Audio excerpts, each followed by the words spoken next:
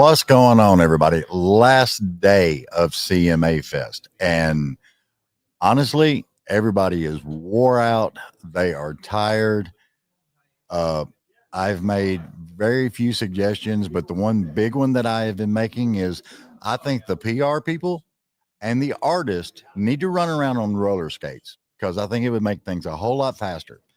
Because I think there's like what 3 levels of stuff that you guys have got to do, and it's crazy as I'll get out.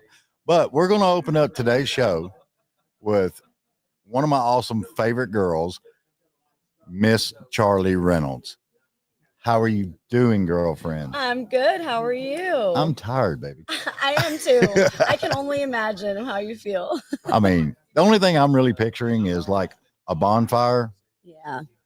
a shot of bourbon, and just relax. Yep. I'm picturing a spa that I definitely can't afford God. and won't be going to, but dreaming.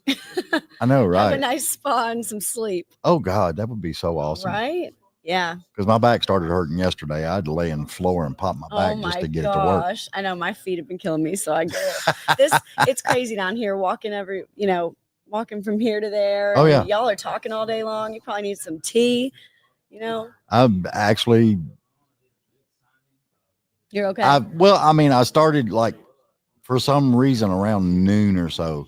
I was like yawning a lot, and I was just like, for some reason, need some sleep there. I'm yawning now. I appreciate it. Yay! I love it. I had to say the yawn part. Yes.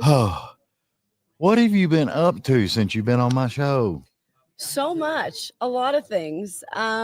Let's see. When was that? I don't remember. I don't either, but I have my album out. I think it was probably around. You was working on that when we talked last time. Yes. So I released my debut album, and now I'm releasing the acoustic live versions of the album. Right. So that's what I'm doing right now, and new music in the fall, which I'm so excited for. So yeah, I've been doing a lot of that, a lot of shows, and obviously CMA Fest has been crazy with shows and appearances and things like that, but really fun. I really enjoyed this weekend. You remember what stage you played? I played, so on Thursday, I have to think about, I'm like, where have I even been? What have I even been doing? Oh, yeah. Thursday, I played at PBR for Country Now Takeover. Friday, I played at the Green Light, and yesterday, Category 10, which was really fun for the Country Goes Global event. So I was representing the USA, and it was really fun. It was packed in there, and good crowd, good time. And so you talking about me talking all day, you're singing all day. Yeah. I've definitely been drinking lots of tea and lots of vocal steaming and all the things to feel good. Give me the little smoke moisture thingy. Right, exactly. Do something, get something going on. That's what I've been doing. Yeah. You got to. It's crazy. I can't wait to see more out of you because you've slowly creeped up into my top 10 women to watch list. Wow, thank you. I appreciate that. But it's your dedication and the work you do and everything else. And when people watch the videos, it's like you're playing to the people that's watching the videos. Thank you. Yeah. And I love all that stuff. Thank you. And me and Julie was actually talking the other day. I was like, we got to get something pink for her. Oh my gosh. Y'all are awesome. Well, she's got her pink shirt on too, which I love to see it. I'm glad I wore pink today because that would have been. It would have been weird.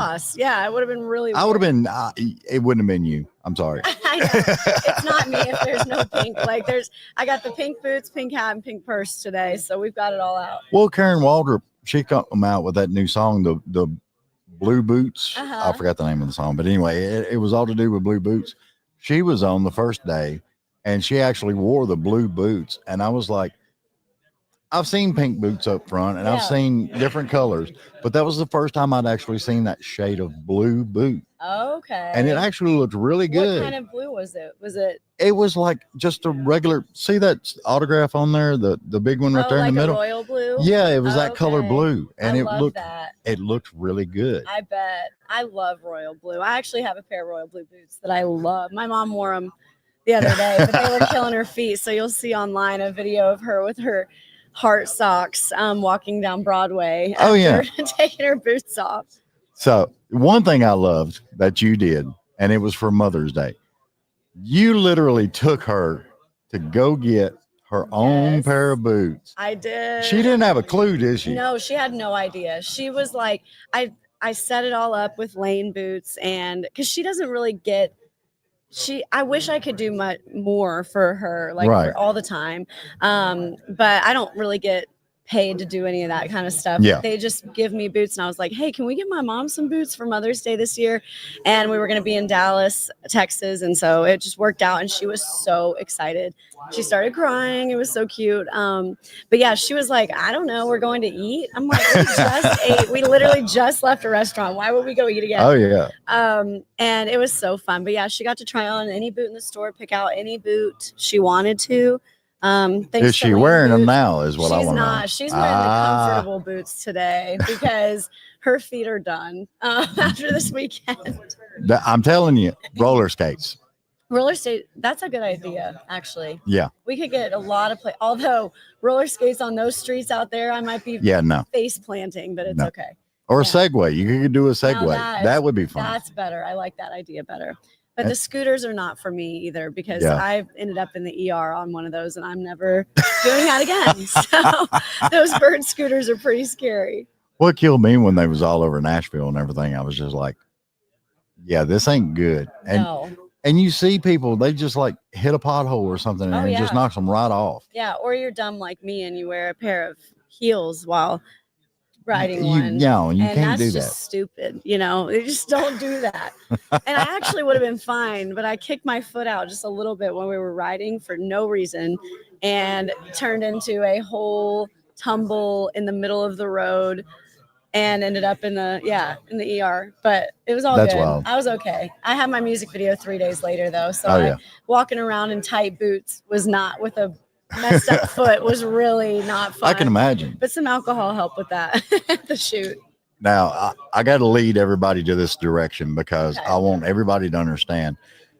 One thing I really, really loved about the acoustic sessions that you've been doing was the video that you put out, the whole front porch motif with it. Yes. It was so freaking cool. It reminded me of days back in the old, you know? Yeah. Thank you. And I love that. And because a lot of people way back in the day, it was like Sunday dinners was the staple. It was every freaking Sunday.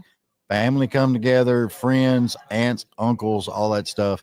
And they would literally sit on the front porch and they would do nothing but jam sessions, really. Yeah, which is so fun. And that is what I wanted to create for that. And just like a easy, fun, like it looks like we did. We just kind of like sat down and started playing. Mm-hmm. And so I saw the place online and I was like, I think I want to shoot all of it here. And we did shoot on the property too. But half of them are shot on the porch. So I loved shooting that. It is just a fun little like country jam session, basically, like what you said. Well, I mean, I think bluegrass was really done a lot on the front porch. And then like when you get on Andy Griffith's show and stuff, you'll see like little sections where he's just sitting on the front porch with a guitar. Yep. Picking. And I love that. Yeah. I mean, that look. Well, it brings it more into a realistic avenue. Yes. Rather than like big production. Yeah.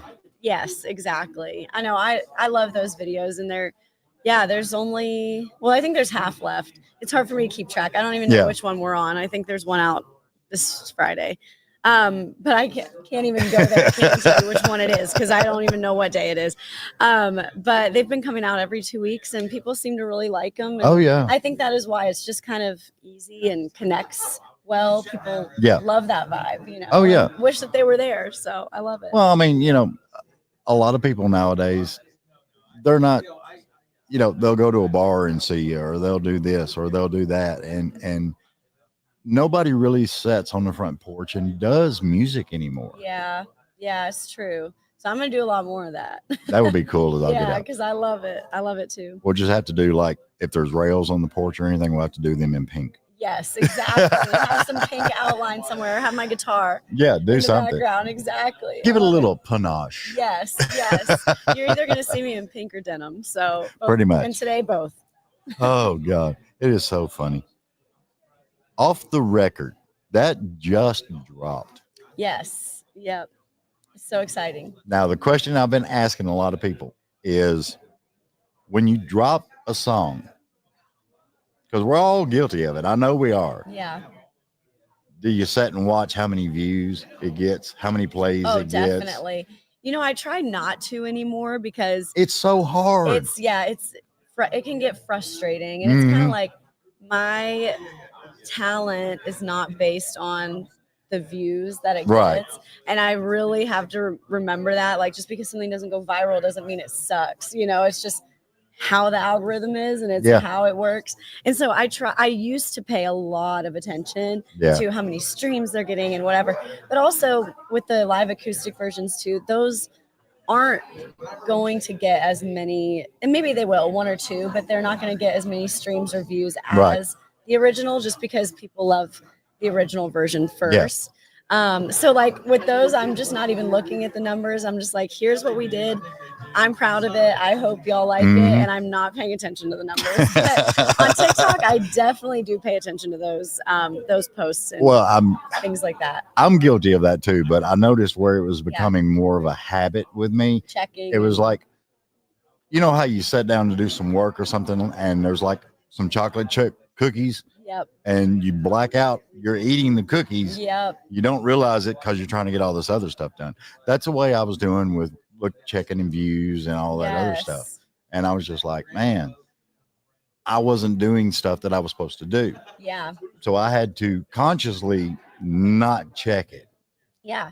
And it's more healthy that way, because then you're not like, oh, why does this one only have this many views, and why does this one have so many? You know, it's like, why didn't this go viral, man? I mean, it should have went, you know? Exactly. So yeah, you can't. I try not to get caught up. Yeah. But it definitely is easier said than done. Oh, yeah. Sure. I can imagine. All right. Tell everybody where they can find you, please. Yes. You can find me everywhere at Charly Reynolds Music, CHARLY, and on Spotify, Apple Music, Amazon Music, all the things Charly Reynolds. And stream the crap out of it, because I'm telling y'all, you've got a little thing in your corner that is just thank you. Totally. I mean, the hard work and everything that you're doing, it makes me so proud of you. Thank you. I really appreciate that. I really do. And you know, next time I'll come on here wearing my pink, and we'll be talking about the next album or something. No, next time you have to come in the studio. Yes. See, that way you can bring your guitar. You can do whatever you want to do. Yes. That'd be a whole lot of fun. That'd be so fun. Well, thank you so much. Yeah. Thank you. I really appreciate it. Y'all be sure to check out after CMA Fest, because we're going to compile a list, and Miss Charly is in my top 10 artists to watch. Thank you. She is going to be awesome, and she'll be wondering which number she is, and I ain't going to tell her. I'm curious. Thank you for that, though. I appreciate just being on the list, so thank you. Oh, I love it. All right, y'all. We'll be back in just a minute. We're going to sign some autographs and take some pictures and all that good stuff.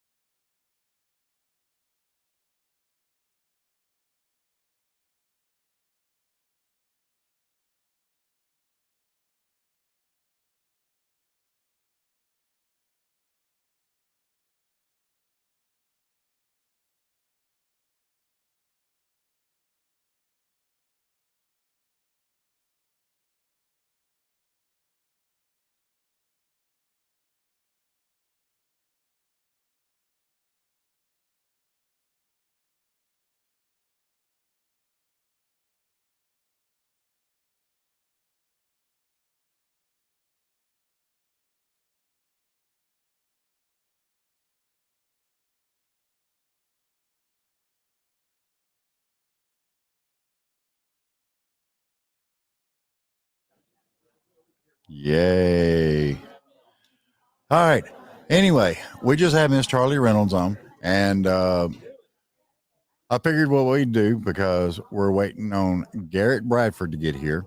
We're going to do a little bit of a shout out to the sponsors. We really do appreciate y'all on all this stuff, the whole CMA Fest stuff. One of my longtime sponsors, which is Purity Dairy, they gave us some cute little cows, and they're stress balls. They're stress cows. Stress cows. Yeah, not a stress ball. Yeah, not a stress ball, but a stress cow. I like them. And it's cute. And it's got the little Purity thing on there. These are so cute. We like to thank them for sponsoring and everything and having fun with us. And DKD Productions. You can get them at dkdproductions.com. Skilled event labor specialist. It's awesome. It's wonderful. It's really cool stuff. And then, of course, we've got Viation. If you need sound, if you need anything, these guys are awesome as all get out. Caitlin actually helps out with them and everything. And I'm the executive assistant. I know, it's so cool. And then Fancy title. I know, right? And then you're like the producer here, so it's like awesome. Yeah. I love it. Alley Visuals. They redesigned my logo. They done all kinds of stuff for me. And dude, I'm telling you, y'all cannot beat Alley Visuals for just about anything you need, because it's awesome as all get out. Right. So we're going to get Garrett. Garrett just ran by with his hat on. And I'm like, what in the world? Man, I tell you what. I wonder if Gary get mad we just have his wife sit down and talk. We could get the scoop, man. That would be funny. Oh, you can just talk until he gets back. I can just talk till we get back. Yep. 1, 2. If anyone has any questions for Yes. David, feel free to comment and I will read them to him. Yes, we do. Unless someone just says sucks again. That's not. Yeah, well, I'm that's not, not you know. I'm still saying that was a bot yesterday. Yeah, and then they just deleted their profile and everything. Yeah, it was crazy. Weird. But anyway, like Caitlin said, we do have on Facebook, if you leave a comment, we'll see it. If Tanya says, hey, David. What's up, Tanya?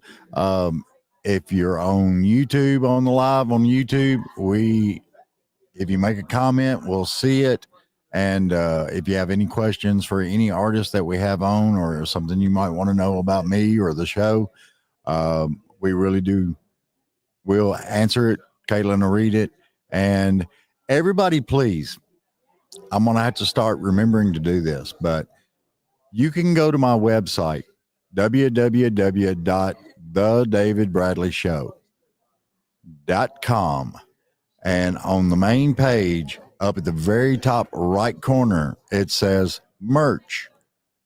You click on that and you'll be able to pick any color shirt you want, any color hoodie, any color tank top. You buy it through there. It's a secured people. I love these people. They're called Empty Nest. They are awesome.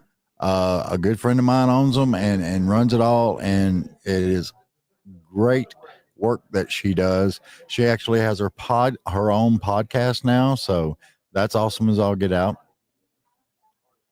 The Good Enough Woman. That's the name of her podcast. It's doing really good. She actually has a lot of viewers, a lot of listeners, and I'm really proud of her for everything that she's done. But yeah, buy some merch. All these artists that have been on, when they call out their, where you can find them, websites and all that other stuff, support these artists. Like, share, follow, subscribe. You have nothing but fun, and it's nothing but greatness. These artists love it when you support them. You help them out because you get those numbers up and everything, and that's how the booking agency and everything else, they'll know they can get this person, because I think there's a certain number that they don't really book, but the higher the numbers, the more you can get them in there, and then you can get the pictures, the meet and greet. You can get the VIP package if you want to. You can meet awesome people like Garrett Bradford, who just sat down. Yes, sir. It's good to be here. Thank you for having me on. What's going on, brother? I didn't realize we was live on air. My goodness. You're Yeah. live. Dang right. We're live on Facebook and YouTube. Well, I love it. Thank you for having me on. I'm just glad to get you on. I'm honored. Usually you're sneaky. You're everywhere. I slip around. I get around. Yes, sir. In a wholesome way. That's good. That's good. We actually threatened to just go ahead and get your wife on there and have her sit down and just tell us stuff about you. I figured we'd get like an inside scoop or something, you know? They're not telling what you can hear, but I don't have a wife. You ain't got a wife? No, sir. I'm a single man. Well, who's that? That's Christy, my best friend, my publicist. Oh, I didn't know that. She's kind of like she kind of acts like my wife. She keeps me in line, tells me what to wear and stuff. I do apologize. I really do. Because I can never be that lucky. well, you know, I'm divorced 3 times, and Julie is like the executive, whatever. She keeps everything in line on me and everything that's going on, and tells me and Caitlin who's coming on and when and everything else. So Dang right. I know you got to have somebody like that. I know I do. yeah, but it's nice when I'm at home. She doesn't live there. She lives in Nashville. I ain't got nobody telling me, hey, you got to do laundry. Hey, you got to do this. Hey, you got to, That's true. I don't like doing laundry. I don't like doing dishes. no, I'll eat off a paper plate in a heartbeat just to Dude, avoid doing a dish. exactly. Yes, sir. I'll eat it straight out of the pan instead of using a dish. Well, I got on the carnivore diet. Oh, yeah. So now I'm just like, throw a steak in the cast iron, grill it up, cook it up, get it all done. I'm putting the butter back in the fridge while it's cooking. Yes, sir. I just pull it out, throw it on a paper plate or a plastic plate or whatever I can find. And when I'm done, I'm done. Yeah, I did that carnivore thing for I needed to get back on it because I did it for about 6 weeks. Oh, maybe a year and a half ago. And I felt great. Yeah. And I do love eating some steak. Oh, yeah. Yes, sir. Well, I've been on it 9 weeks now. Right at 9 weeks. Lost over 35 pounds. Golly. I feel so much better. My mind is more alert, Mm-hmm. which was weird because I used to get in like fogs, man. I can relate. Yes, sir. I know exactly what you mean. It's like there's no creativity. You're just like watching TV, Right. watching stupid stuff on TV. Yeah. And then I got on it and I'm like, I don't hardly watch TV anymore. You want to go do stuff. I want to have stuff that I can mold and fix and do this and do that. And it's like where I used to be, I'd have to look at somebody and watch them when they were talking to me. Right. Now I can hear you, hear whoever is on the phone, listen to a conversation across. Clear thinking. Yeah. I know exactly what you mean. It's You're strange. inspiring me. I think I'm going to go home and eat like 10 pounds of hamburger after this.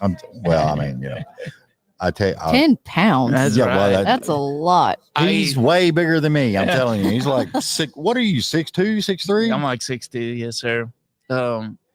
I think I've shrunk a little bit. Whenever I got out of high school, I was 6'3", and then I've gone to the doctor a couple times. I don't know if that's part of aging. I didn't think you started shrinking in your early 30s, but apparently you do. Well, I got a couple inches to give though.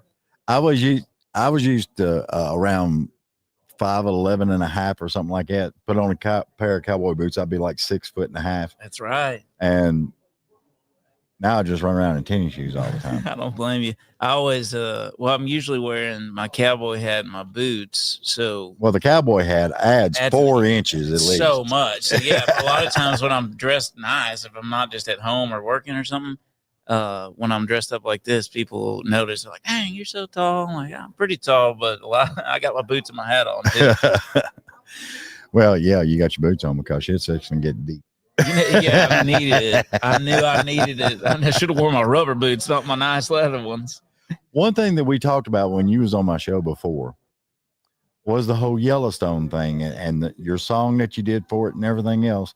And now that I've got you back, How is that song going for you? It's been great. I mean, I re-recorded a different version of it and released it on this last project, part 2 of what was my first album, Honkiest of Tonkers. Yeah. And that's because the version that was on Yellowstone had a cuss word in it. And I wanted to make one that was radio friendly. Oh, well, yeah. So it was fun. And also, you got to think so the way that song happened, the way it was on the show, I wrote the song on Tuesday, sent a demo to them to see if they liked it, and they used the demo on Sunday. Mm-hmm. So in that recording that's on the show, it's me 30 minutes after I wrote the song. Wow. The more you play it, the more I've changed just certain tiny little things about it.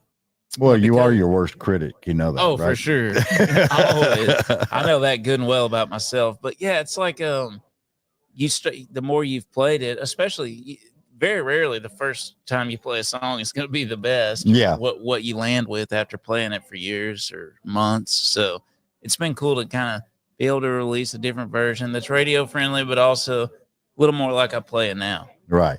Yes, sir. It gives it more of a wholesome thing. That's right. I'm all about wholesome. I try not to, that song, of course, it's like my most well-known song and it has a cuss word in it, but I'll tell you an exclusive story just for you. All right. So the song when I met Taylor Sheridan and we talked about that in the interview, and I'd worked on his ranch and became friends with him there in Weatherford, Texas. And he would have me come play when he would have parties, and he'd have people that he worked with or people he knew from out of town come in. So we were sitting around his pool, and I was playing one time, and he's like, "You got any funny songs?" And it was late, and people was drinking and stuff, and it was mostly all guys. And I said, "Yeah, I got a few." And I could tell he meant like naughty songs, Oh. So I started playing a couple of them. There's this one song, and I won't even tell you the title of it on air, but it's like one of these people have heard of Wheeler Walker Jr. Yeah. Kind of just like really crude song. And it's funny to play around your friends, but it's not something that I would ever release. So anyway. It's amazing to me how he's done that and made a career out of that. A whole career. I mean, it's wild. He's the one that had the guts to actually release it. I think he uses a stage name though. I know I would, but Taylor was like, he went crazy over this song. So about a week or two later, he called me up and he's like, "Come by the house tonight for dinner." And I did. And he took me upstairs and he was working on, this was during season 2. He was working on the season 3 script. Mm-hmm. He's like, "Read this." And he had written this whole thing into this episode. And I'm reading it about how I was supposed to come on the show, be in this bar.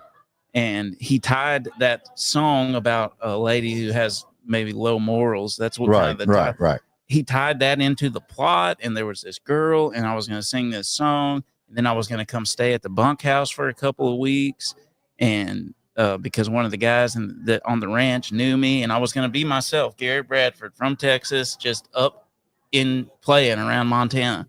That would be awesome. But I couldn't. It was that song, and I just said, and I thought about it, and at first he said, "What do you think?" And I said, "Oh, that's really cool. Are you serious?" And he's like, "Yeah." So I didn't say anything. And a couple of days later, he called me and was talking to me more about it. And I said, "Mr. Taylor, I can't." I said, "Nobody even knows who I am. I cannot, as much as of an opportunity as that is, I cannot come on and say those words. My mother and my dad would have a heart attack." And he was kind of like, "Are you serious? Do you know how big of an opportunity this is?" Da, da, da. And I said, "Yeah, I know, but I can't do it. I'm sorry." Yeah. And I thought, well, there goes my chance. I'm never going to have a song on the episode. That song that I wrote that was on there ended up on the same episode that was supposed to be. Awesome. So that just shows to show you, if you stick to your guns and try to do what you know is right in your heart, it'll pay off. Oh yeah, because I mean, I'll be honest with you, I kind of know what you're talking about. Yes, sir. And I don't even think Marty Stewart would have done it. No, or look at Gilly. I don't think Gilly would have done that. No, I don't think so. I mean, he had the whole bar and everything, but I mean, there's a lot of people that, whether they're deceased or not, you kind of know what their song and where they draw the line. Yes, sir. Except for Wheeler Walker Jr. He has no line. He draws his line a lot further than most people do. But no, I just, I think I love music. I love songwriting. It's such a blessing to be able to do it.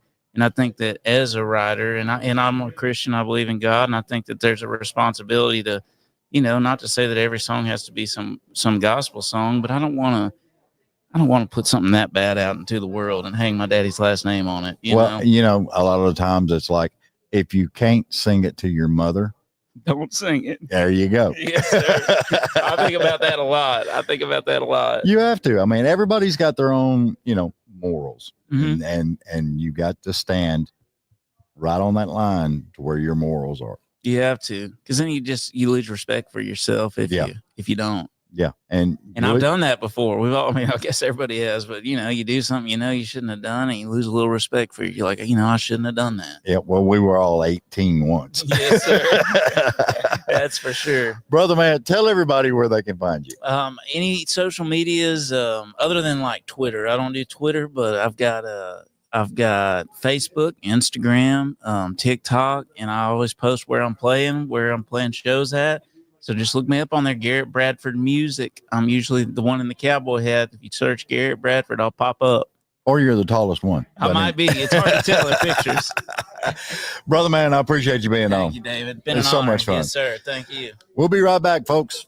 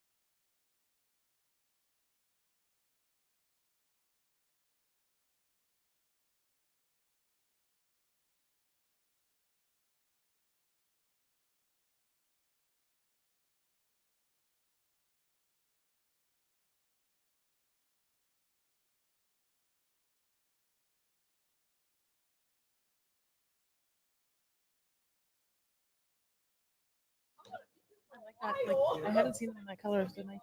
And the Air Max, is it? No, just regular shoes. I don't think They're they're not Air. Nikes. They're They're Nikes. Nikes. Yeah, they look like the Air Max. I like those. This is I love Air. the color. I don't know. I just seen Air them and Max grabbed isn't- them. You have a pair, but yours isn't that color. I like this color. I don't know. I just seen them and liked them. Yeah, I like them too. I thought they were cool. Well, they are. And then Caitlin started commenting about how cool they were. So it's weird to see an old guy actually wear cool Oh, shoes. stop it. No. All right, everybody, we are back. CMA Fest 2025, last day. Even the artists are going, can I go home? And we're going to talk to Miss Sasha. How are you, darling? I'm good. How are you? I'm good. I haven't seen you since last year. Yeah. And I was just like, but I have been following some stuff that you've been doing. And I'm just like, I'm so proud of you. You Thank you. just like kicking butt. Yeah, I'm trying. Lots happened in a year. Yeah. Yeah. What's up? What's been happening? What's You got to been tell me. happening? What's been happening? Okay, so since I seen you last, I had my first top 10 at country radio. Yeah. Called Hey Mom, I Made It, which was wild. And what else? We just put out an album. Cool. Yeah, Woman in the Mirror. It's been about a year in the making. Right. Actually, the song's some 2 or 3 years in the making, but we just put out Woman in the Mirror, and it's just a little bit more of a pull back the curtain and show you Yeah. a little bit about my story, who I am, where I'm from, and all that good and bad stuff. Yeah, but then you did the song Nice Girl. Nice Girls on the album. Yeah, we just released that. We dropped that just before the album. Mhm. dropped. Yeah. A lot of people are doing that. Yeah, but it's like, you know what? We got to keep the momentum. Yeah. People's attention spans, our attention spans, like we just need something keep coming, Oh, right? yeah. Or else we get forgotten. So we just got to keep something in everyone's face and remind them that we're here. Nice Girl. Nice Girl. Let me tell you about that song. Mm-hmm. I feel like I'm shutting off this nice girl era. Not saying that I'm now, don't get me wrong. I'm not like, an ugly person or being unkind, but I've had this challenge with, I call it a disorder, the people pleasing disorder, Yeah. for so long. Mm-hmm. And I just felt like it was just time to really, really allow myself to be free to be me, to say what I want to say or to think how I want to think without the fear of ruffling feathers or, people Well, not liking me. You want to be liked by everybody, but that's not a reality. Right? Yeah, but you gotta, everybody goes through that time when they're like discovering who they are, and you can still be the nice girl, but you can be a little bit of a wild girl too. There's different things in there, and that's fascinating how people just come into different things, Yeah. Be nice, but be true. Exactly. Yeah. Authentic is what That's- that's a new word that I've been throwing up a lot about stuff. If more people were authentic Mhm. in how they treated others, Yeah. and how they expected to be treated, a lot more things would go to the plus side, I think. I agree. It's crazy how all that is. Yeah, it is. Because there's a lot of people that don't do that. No, they don't do that. But that's the thing. Like even with Nice Girl, it was like I think for me it was a fear of just like either not being accepted or rejected or whatever. However, it manifests Mhm. itself. So, yeah, Nice Girl. If you haven't heard it, go check it out. Yeah, You got that y'all got people-pleasing to. disorder. Yeah. Oh, dude, it's awesome. And then the Call It Country duo that you did. Oh yeah, that was a while back with Jade Eagleson. Mm-hmm. Yeah, Jade I love Eagleson. that song. It was Thank good. you. Thank you. Yeah, I'll- just showing off little country roots, small town. Yeah, Small town girl. something about that. Yeah. I don't know why. Why other people do that. Oh, Lord.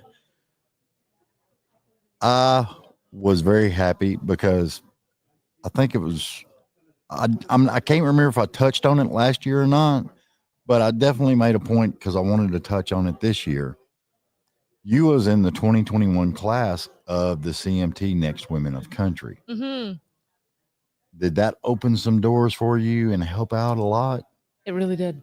It really did. Leslie Fram, like she's like my hero. And I remember getting that invite into the CMT Next Women Country, which is a dream come true. And really and truly, Mhm. it did open up doors. I've been on tour across the U.S. with Maddie and Tay.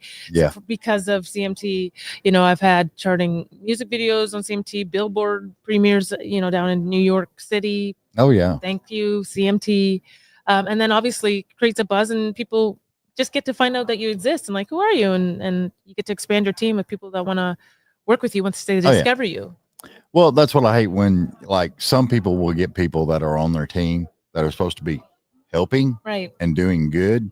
And then you find out they're not doing anything at all.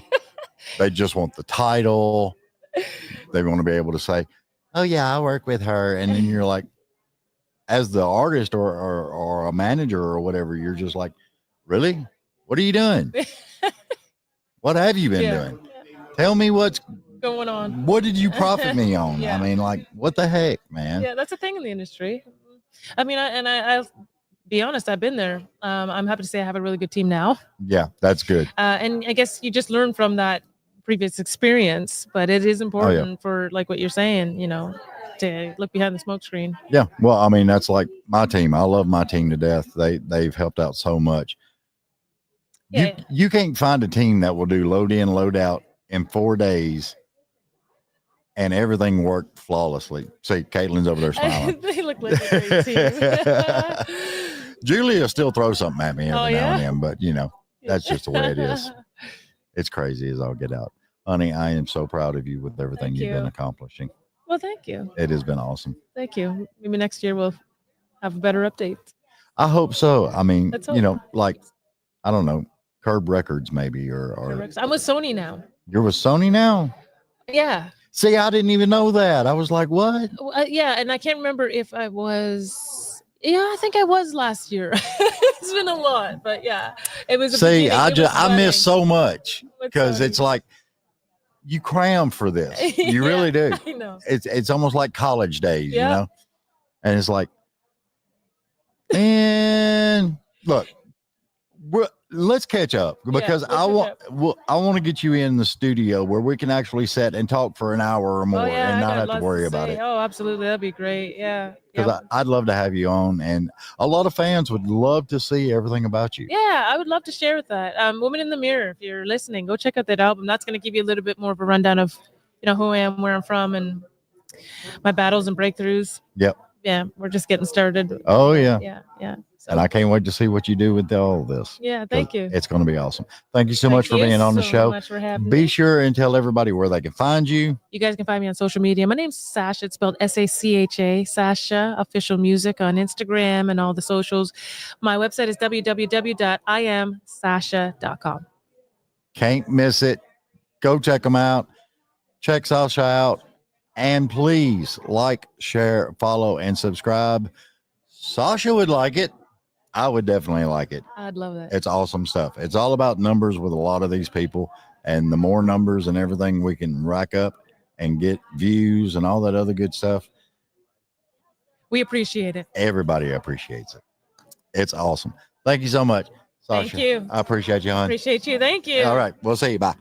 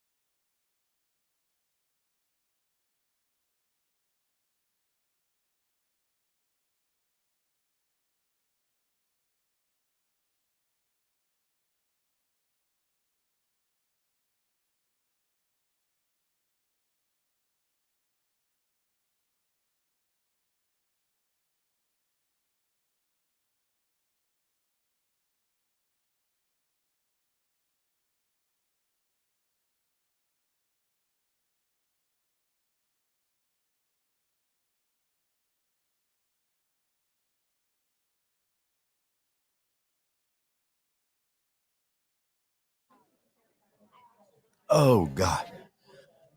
The noise level is starting to pick up a little bit. Yes. Yesterday you couldn't even hear yourself. Now it's good. It was hard. Yeah, I can imagine. Oh yeah, it was crazy as I'll get out.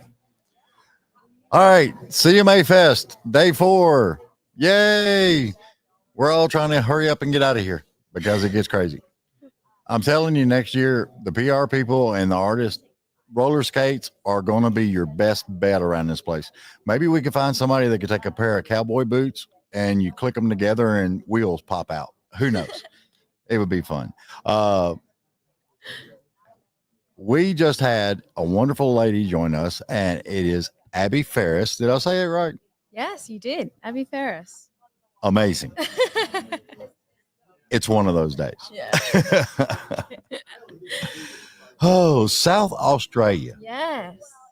How south? Beach south? No, it's quite country. I grew up on property out there. Yeah. Okay, because I was just curious, because if I remember correctly, I thought I seen you in a Jeep on a beach. Yeah. Yeah. Well, I don't live there anymore. I don't live country anymore. But Because the first thing I was going to ask you was, how's the water? Because, I mean, I was thinking you had a surfboard and all kinds of stuff, and I had this whole thing built oh around. no, I've ruined your. It was just like, What you thought? No. Well, yeah. Now I live near beaches and it's beautiful. So you can ask me the questions now if you. you never know. I mean, I'm amazed at how many people, artists from Australia, that have been coming over. I know. I Big hub here now. You know, I blame Keith. Yep. I just got to blame Keith. That's the only way I can do Yeah. it. Yeah. No, that's fair. That's fair. I mean, we love it here. Have you been to Australia? No, I want to go. Well, you should go. Well, that's like, you know how everybody's got like a list, places they would like to Yeah. go and Is everything. it on the top of the bucket list? It's number 3, actually. Oh, you should have just lied to me and said it was a top. No, number 1 is a little vacation spot where the hut is actually in the bay of the Okay. water, Yeah. and you go to sleep and you're like on top of the bay and of the ocean. Right. Bora That's Bora, pretty. Yeah. different places like Yeah. that. I mean, Australia is beautiful. I think you wouldn't be disappointed, but I understand it's number 3. Well, everybody keeps telling me it's like almost a 24-hour travel time with Oh, yeah. all it's the stuff that you got to go through. Long time. Yeah. So I really love Nashville because it's a big trip to come here, but I love it so much. So I've done it 4 times now. Wow. Yeah. So I've done that trip. I kind of try and use it as like a little bit of a time to relax. And you just watch movies. You don't have to feel like you've got to do so many things. Right, You right. just chill out all that time. If you get a good seat with it next to a good person. I mean, if Mhm. you don't, you get a bad person. That's not fun at all. Yeah, well, but I mean, the bad part about it is, though, I mean, honestly,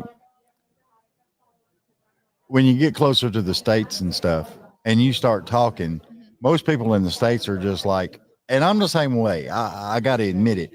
When y'all start talking, I'm just like, I don't want to say nothing. I just want to like, I'll just listen to you for a while. Just take over the show. You're good. I'm glad you like Australian accents. I don't think it's very pretty, but I'll take the compliment. Well, definitely. You should. I think we're nasally and Yeah, but the weird part about it is when you start singing, you don't I have that know, accent. Isn't it funny? Yeah. I can't give, well, we do have Australian bands that do sing in an Australian accent, but it just doesn't work most of the time. That's So, interesting. Yeah. Well, I mean, I was thinking about that the other day, and I'm just like, some of the pubs and stuff, when they get drunk in there and everybody starts singing and getting rowdy, I'm sure nobody's lost that accent at all. No. Yeah, it's probably strong. Yeah. Stronger than ever. So Yes. I got to know, how was the Aussie barbecue at the 5 spot? Yeah. I seen you were there, and I was just like, dude, there were so many Aussies there. Yeah, I know. It's good to be able to celebrate like Australia kind of coming here and being able to sing in other parts of the world. Yeah, it was amazing. It was my second time playing that Awesome. show and venue. And I loved every minute of it. I mean, getting to sing my songs. And I grew up in a town, small country town of about 600 people. Right. So to be on the other side of the world singing my songs is just an incredible experience. So I had so much fun. I played with a Nashville band, which was really cool. And so it was just. Isn't it amazing how quick they learned your songs? Oh, they're just like monsters here. They just chuck them a song and bang. Yeah, and they probably ran through it one time. Who knows? I know, it's crazy. The talent here is amazing. Yeah. Well, I mean, that's one of the big jokes that we all have is if you need a guitar, just walk out your front door and yell. Yeah. That player will walk out and come right to you. I mean, it's funny as I'll get out. I love that. That's cool, though. Well, you can throw a quarter and hit somebody. Yeah. They play some kind of instrument. You play any? Yeah, I play guitar. And a voice is an instrument as well. Well, yeah. That's what everybody keeps telling me. Yeah. I'm just like, because when people ask me, I'm like, I can't play nothing. I've tried. Yeah. I've tried guitar. I've tried bass. I've tried drums. The closest one was drums, but, that's when I was learning. And it was like, I was trying to figure out 38 Special. Playing their songs and stuff, and I just couldn't do it. Yeah, and you gave up? Well, I didn't realize how uncoordinated I was. Yeah, okay. Can you clap in time? No, you're one of those people that can't clap in time. No, I can clap in time. Can you? I can do all that stuff. Okay. I don't know. It's just I can't get, and like the guitar, when you do the strum and the chords, I keep messing up. Yeah. It's like you ride that chord too long, or you're not strumming right, or you got the down strum and the up strum. That's and right. There's all kinds of different things to it. It drives me nuts. Well, you just keep going and you get better somewhere along the line. Yeah, well, I mean, evidently you're doing pretty good at it. You're knocking it out of the water. You got so much stuff going on. It is crazy. Is this your first CMA Fest? This is my first time. I was on the official showcase. Like I played my first CMA Fest, but I've been here before to watch last year. Right. Yeah, so it was incredible to come back and actually sing on the Spotlight stage at Fanfare X. It was on my birthday too. What the best birthday present ever to sing on stage. Happy birthday. Thank you. And I have been fishing all the happy birthdays I can get. I was on stage and I said it was my birthday. So in the meet and greet line, every single person wished me a happy birthday. And I don't think I've ever had so many people wish me a happy birthday in my life. So I was feeling pretty special. Yeah, but that little thing though, that just added so much to putting your time at CMA over the top, man. Yeah, I know. It's feeling pretty magical if I'm being honest. Yeah. I love it. One thing I noticed, Country Town Awards 2025. Yeah, I was nominated. I know. Yeah, well, you've done your research. I try to. Yeah, well, appreciate that. Look, I got a whole list on you. Yeah, you've got. Well, yeah. Okay, cool. The only thing I didn't get was home address and phone number. Yeah, well, that'd be a little bit creepy. I'd probably leave. Well, there's a line you can't cross. You know what I'm saying? It gets crazy. The one song that you did that I loved the crap out of was "Bad for Business." Yeah, that's my latest single. So I'm glad you like it. Yeah. It was awesome. Yeah, it's fun. I've been able to sing it like so many times, being that it's my single. So that's kind of the first song I'm singing every chance I can. And it's so much fun to play live as well. Yeah. And I really kind of made sure of that when I was like doing the record, because I wanted it to be something that was going to be good live as well. Oh, yeah. Something that sounded real and it's got a bit of 90s vibe to it. Yeah. I'm a big Shania Twain fan. So we actually had Brent Mason, who played with like on her records, play the guitar on my song "Bad for Business." So, that is awesome. Oh my gosh! So that's another thing about this town. You can get players on your songs. Like, see, that's one thing though. If I knew like certain players had played with certain people and done all this great work, I'd be like standing there going, "I can't sing. He's playing. I'm watching him." You know? Yeah. No, I totally get that. Yeah. It's crazy how all that stuff works. Oh, it's crazy. But I mean, the studio musicians, the touring musicians, they have done, those guys are like miracle workers. Every time they coming in and they're doing all this stuff and it's like, particularly if it's like a new artist and they're learning their music, it just amazes me. Yeah, I know. The fact that he would play on the song is just like such a cool thing to think. So yeah, I'm really proud of that song. See, and that's one thing I was wondering about. Do they like? I know they're presented with the music and stuff like that, but how many of them don't get them on?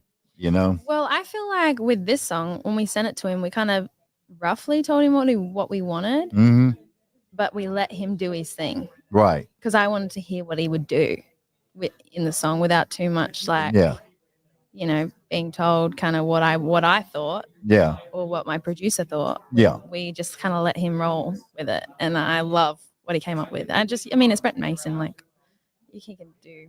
Yeah, it's kind of like, it's Superman. You're yeah, good. exactly. Yeah. Whatever's going to be fine. So whatever that dude wants to do. Have you played or you're going to play CMC Rock Yeah, Fest? I played it. I just played it before I came here, and it was incredible. It's the biggest country music festival in Australia, and I was lucky to be Well, see, that's on what the I was lineup. curious about, because a lot of events that y'all have over in Australia, Yeah. a lot of us people over here don't know what the heck's going on. No, that's okay. I forgive you. And I'm just like, because I mean, I was looking it up and I was looking on some stuff online, and I was just like, I couldn't get over about how huge it was. And we love country music in Australia. Like, it's crazy. You probably wouldn't even know the amount of people that come to that festival. So yeah, I was on the bill, and that was my second year in a row being on the bill. Yeah. So I you know, you play it again, and you play it with new songs, and you hopefully are getting better. So it's just so exciting, you know, to get back on that stage after, you know, I've come to Nashville, written more songs, and got back on the stage, and hopefully get closer and closer to like work your way up. Like, Well, yeah. come Well, over. I mean, it's the hard work that I love. Yeah, for sure. I think that's part of it, right? Yeah, because I mean, I hate to say this, but there are some artists, it's like they can sing and they expect it to be handed to them. But when I meet artists that actually put in the work, you know, and the time, and they actually care about what they're producing for the people to listen to. Yeah. That's what I find wonderful. Yeah, I think there's so much like fun in getting better, the actual process of getting better as a person and as an artist. And like, I don't think it would be nearly as fun if you were just there. Yeah. Just show up. Yeah. So yeah. Be like, hi guys, I'm cute and I know it. Thank you so much. And you know, you ain't got to worry about it. Yeah, that's so fun. Oh, one thing I loved is you're staying on the socials. You're doing the Facebook lives and you're doing all that I stuff. try. Yeah. I think, it's cool. Social media can be used for a good thing. I mean, Yeah. Well, I mean, in this world with music and everything else, it's like a lot of people are more doing like the social media stuff to find new artists. Yeah, exactly. And then the artists are using it to get their music out to the masses. And I find it a beautiful thing. Yeah, I agree. I think, there's a lot of positives. We forget about the positives of social media because there's so many negatives. Oh, yeah. Well, that's like I was going through and I was looking and I was just like, I stumbled across the video. Yeah, which one? You standing outside and it was snowing. And that was the first time you had ever seen snow. Yeah, it was here in Nashville. And you were so excited about it and everything. And I'm just like, that's got to be cool as crap, because I could relate a little bit, you know, because Tennessee gets snow every now and then, you know, and I think we get maybe one good snowstorm a year. So when you see it, you still get excited? I get excited by it. You know, it's fun. It's fun it's cold as hell, but it's fun. Yeah, you know? yeah. And it's like exactly what it looks like to touch. I know that's a weird thing. But like, you know, it's exactly what I envisioned it to be. It's like quite soft and it's cold. Yeah, and you can hit people with it. Yeah, that would hurt. It's pretty cool. Yeah, no, that was my first time seeing snow. So yeah, isn't this the world's just so cool. There's like so much to explore and like little things like that. It's just like I felt like I was in a movie. Yeah. So it was on my bucket list to see snow. So I'm slowly checking it off. Are you going to do movies? I would love to. Wait, you got one? No. You Not, want me to star in one of yours? you know, if I could have that ability to actually do one, I probably would. But I don't know. I mean, what kind of movies do you like? Oh, yeah, I actually like thrillers a lot, Hmm. but I like I like rom-coms. I don't know. I like all kinds of movies. I think I'm pretty. Well, some people are like they're stuck on like horror, or they're stuck on the murder mystery stuff, Yeah. and because that's actually some of the biggest podcasts right now is the whole Yeah. murder Yeah, mysteries. the crime podcast. Stuff. Yeah. Yeah. Do you listen to that stuff? Nope. You don't like it? I run a podcast. Why should I listen to it? Yeah, I sing songs. I'm not going to listen to any of them now. Yeah. Well, no. I sing country. I'm only listening to rock or Yeah, progressive. yeah, Or, exactly. that. What do you listen to? Like, what do you mean? Podcasts? No. Songs? What music? What's your favorite artist? Yeah, well, Shania Twain's my favorite, but I'm loving at the moment Carter Faith and Lainey Wilson. I don't know. I'm a big country music fan. Yeah. Like, you know, if I had something exciting to tell you, but it's country music for me, you know? Yeah. Yeah. Well, see, I was back in the day when there was not as much going on. So we were like 4-wheel drives. We were jamming a Hank Williams Jr. around a bonfire in the middle of a country somewhere and just getting drunk and having fun. That's cool. And then when I got older, I was like heavy metal, Really? glam rock, So do you listen to country music a lot now? glam metal, heavy rock. No, but I listen to country music and I listen to so many of your songs, different artists. I listen to their stuff and I'm just like, it just amazes me where music has actually gone to, because I've gotten more to be one of the guys that I think no matter which genre it is, it crosses all countries, races, everything. Yeah. Music is the one thing that could bind us all together. Yeah, no, that's a really nice way of putting it. Yeah. There's I mean- something special. And like usually if you've thought of something or you've felt something, there's a song out there that describes what you're feeling. Oh, yeah. Which is really cool. Well, yeah. Well, I mean, some of the breakup songs, yeah.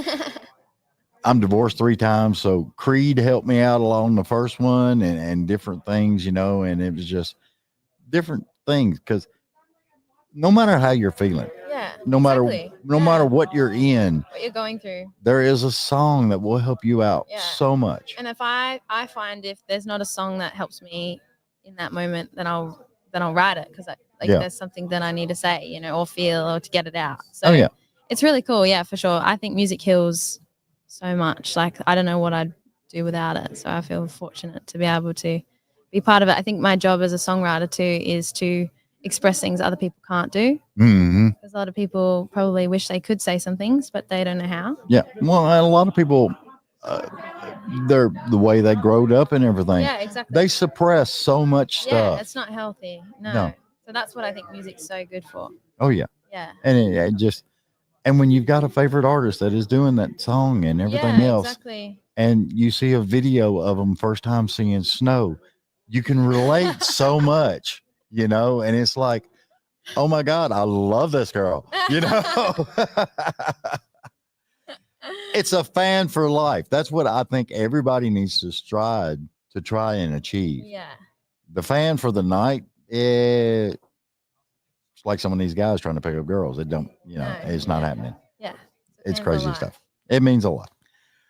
I'm so thankful you have been on. I love that we were able to get you on the show because you've got a lot of exciting things going on, and I can't wait to see more from you. Thank you. Thanks so much for having me. I appreciate the chat. Not a problem. I really appreciate you being on because I love the voice. Good. I do love your music, and Thanks. a lot of people need to go listen to it because Don't You Dare will like it'll clear up a lot of things for you. Yeah, go listen to the songs. Exactly. Tell everybody where they can find you. You can find me Abbie Ferris Music on social media, like Instagram, all that. I'm on Spotify and Apple Music at Abbie Ferris. And then I got a website, www.abbieferris.com.au. Yay. Love it. Y'all check her out. Like, share, follow, subscribe. You never know. You might get her to her town, to y'all's town. You get to have a picture with her. You get to hear a little bit of a story of the day from her. You never know what could happen. That's the beauty of live concerts. I love that. You like live concerts, or I love it. you love them? Yeah. Yes. Well, yeah, you've been playing some big ones. I mean, Yeah. you know. I think it's special, right? I don't know. Some of the people are like, you wonder about the special part. All right, we're out of here. Abbie, thank you so much. Thank you. We'll be back in a few minutes, people. We're going to do some pictures and some signing and all that other good stuff.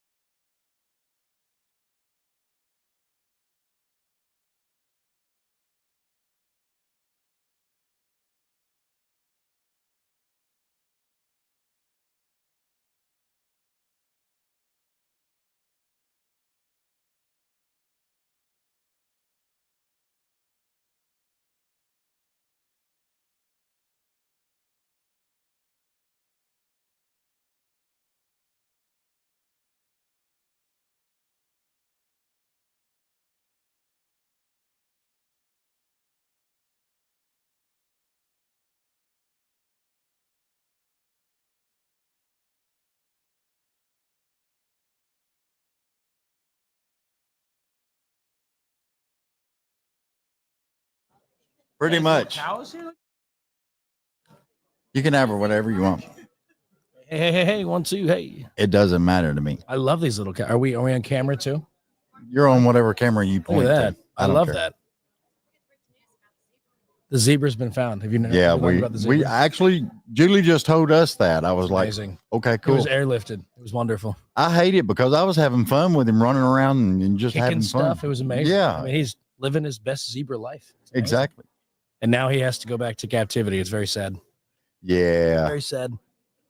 3 meals in a cot. I know. Well, it's like the funny part. It's like, I guess they're grazers. So as long as they have, grass and water, it's like They're fine. Murfreesboro could be his home. Yeah. I mean, you ain't got to worry about food or anything else. I mean, poop wherever he wants to. Exactly. I said before, it's the greatest thing to come out of Murfreesboro since Chris Young. It's the zebra story. Hey, no, I'm going to stick with the zebra.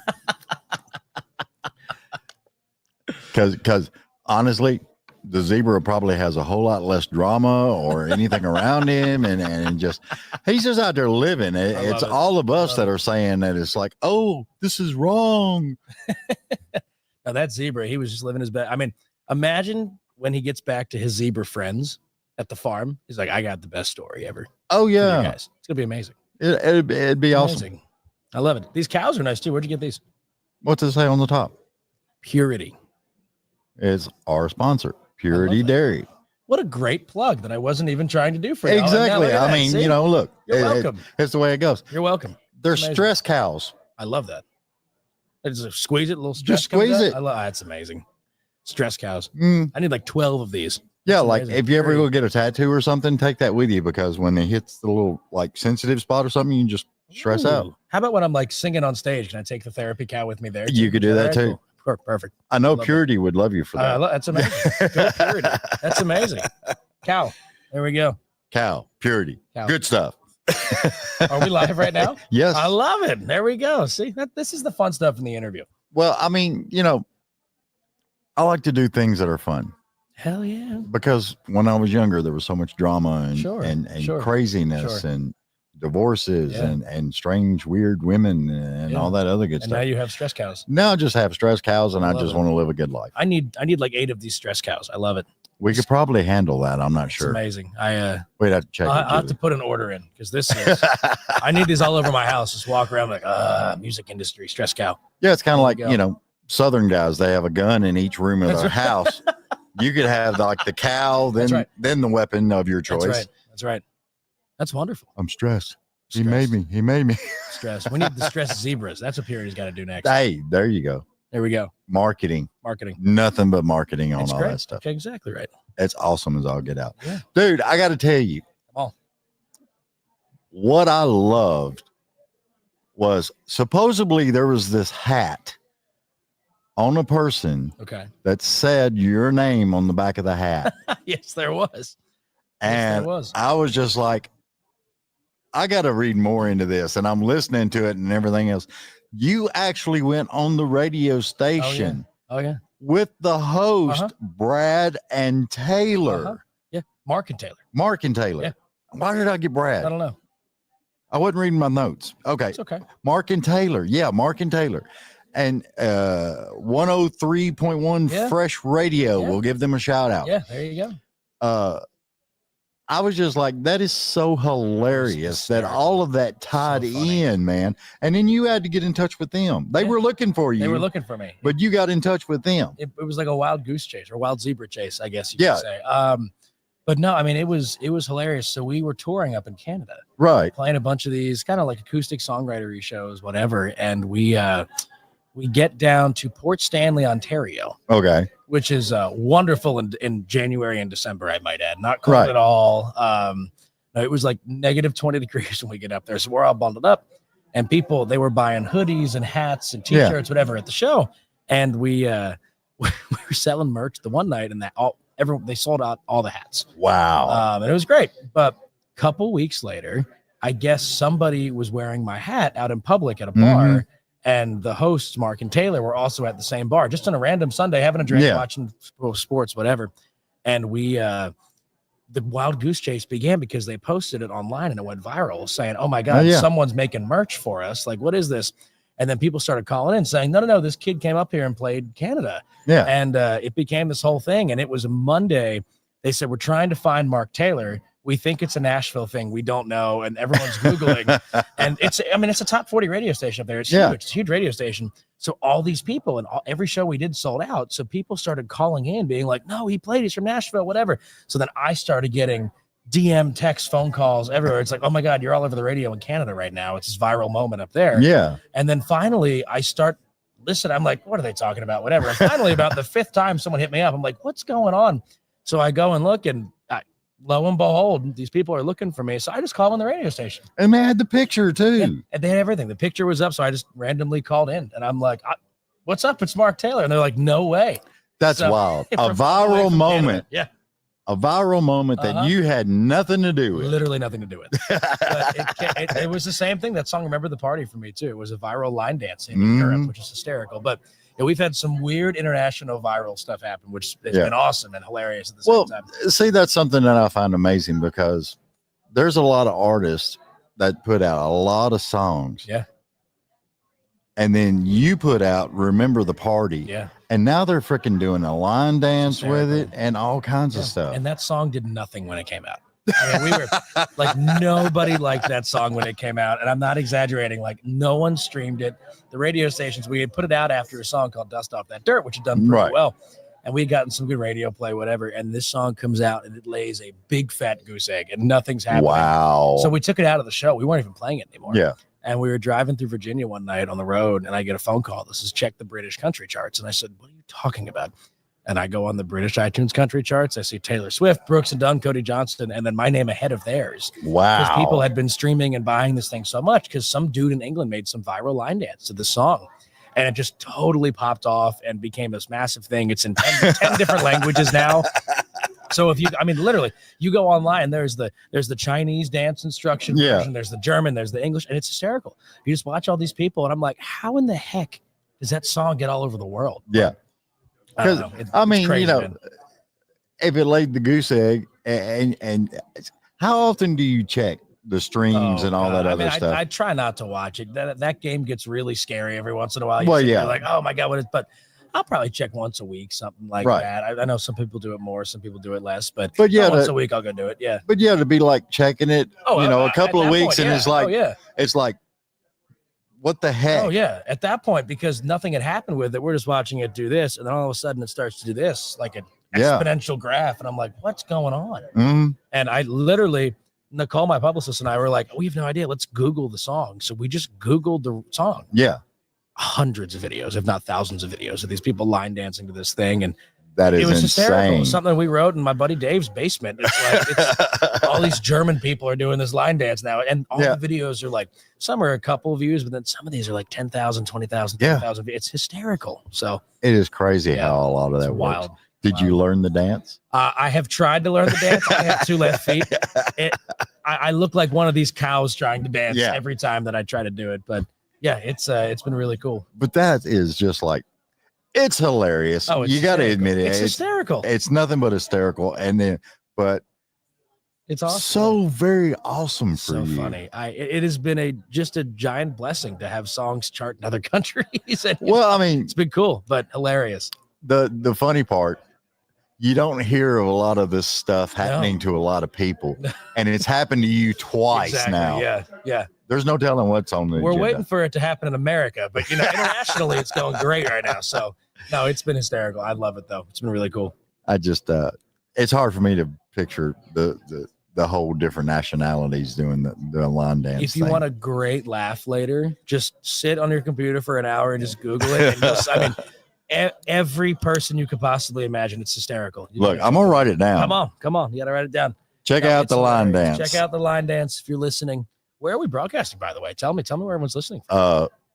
All over the world. Let's see. The planet. It's internet. So I love it everywhere. Hi, internet. It's all over the net. I love it.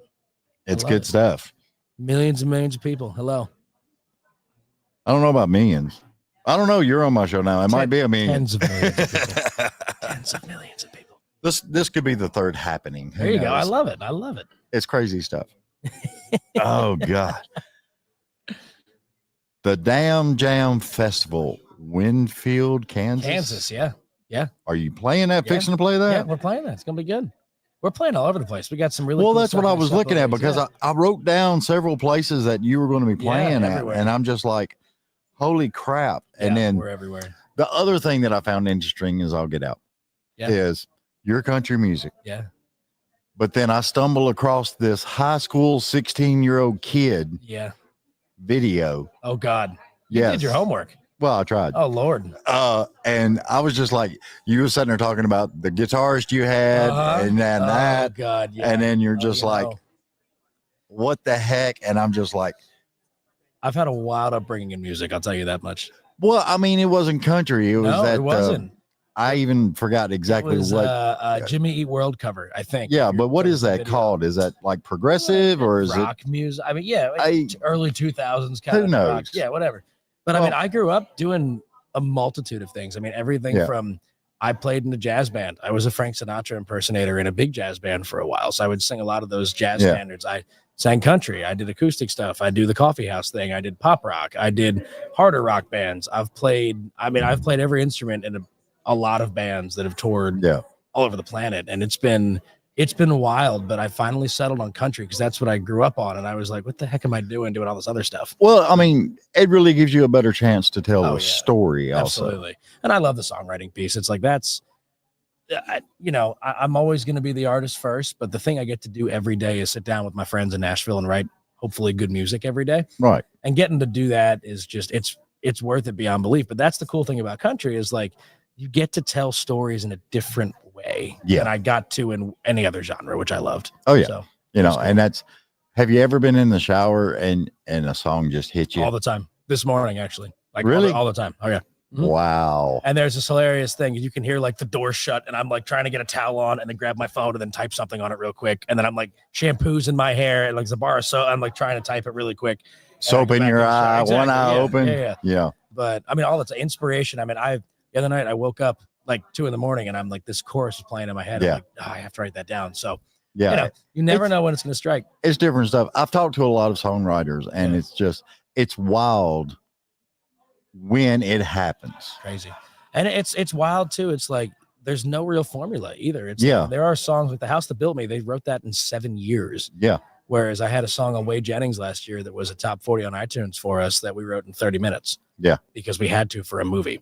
And it was like that you never know how it's going to go. And Yeah. that's the weirdest part about this business is there's no playbook. Well, I mean, I've actually had songwriters tell me that they could spend a month writing a very serious song, Absolutely. perfecting the music for it and all this other stuff.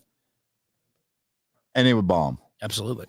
But they 100%. could take 30 minutes, write a song that had some hilarity in it and some stupid crap in it, Yeah. and then 11,000 streams. You never know what's going to happen. I mean, and that's just the weirdest part is like, you never know what artist is looking. You never know, who's going to play it for somebody, who's going to hear it. And all of a sudden you end up with some big song on the radio and it's wild. Or when they're going to turn it into a line dance. Absolutely. When they're going to turn it into a viral line dance with a bunch of people all over the world. Yeah. I think it's Absolutely. funny as I'll get out, man. I think it's hilarious. I love it. You've had I am going to say that. You're very talented. Thank you. I You got a appreciate it. great voice, Thank you. but you've had some pretty cool stuff happen. It's been cool. I mean, I pinch myself every day. Just the people, like, just the last couple months we were out with Low Cash and Zach Top and Jackson Dean. And then next couple of weeks we're playing festivals with Lainey Wilson and Gary Allen and Riley Green and Nico. It's like, it's every day I pinch myself. I'm like, why I get to do this for a job? Like they're paying me for this? Like, this is awesome. It's like, you got to be kidding. Yeah. What? Yeah. I mean, I love I always joke. I say that our job right now is opening for everybody. Yeah. That it's the coolest thing. You get to go meet a lot of really cool people and get to play some songs for some new fans. And it's a Right. good time. Yeah. But it's a great thing to actually be able absolutely. to do, Yeah. man. Oh, it's amazing. I love my job every day. Like, I mean, somebody just holler at me. I'll be more than happy to come announce you to the stage. I'm Exactly. telling you. I mean, Exactly. it's just crazy. Yeah. We got, you got the Damn Jam Festival coming up. Yeah. Key West Takeover. Have you ever done that before? Yeah, we just did that a couple of weeks ago down in Key West. That's that what was I'm- fun. I may have had a couple beverages during the Key West Mark Taylor takeover. Here's the thing: I've never been to Key West. I always what? wanted to go to You Key have to West. go. Oh, you should do this show down at the Writers Festival next year. Somebody Seriously. else asked me about it. Because it is so much. It's Nashville spring break. I mean, Yeah. everyone goes down there, but you'll meet, I mean, the biggest writers on the planet. Yeah. For country are down there just hanging, and it's Yeah. like the access is unparalleled. I mean, even something like this, you get people to talk for a couple minutes, play a couple songs. It's like people would do that in a heartbeat. It's great. See, well, I mean, the big thing about it is because I'm more conversation based. Yeah. I like longer shows, Yeah, 1 same here. hour, Yeah, hour and a half. Absolutely. You find out more about a person, you know. And the writers too. That's why I love being a songwriter so much too. For other people, is like the stories are so interesting. Oh, and yeah. and the people are so interesting too. It's all walks of life. You never know who's going to say what. But yeah, you got to be down there next year. It's fun. Yeah, because I seen a YouTube thing. It was like somebody was talking about their time hanging out with Chris Christopherson. Yeah. I watched all of it. Oh, I'm sure. Yeah, absolutely. Just because I wanted to know more about Yeah. Chris, you know. I mean, And all those stories. It's like, and the folks that I get to write with every day, with getting to hang with people like Jeffrey Steele and Mark Irwin and Leslie Sacher and Stephanie Smith and Bryce Long. I mean, all these really storied Hall of Fame songwriters in this town. It's like you hear stories about early, Rascal Flatts and Montgomery Gentry and McGraw and Chesney and John Parr. It's like, it's just inspiring and it's so cool. And I just love learning about new stuff and to get to hear those stories of, man, we wrote this on a bus with John one day, and then it became my buddy Bryce. They wrote it on the bus with John Party, Heartache on the Dance Floor. And John walked in and singing the "Where you at? Where you at? Where you at?" and that whole thing. Yeah. John was like, I don't know what it is, but I got to go to a meet and greet. And they sat in the bus and wrote a little bit. John came back and they finished it. And like, it's those stories are so cool, and the world doesn't know those stories. You know what I mean? Well, They just I mean, know the song. it's like,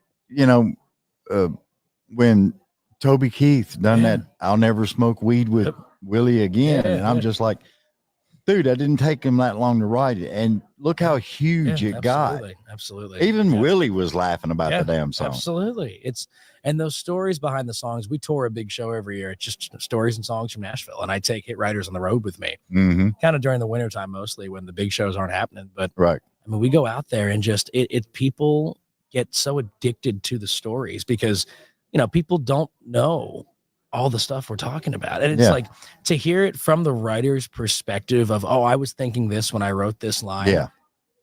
The access is ridiculous. And for these people that are just fans of the music to get to pull back the curtain a little bit, that's why the Bluebird is the Bluebird and the listening room is the listening room here in Nashville. It's like people crave those stories and that personal connection. Cause now every time you hear Heartache on the Dance Floor on the radio, you're going to say, oh my God, like that thing about, John on the bus and whatever. It's how it happens.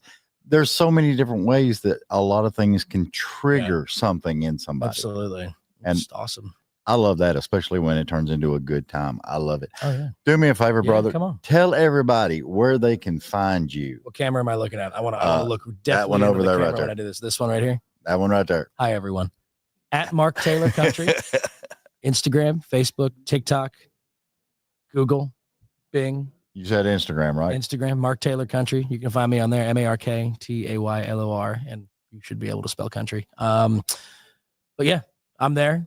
Follow me there. Just don't follow me home, please. We had an incident last week. It wasn't awesome. But well, the good part about it is you can't really find any information about where you live your phone number on That's anywhere. Good. Please don't go searching for that information. Yeah, go follow me there. Yeah. And remember the party and do the line dance. Come on, man. Y'all will have fun with that stuff. I'm telling you. Brad, I appreciate you being on. Good to see you, man. Thanks so much. Have a good one. Appreciate Mark, it. I'm It's sorry. Mark. Why do I keep calling him Brad? I don't know. He looks like a Brad.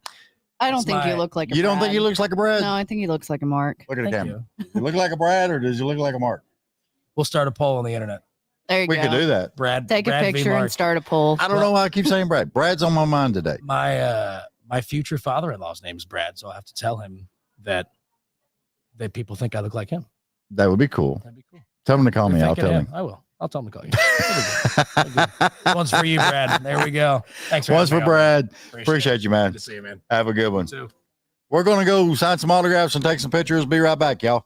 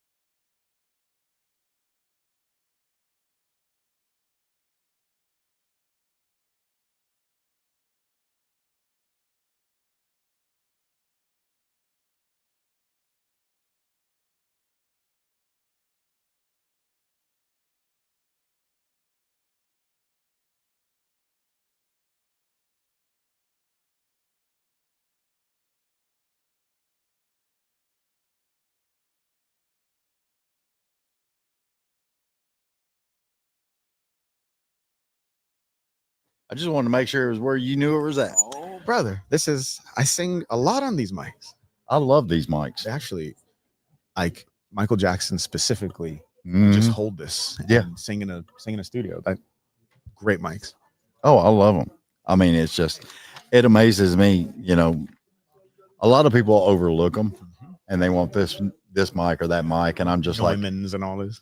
you end up back to this mic no matter what you're doing anyway. And it's like it's a tank, you know? Yeah. It survives everything. Well, it's like the SM58s. Oh, I love singing. Yeah. You could use it to drive a nail in a stage to hang a banner and still use it on stage to Literally, sing mic, through. a kick drum, you can, Oh, yeah. All the good stuff. utility mic. Yep. See, we just nerded out. I love it. Yeah. If it's too loud for you, David can turn it Oh, down. could you turn it down? Because I have it. I know. I see that. Yeah. Oh, yeah. That's it. Perfect. Even a little more. A little bit more. Yeah. Please. There we go. Yeah. See, your ears are more Even a little sensitive than more. mine. Even a little more. Check. Okay, good. We are. Yes. Oh, thank you. You're welcome. Perfect. I try to make people happy. Man, you're doing great. You're doing the Lord's work, really. Yep. I try to. So audio, video, where's the camera? Straight? You can look straight ahead. Is that about right? It doesn't Yep. matter wherever. Okay. We have 3 cameras set up yeah. for you. Okay, I'll talk to Dave then. There you go. Yeah, just be natural.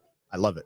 It's awesome. Don't be flat. Don't be sharp. Just be natural. Just be natural. And the great part about it, this whole time we've been live, people are seeing all Oh of my it. God. You liars. You liars. You didn't tell me. No, it just, I like the authenticity, man. I'm into it. You know, I feel like people deserve that. We just taught your audience a lot about microphones. I know, right? And if you do the research and everything, you'd be surprised how many people actually use SM7Bs to actually record albums and stuff, Full on man. records, guys. I think Bruno Mars kind of swears by it's crazy. Yeah. One of the best mics Sure ever put out. This is brought to you by Shure. We wish that would be nice. I'm telling you, I would love to put that logo on my logo. So that would be love awesome. I'm sure we know people. I feel like we just We can find a way. Yeah. I know, people. Somebody knows. Red Light knows people. Should we? Yeah. Let's call them. You remember me? Yeah. Okay. It's cool stuff, man. I was doing some research and stuff on. and everything on you. And the one thing, besides everything you've been doing, the one thing that stands out for me is you as a person. You love to lift people up. Guilty. If anybody's down, you'll have a conversation with them. You'll talk to them and you'll show them you just need this way right here. Yeah, man. Life's too short to do otherwise. You know what I mean? Like, Oh yeah. I think that people try to tell you to be afraid or think this or think that, when really, listen, I'm from all different parts of the world. I was born in Nigeria. I grew up in Connecticut, lived in New York City, lived in LA for a hot second, lived in Nashville. And it's funny how people are just the same. People want to feel seen and loved and cared for. Yeah. And understood. And I bet you, whatever you think you just fundamentally couldn't agree with someone on, if you sit with them and realize where they're coming from and what drives them, you'll go, oh, we might not agree, but I see why you think that. And that's the beginning of friendship. And that's the beginning of at least respecting people. You know what I mean? Yeah. Yeah. So that's and I feel like that's something that a lot of people don't do anymore. The whole respecting people. Yeah. Respecting people. It sounds so lame, but it's the truth. Yeah. I mean, but people have a warped, they think that to respect someone, they've got to like bow down to them or something like that. That is incorrect. And you don't have to do that. Yep. You just have to understand people have their space. You don't need to call people certain names. Stay in your lane. Hey, tell them. All you got to do. I have this thought that has always kind of given me pause. It's like at some point everybody was a day old. Yeah. Right. Everybody was a minute old, a second old. Like there's a moment where you were the youngest person on earth. Yeah. You know what I mean? And so it's like in that moment, whatever, that person is like a blank slate. And when we did the song with Dolly Parton, she said, "Why did you write that song?" I said, because the guy you can't stand has a mom. Yeah. And that mom, whenever, wherever, however, for a moment in time, held that person you can't stand and said, oh, I'm so happy this person is here. And so it's just like that ability to humanize people. It's like somehow we forgot how to do that. We just like to call names and you're this. Oh, yeah. You know what I mean? It's like that's someone's kid, Mhm. you know? And Yeah. And it's, I think it's crazy because, you know, I love promoting people that do the right thing, you know? Yeah. And one of the things it was actually funny this morning after we got everything set up and everything else. Caitlin's boyfriend's mom had listened to your stuff and she sent Caitlin the comment. oh, what did she say? She said that your voice sounds like an angel, and she wanted me to let you know that.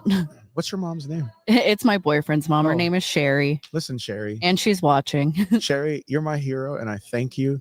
And normally I'm way more loud and effervescent, but I have to sing in a minute, so I'm speaking way quieter than normally I would. But I really appreciate that. I mean, it's just all the stuff that you've been doing, man. It's just been top notch. Thank you. Everything. Thank you, bro. I'm very blessed. This Yes, you is are. the dream, and like I said, my job is really just to talk on a microphone and sing on a microphone. I can't really complain. Yeah. Well, I mean, you know, the one thing that I watched, I seen the video where you was at the child's hospital Yes, yeah. Oh, and singing to those kids. yeah. And I was just like, dude, my heart went out. Yeah, man. I came to America to treat glaucoma. Mhm. So when the first few years in the States, I spent at Yale New Haven Hospital. And first and foremost, shout out to Yale, top notch, great nurses. Like Coran, like I still remember them because anytime they saw my name on the appointment book, she'd bake me cookies. You know what I mean? So you had me there. Oh yeah, it's a cookie thing, man. I'm telling you. And it makes a difference to be able to say to somebody, hey, it's gonna be okay. Sing a song, like take 10 seconds out of your day, a minute, an hour out of your day. And people that get to do that for a living are actual angels. Yeah. You know what I mean? I swoop in and have fun with them. But I just have so much respect for nurses, people that literally take time to care and cure. And, you know, diagnose and heal. You know. Oh yeah. It's a work. Oh yeah. I mean, it's just, but the work you've been doing, man, is amazing. I love it. Thank you, sir. I appreciate that. Because I was in awe a lot of the things that I was looking at and reading on you. And I was just like, man. And then one of my favorite things in music to listen to Come on. is the piano. I play that a little bit. And then one of the things you was playing a little bit of an excerpt on a piano, and I was just like, man. But at the hospital, you had the guitar, and I was just like, how many instruments do you play? Here's a funny story. I'm a pragmatist. I always tell people I'm Nigerian. We are businessmen at heart. You know what I mean? So I play piano, guitar, saxophone, a little bit of drums. I remember going to Belmont and I had a saxophone with me all the time. And I was like, man, I really want to be a songwriter. And I want to make this a business. I want to make money. The saxophone is not helping me make money. Man, I dropped that saxophone so fast. I was like, I only have 24 hours in a day. I got to be a pragmatist, man. I put that thing down. Yeah. So I play piano. I play and write on guitar. I sing. I think that's all I can really claim. Yeah. Well, I mean, there's so many things. One thing that I love about country music, back in the day, there was like all kinds of instruments that were in there, and then they like faded away. And it became kind of homogenous a bit. Yes. You know what I mean? Yeah. And then this younger generation is actually putting back the steel and the lap fiddle. steel and the fiddle. Yeah. Like even you get some harmonica sometimes. Yeah. Honestly, I grew up in Connecticut, right? Mm-hmm. And I guarantee you I was the only Nigerian kid listening to country music in Connecticut. And I remember falling in love with, first of all, Motown, all that kind of stuff. And I fell in love with country, and I thought, oh my God, these are just great songs. Yeah. That's really it. Like you listen to a good country song, you listen to a good Motown song, great stories, great message. Even if the message is a heartbreak, it's still like you could tell someone crafted these words. It wasn't just someone throwing stuff at a board. You know what I mean? And so Oh yeah. I fell in love with craftsmanship. And so like Paul Overstreet is one of my writing heroes because he just has a way to craft words, right? Yeah. I mean, so many Motown writers that I love, right? Smokey is a great writer. My Girl, all these kind of things. Like when you watch people who craft lyrics and melody, oh yeah, it doesn't even matter what genre. It's just good. Max Martin in pop music, it's just good. You go, that is a craft. It's not just, it wasn't an accident. Yeah. It's a craft. You know what I mean? Well, that's what's wild because there are so many people out there that actually what I call are wordsmiths. It's like you could tell them a very bad thing that was going on, and then they'll tell it back to you in a way that it actually has a poetry to it. Yes. And I'm just like, wow, Bob man. Dylan is one of those guys, right? To make Yeah. you feel my love. Oh yeah. Everybody that knows me knows I obsess about this song because and it doesn't sound, it doesn't sound like it's trying too hard. It's just like poetry, it's like the words just somehow feel like they belong. Mm-hmm. You know what I mean? And that man said it took him something like 70 minutes to write that song. And I'm like, come on, that's not fair. That's not fair at all. Well, I mean, there's so many artists, songwriters that have actually told me, they could work on something for 30 days and try to do this and that and make Sometimes it just falls out. Yeah, make it all flow. And then some of them have told me they could write a song in 30 minutes that had a little bit of hilarity to it and not take it so daggum serious. And it's just like boom. And that's the one that gets the 5 million streams. Brother, it's someone said to me once, this Nashvillians will know Mark D. Sanders. He said, songwriting is like fishing. Yeah. He said, you got to get in the lake. You got to step in the water. One day you might catch a big fish. One day you might not. But if you're not in the water, how are you going to try? How are you going to catch anything? Oh, exactly. So some days you get the one that falls out in 40 minutes and it's gold. Oh, yeah. Some days you get the ones that take 90 years, 90 days to complete. And it doesn't do anything, I mean, it's just the algorithms are what's fickle to me. Yeah, it's it's a new day and age. It's it is what it is. Oh yeah, definitely. Yeah. Everybody, you're watching Blessing Offor. Yeah, you said it right. Thank you. Well, I try. I mean, when you do research and you look and you listen, and it's always something that my dad always come back to me. If you're going to quote somebody, quote him right. Come on, I love that. That's what he preach that in my head, I think he's right. Yeah. And that's the only way you can be. Your new album is My Tribe. So My Tribe came out in 23. The new one is called Real. Real. Okay. Comes out August 8th. Some new music already out. Lift Me Up is out. The Morning is out. Jordan's is out. We have a single coming out June 13th called Real, album title track. Yep. A couple more singles and then the full 16 track opus drops on August 8th. The song that I liked the most was Brighter Days. Oh yeah, that song gave me a career. I always tell people that song, me and Sam Ellis, another great writer in town, we sat and it was during pandemic. I remember he said, man, I have this crazy idea. He said, what about a song called Brighter Days? And I was like, ew. That sounds so cheesy. And so I fought the idea for a second. And then I said, okay, if you're going to say to people, they're going to be brighter days, you better justify it with some truth. Oh, yeah. You know what I mean? So I said, if we're going to give them such a positive chorus, we have to give them verses that are honest. Exactly. So I love that. We compromised and man, I'm so glad we did. Oh, yeah. Well, dude, we're going to get off here, and I really appreciate you stopping by and taking the time. I appreciate it. And I really enjoy and thumbs up for everything that you're doing. I'll come back anytime you want. I appreciate you. Thank you. All right, bud. We'll see. We'll be back in a few minutes. We're going to sign some Where autographs. can everyone find you? Oh, yes. I forgot. Listen, if you are watching, listening right now, my name is Blessing. My last name is Offor, Offor. And so Instagram at Blessing Offor, Facebook, Blessing Offor Music, TikTok. It's either Blessing Offor or Blessing Offor Music. And don't fall for any fakes. People are crazy. Oh, yeah.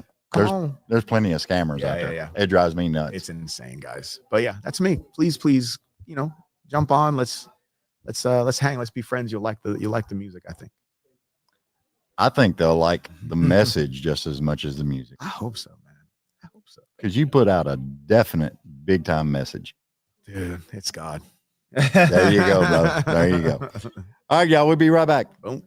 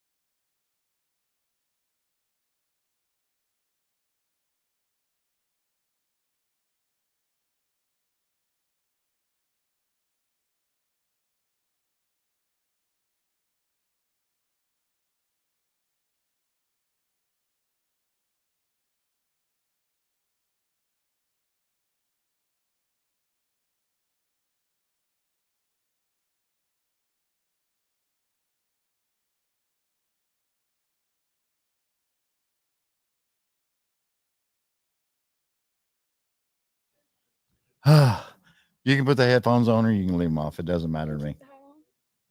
I keep telling everybody somebody needs to make like in ears that drop out of the hat and you can just poke them in your head and you just plug into the little things everywhere you go. Yes. Genius. It would be awesome. You should invent that. Okay. Yeah. Like I have time. Have you played anywhere yet? This week? Yeah. Yes. Okay. Where have you not played this week? Well, I played at the Row, played at Nash House. Where else? I played at Honky Tonk Central.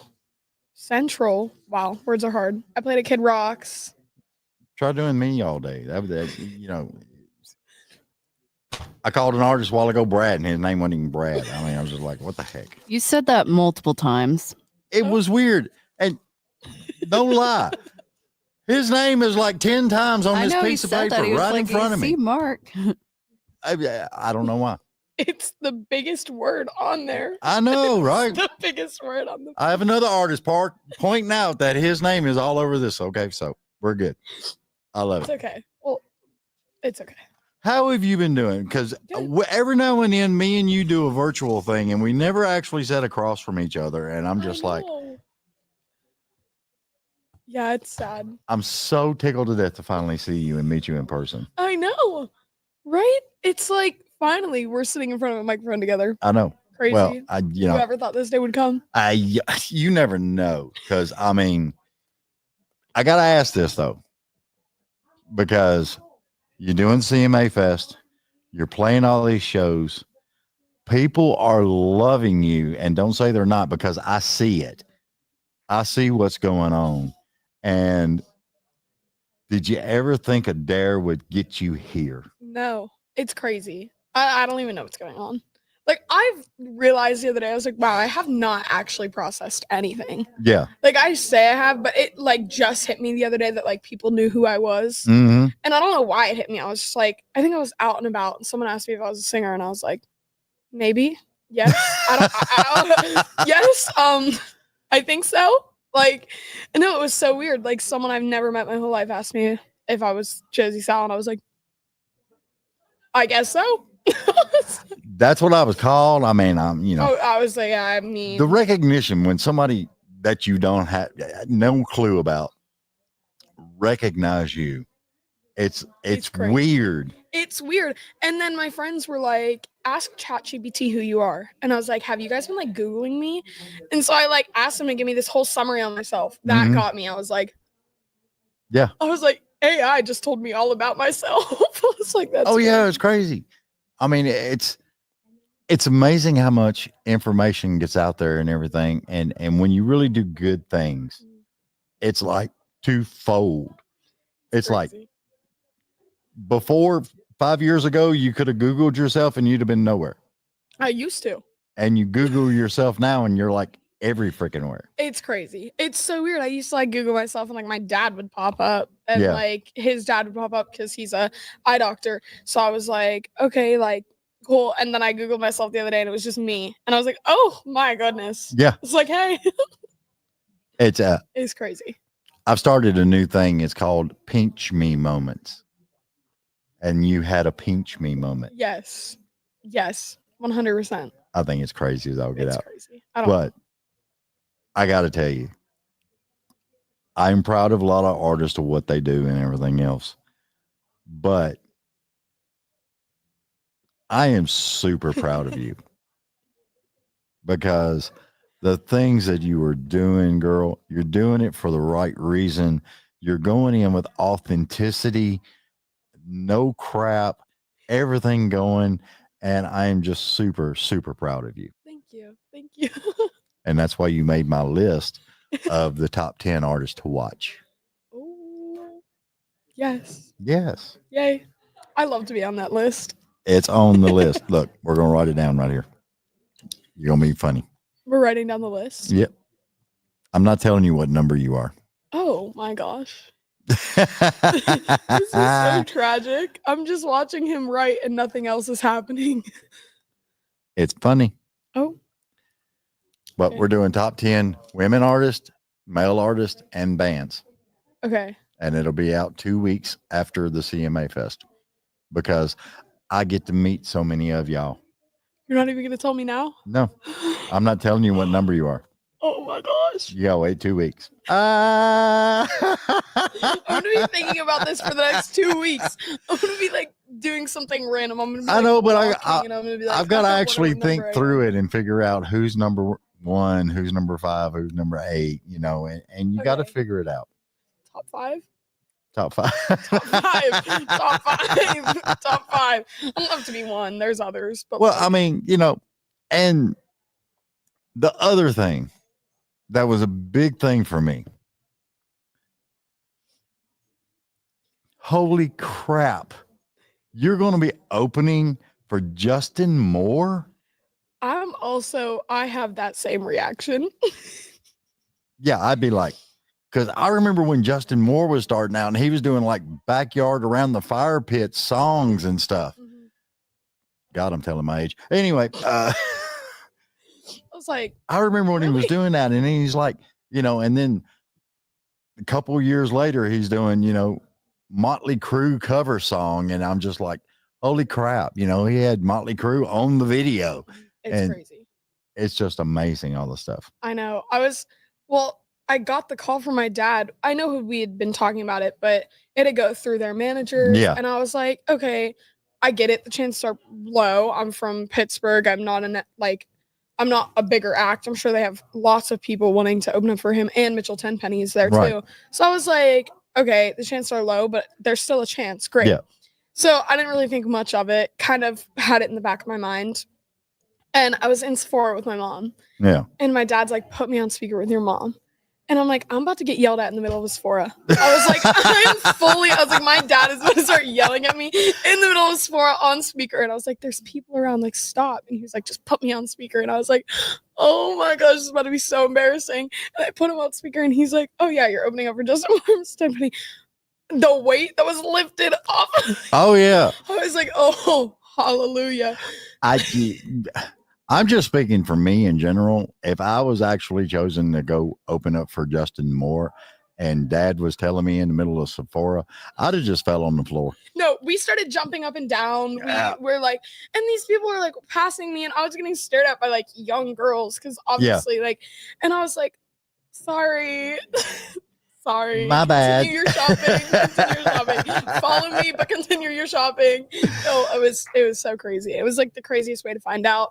And then I called my friends and I was like, I called my dad and I was like, might have to check my schedule. But inside I was like, yes. Oh yeah. Oh yeah. Like, Definitely. thank the Lord.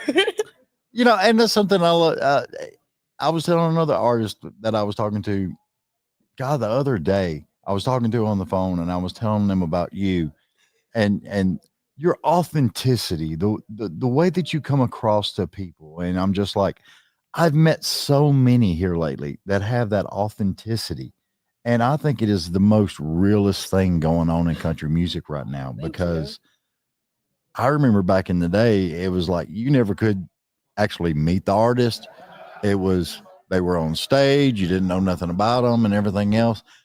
And you're doing videos and you're like connecting with the fans on these videos. That's my favorite part. I love meeting everyone. I love talking to the people. Like, people will pull me aside after I get off stage and they'll be like, I'm so sorry for taking every time. I love it. Yeah. Like, I love talking to people.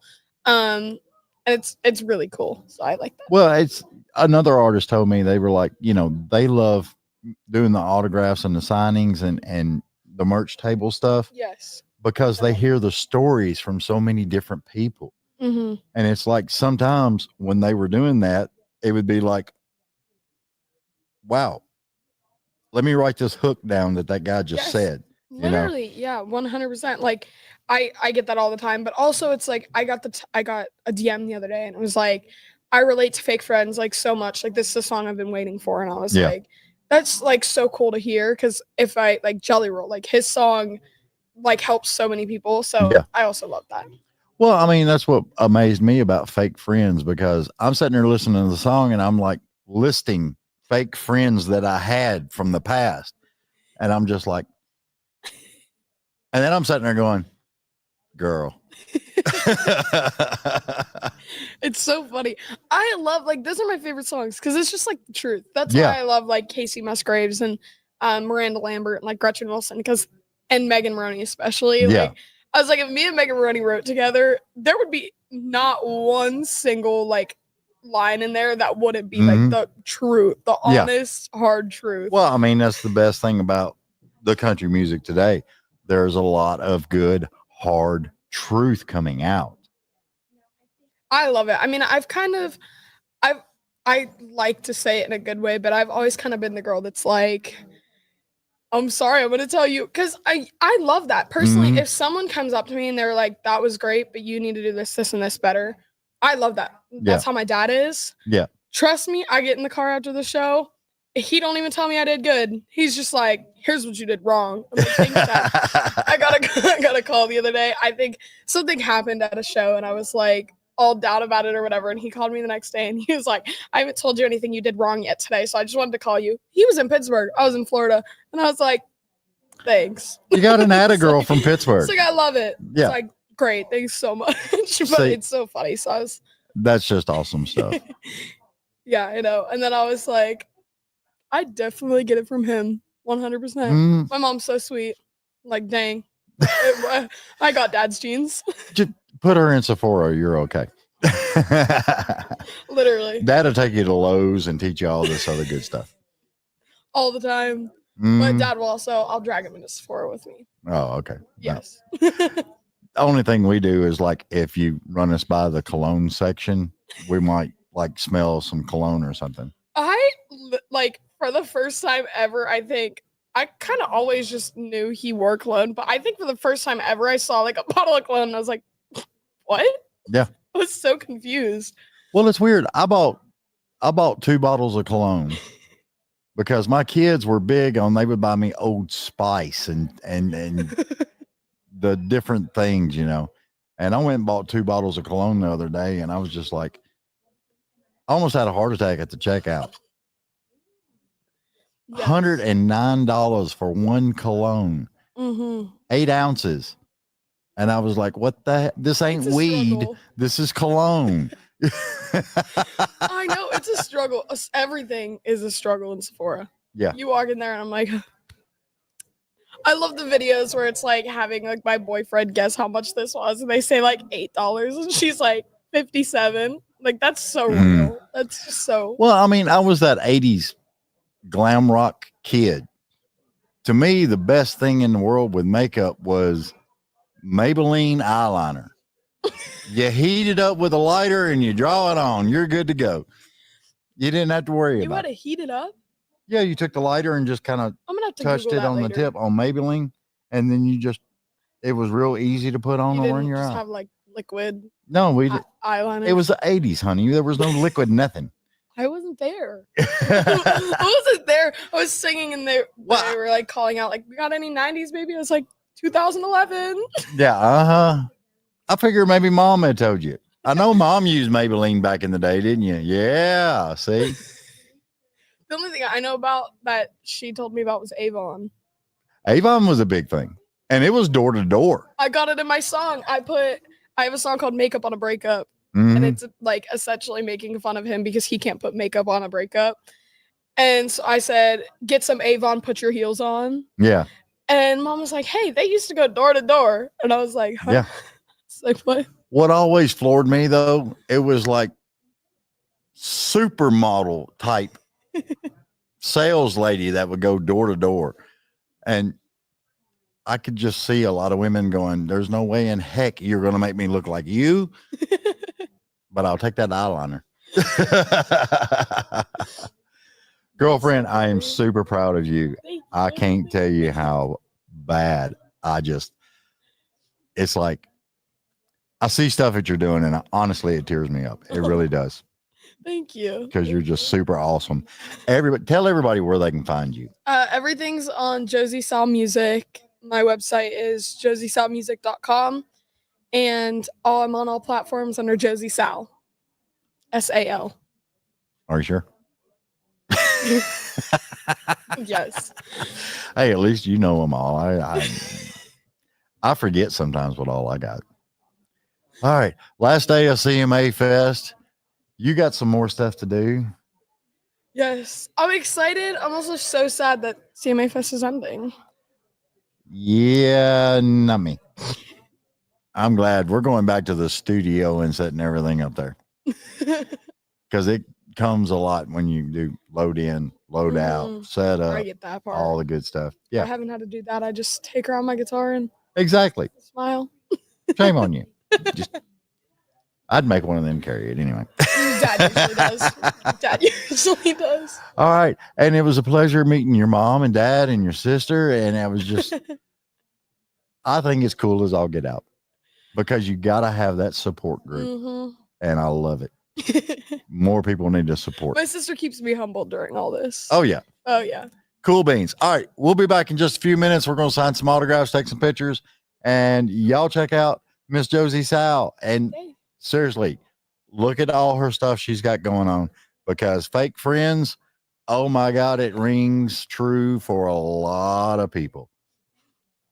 All right. We'll be right back. Thank you.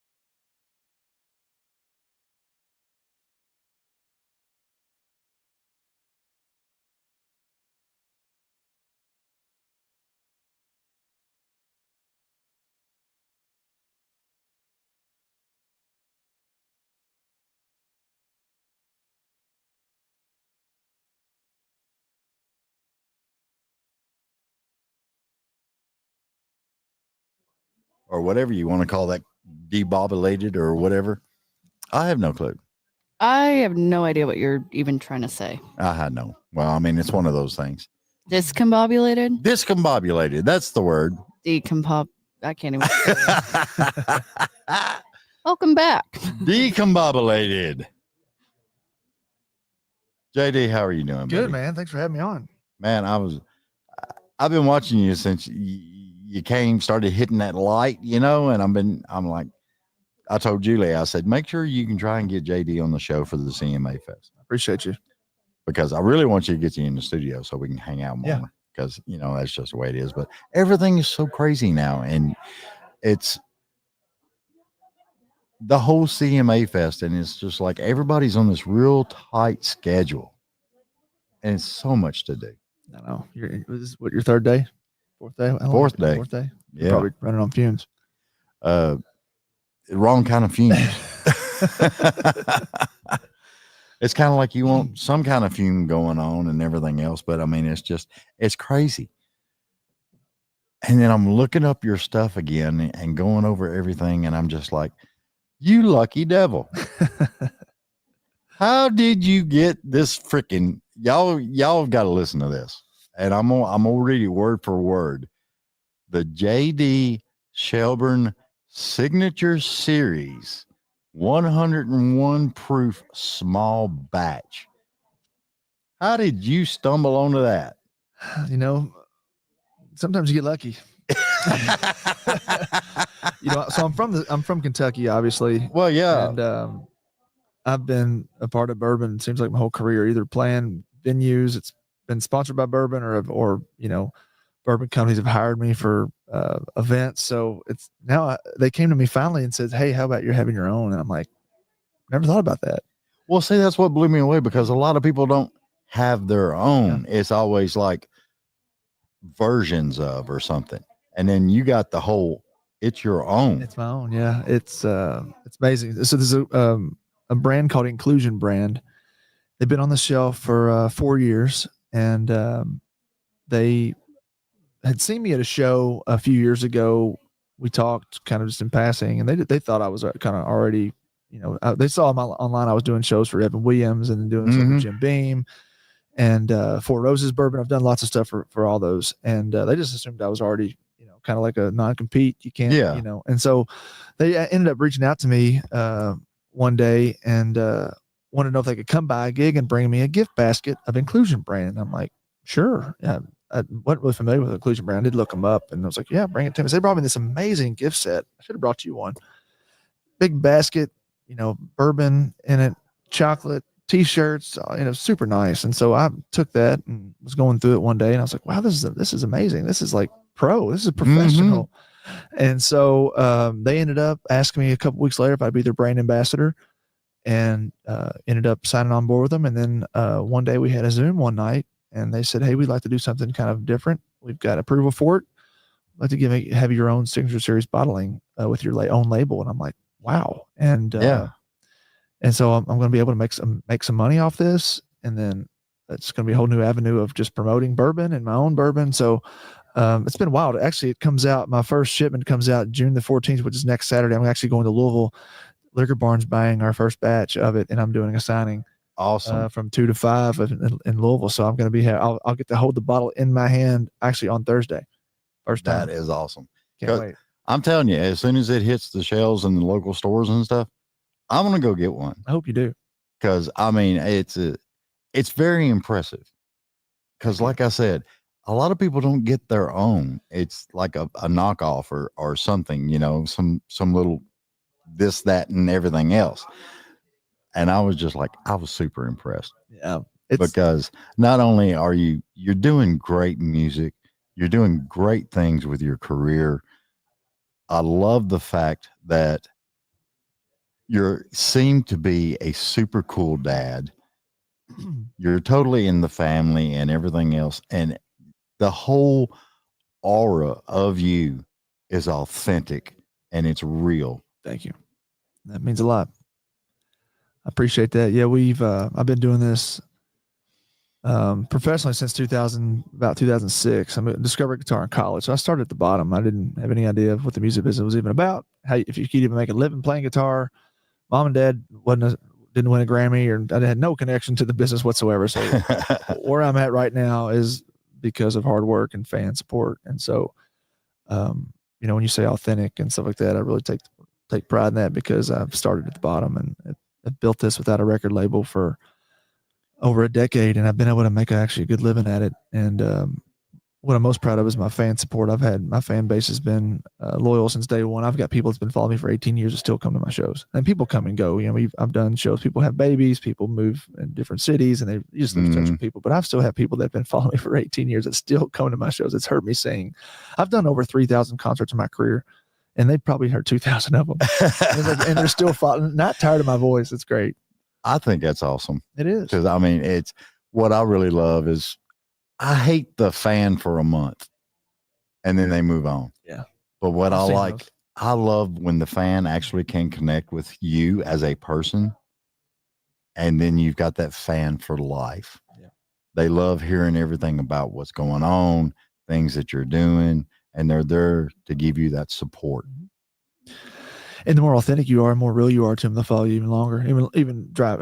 We played in Vegas in April and had a guy drive like 22 hours to see my show. He drove from Seymour, Indiana to Vegas to see me play 3 nights and drove home. It's like, that's the kind of fans I got. That is a heck of a by himself. He drove by himself. Did you put super fan on him or whatever? The last night I was there, I rented a car when I got to Vegas because I had my family with me, and we wanted to just drive around and just not to worry about Uber.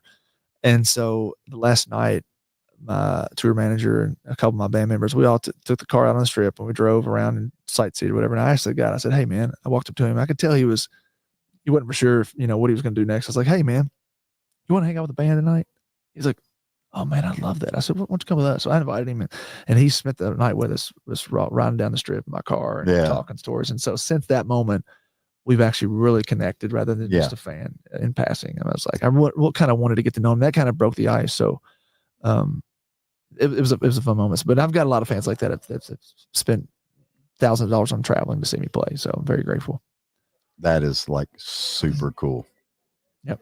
Because I remember back in the day, it was like there was a lot of people that would follow rock bands and stuff around, and it just didn't matter where they played, they were following them. I always wondered, how did they get the vacation time to do that?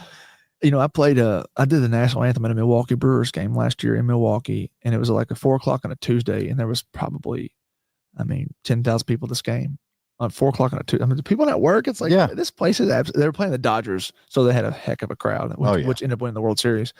But people wanted to see Ohtani play, and so I got to sing the anthem with that game. It's like I look around, I'm like, God, look at all the people at this place. What do people do for a living? Well, do they work? The weirdest part about it, because I've actually talked to several people, some of them actually just come to see the artist sing the national anthem. That don't surprise me. Yep. Because the national anthem is such, it's up, down. It's really hard for a lot of people to do. It is. But when you can do it and nail it, oh my God. Yeah. It's a stressful song to do. You got to, my mom always said start low. Yeah. Well, dude, the way it climbs up though, good God. I know. You got to way down low on that stuff. Every time. Matter of fact, I'm singing at a UFC fight Friday night at an arena. So I need to start kind of getting prep for that. So you got to practice it leading up. Well, it's just, you can do it. Yeah. I had a dream one time. I forgot to sing the national. I forgot how to sing it. And it's always scared me every time. I think about that dream. Because you think about everything. Oh yeah. When you get that moment in the microphone and it's dead silence and so they introduce you to sing it and you go to say the first word and you're like, oh no. Mm-hmm. Yeah. You think of all your failures right there in that moment. It's crazy because I was in courts in middle school and we had this little show or whatever, and we were supposed to sing, and they picked me to sing out in front of everybody else. And I was just like, okay. And then they told me I had to do it a cappella, and it was Yankee Doodle Dandy. And here I am, like 8, 9 years old, and I'm freaking out, man. Yeah. And then after everybody was clapping and everything else, and That's the last time I sang in public. I just couldn't do it. It just, Yeah. my hat goes off to a lot of people that can do that. And especially when, God, what's the biggest crowd you've done? Like 20, 30,000? Probably, yeah, I've done some huge crowds before. I did a Christmas show one time in a city. I bet there was 50,000 people there. It was huge. They had like multiple PA speakers, but I've done 20,000 a few times, just opening for people, different arenas and stadiums and stuff like that. But I did probably one of my most moments I remember the most was actually I sang at an FFA like national conference one time. It was packed, and then I opened up for ZZ Top, and they had a sold out show too. It was a lot of people there, but yeah, that's awesome. Those big crowds are fun, dude. I've always been a ZZ Top fan, and what I love about them though is they love getting artists to open for them. Yep, they were super nice to us too. I was in a music video with Billy Gibbons about 2 or 3 months before that concert opened up for him. So, and I talked to him more at the video shoot than the concert, but they let us come out on the side stage and sit on the road cases and watched him play. There was no rules. Oh yeah, they were cool about that. So it's crazy stuff that goes on, man. It is. It's just awesome. I want to write a book one day about the stuff, the journey I've been on, who I've met. And I hope I don't forget all the things I've done, because I've done a lot of things, and I've met some different people on the way. I've played some gigs that weren't fun. I've done a lot of different things. So just make some notes every now and then. I do. Yeah. I mean, that'd be a heck of a book to read. It'd be fun. I'm thinking about it. So if you go on my computer at home right now, you can go back from 2010. I have folders for every year, and I've just saved photos each year. So that'll help me kind of jog my memory of like what happened at that show or a specific moment that year I remember. So yeah. So, and that'll be awesome. I love that. And then I was watching some stuff, and you actually said your favorite song to play was Kryptonite by 3 Doors Down. I love playing that song. It is like a super rocking song, it's a man. Banger, man. It's a banger. That song was popular when I was a senior in high school, year 2001, and it just stuck. And then when I got to Nashville, started playing shows, that was one of the songs that kind of engaged the crowd. Yeah. And people, I mean, the people these days that were, they're younger. Some people don't even know that song. It's wild. I did a college frat party last year, and we played some 90s rock and 2000s rock, and people were like, who the heck's this? Never heard of 3 Doors Down. Oh, they probably had no clue, they didn't know who Goo Goo Dolls were. I'm a big Goo Goo Dolls fan. They had no clue who they were. I was like, wow, just different. Well, yeah. I mean, different times. There's so much really, really good music. I mean, the 80s and the 90s, the hair metal stuff and everything else, and the ballads, the rock ballads. Oh my God, I've always loved those rock ballads. Me too. I still listen to XM. Thank God for XM radio, because you can go in the 90s on 9 or the pop country or pop 2K or whatever. Well, when I was driving over the road, I was doing Sirius, listening to it overnight, because I was like the night driver, and Ozzy's Boneyard and all those things, and a lot of those daggum songs that they were bringing back were like 80s and 90s songs, and I'm just like, I remember when some of the stuff was put out.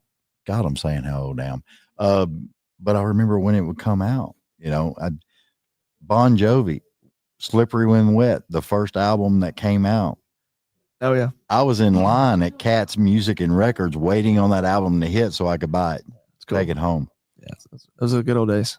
Yeah, albums. I still sell CDs and stuff. It's what people. I think it's just for a memento now. You can just sign it. They have something in their hand they can hold. Yeah. Well, I mean, I've noticed with the younger crowd, there's a lot of them that are actually going back to vinyl because of the way that's it one thing I've sounds. never sold. I've never had any of my music on a vinyl, and you can do it now through disc makers. Like they've always manufactured my disc as an artist, but I still get emails from them reminding me, hey, you can use this for our services, and it'll say vinyl. Yeah. You can get 100 for $1,000, 100 vinyl for $1,000. Well, you can go over to Vinyl Lab too. I don't know what a vinyl even what's this vinyl sell for now? I don't even know. I don't know. I haven't bought a vinyl. You know what vinyl sell for? $50, Kaylin? $100, $50. What was the question? How much is vinyl records selling for now? It depends. I mean, usually people sell them 25 minimum, but that's for friends, and then it can go up to 50. Yeah, that sounds about right. I know buying them Vinyl Lab, it's like 100 copies for $3,000 or something like that. Yeah. So if you want to profit, you gotta mark up those prices. Yeah, of course. Yeah. Well, absolutely. It's all about that dollar sign. JD, I really appreciate you being on, man. Thank you, man. I've loved everything you've been doing, and it's just, I'm telling you, you're probably one of the most authentic people I've met. That means a lot. I appreciate, you doing your research, following my music, and, you're the gateway to get us to the fans and the people that aren't familiar with my music. So likewise, man, I appreciate your support. You help get my name out even more. So let's sell some bourbon and I'll send you a bottle. There you go. Works for me.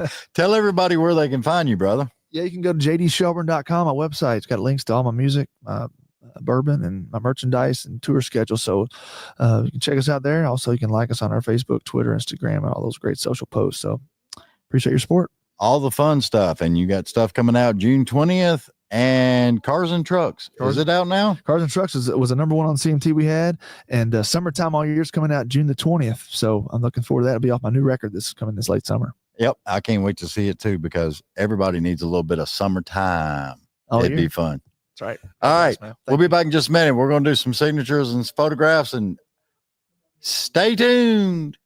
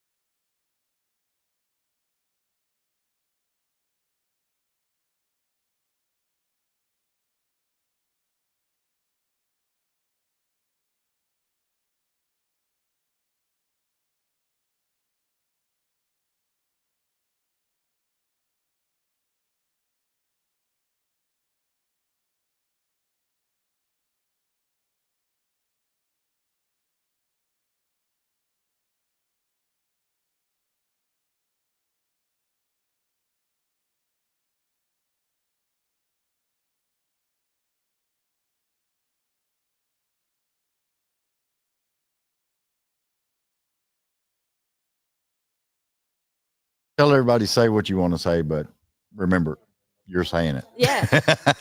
That too. It's all the good stuff. You like cows?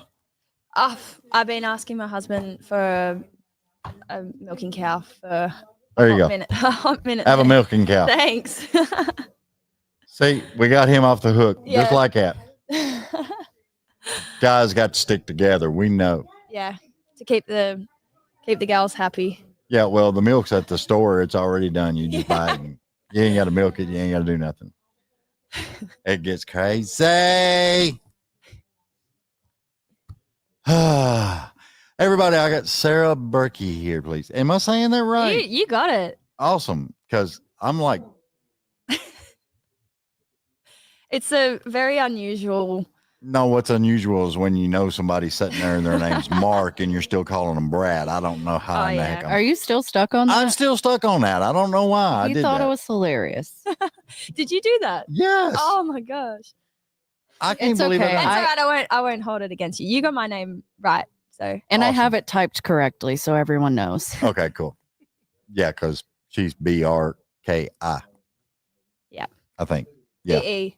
But B-E? however, honestly, BERKI. however you really want to spell it. So It doesn't matter as long as you can find her on the social medias and the website and everything else.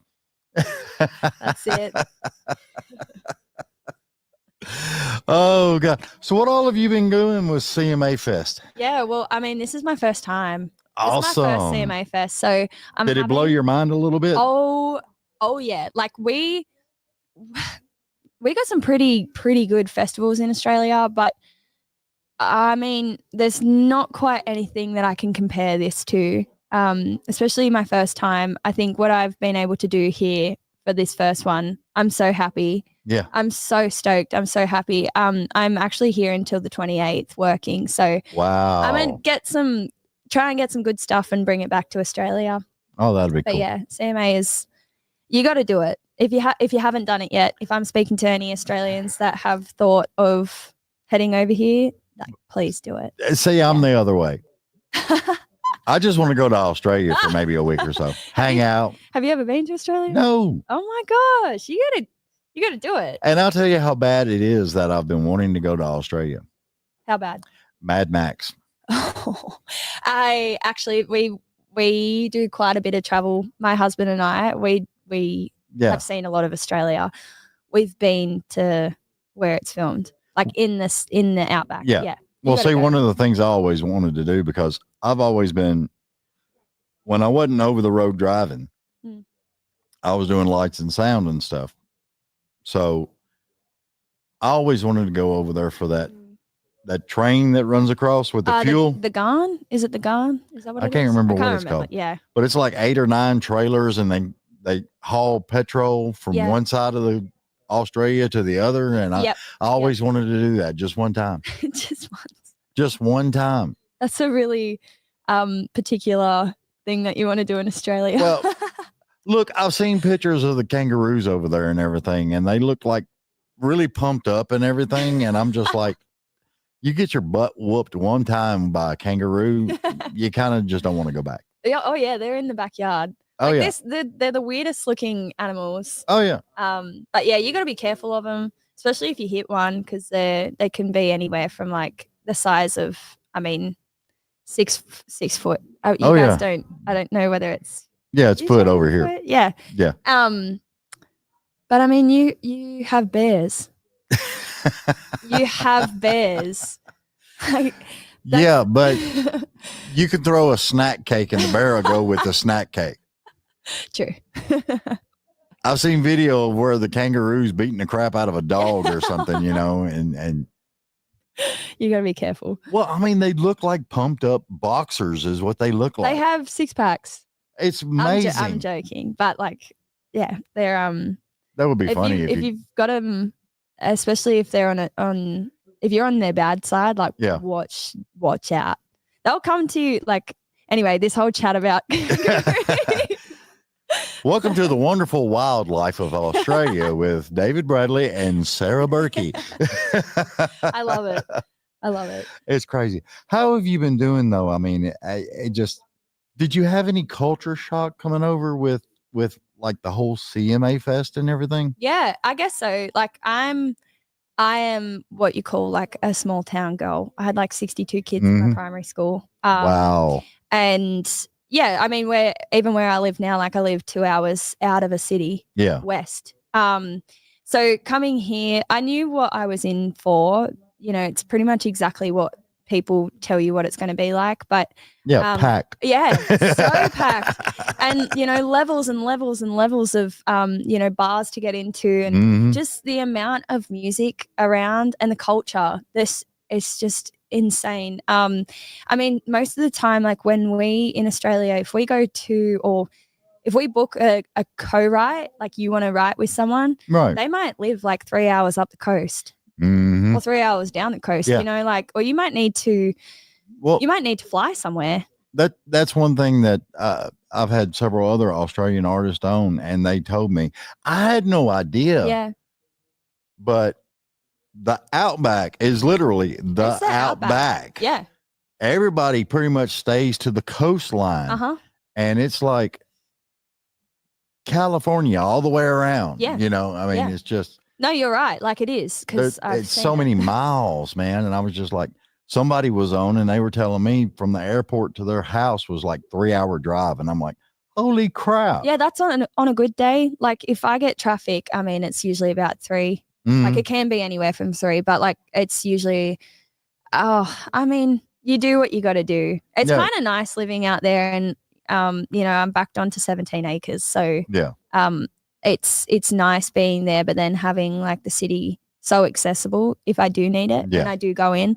But yeah, see, like this whole place, I've actually 3 weeks I have been in an RV with my husband. Yeah. So we got down to Bama, we got down to Georgia, over across to South Carolina, North Carolina, and then through the Smokies. So like being able to see what I saw, I can understand why there's just so many well-written songs about, like it's a beautiful country. Well, I mean, and I'm not being negative when I say this, but with the way America is, and everybody pretty much the population level that it is, and then you go back home and you've got 17 acres. Your house, 17 acres. People in Nashville alone are just like, they have no way to even fathom 17 acres. I'm lucky to have like 0.2. Yeah, exactly. I get it. I get it. You get a small lot and you can stand in between the houses and touch their house, touch your house, and you're good, Yeah. But to have 17 acres and have that freedom and that accessibility to walk out back and not hear gunshots or fights or people arguing. Yeah. We just hear the kangaroos. You just see some roos boxing it out or something, I mean, that's pretty much good. I mean, I love that because if I could do 17 acres, I'd do it in a heartbeat. Yeah. Wonder how much I could buy over in Australia. Yeah. That would be cool. You should.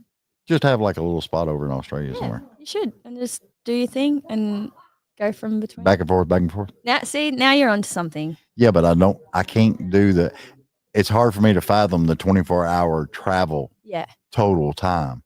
Well, it was my first time coming here, and I tell you what, once I got to, it got to 9 hours, and I thought, I don't even want to get off this plane because it's so comfy. They've just supplied some of the greatest plane food I've ever eaten.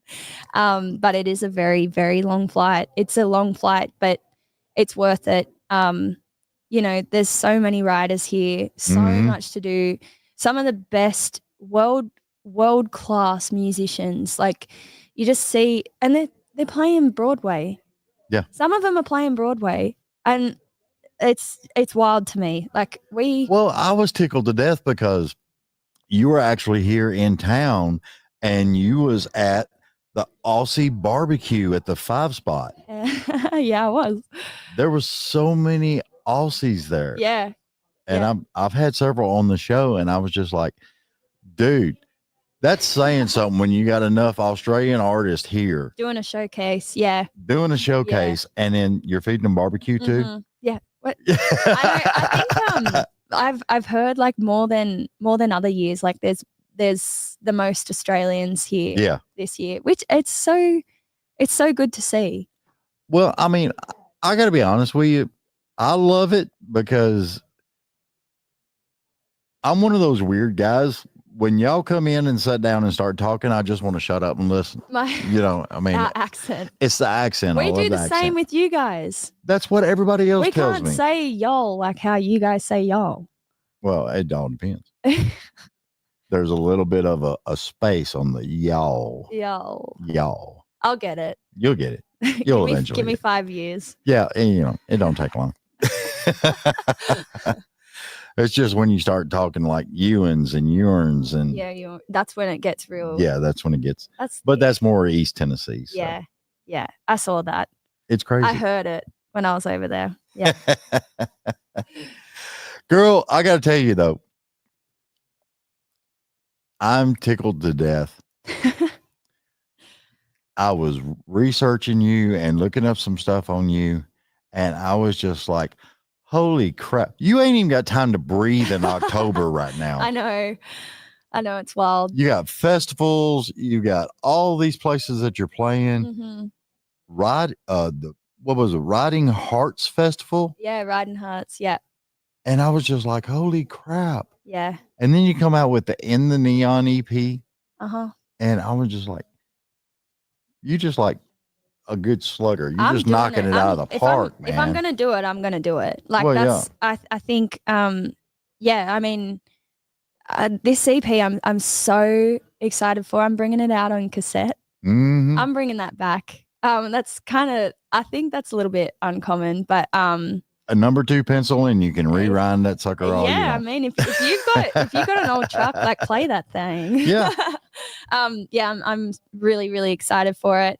I've been working on it since I mean, there's some songs on there that I wrote in. There's one song in particular I wrote in 2021, and now it's seeing the light. So I'm really excited for it. In Australia, there's some big stuff happening. We got some great festivals. We really do. Yeah, I'm thankful to be on a lot of them. Well, what's wild is, you know, and I've said this before, you look at some of the Australian festivals that are going on, and then you kind of look at America and you're just like, why ain't we doing some of these festivals here? Yeah. You know, because I've seen some pictures of the festivals and stuff, and I'm just like, holy crap. Yeah, people go crazy. It is amazing the size of these things. Yeah, they're a different breed. Yeah. Like the people that come to Australian country music fest, like the Australian people, they're just built different. They're cut from a different cloth. Like, oh yeah. And yeah, like you can guarantee that they're going to show up. They're dancing. They got 2 or 3 drinks in their hands. They're like, they've got their buddies around. They got their mum or dad there. They're camping back, you know, in the back 40 with them, like in the actual campsite. Like they just show up. It's something else. Well, I mean, what blows my mind is it's like they've took sport tailgating and they've transferred it over to concert tailgating. Yeah. They'll tailgate before they go into the concert. Oh yeah. Yeah. It is amazing to me. It's crazy. We just don't call them trucks. We call them utes. That's such an Australian word. They're called utes. Well, I mean, I had a Australian lad on, and he was like telling me we had a good yarn. Having a good yarn. Yeah. Yeah. And I was just like, what is that? What? Like, you yarn? know? Yeah. And like he's like, spinning a good yarn. Conversation. We're having a good conversation. Yeah. That's when you're spinning a good yarn. And I'm like, wow. Yeah. Really? I like that. I like that one. Yeah. You know, and I was just like, okay. That's a common one that I having a good yarn. Yeah. I mean, well, you got to have a good conversation. Yeah, of course. I think if more people had more conversations, this whole world would be a whole lot better. How much time do we have for that? Whatever your boss over there says. And Whenever you get cut off. Yeah. Whenever I get cut off. It's crazy as I'll get out. Man. So what do you like? Do you like playing the festivals better than you do like a small pub or bar or something like that? Bit of both. I think like if it's I get a bit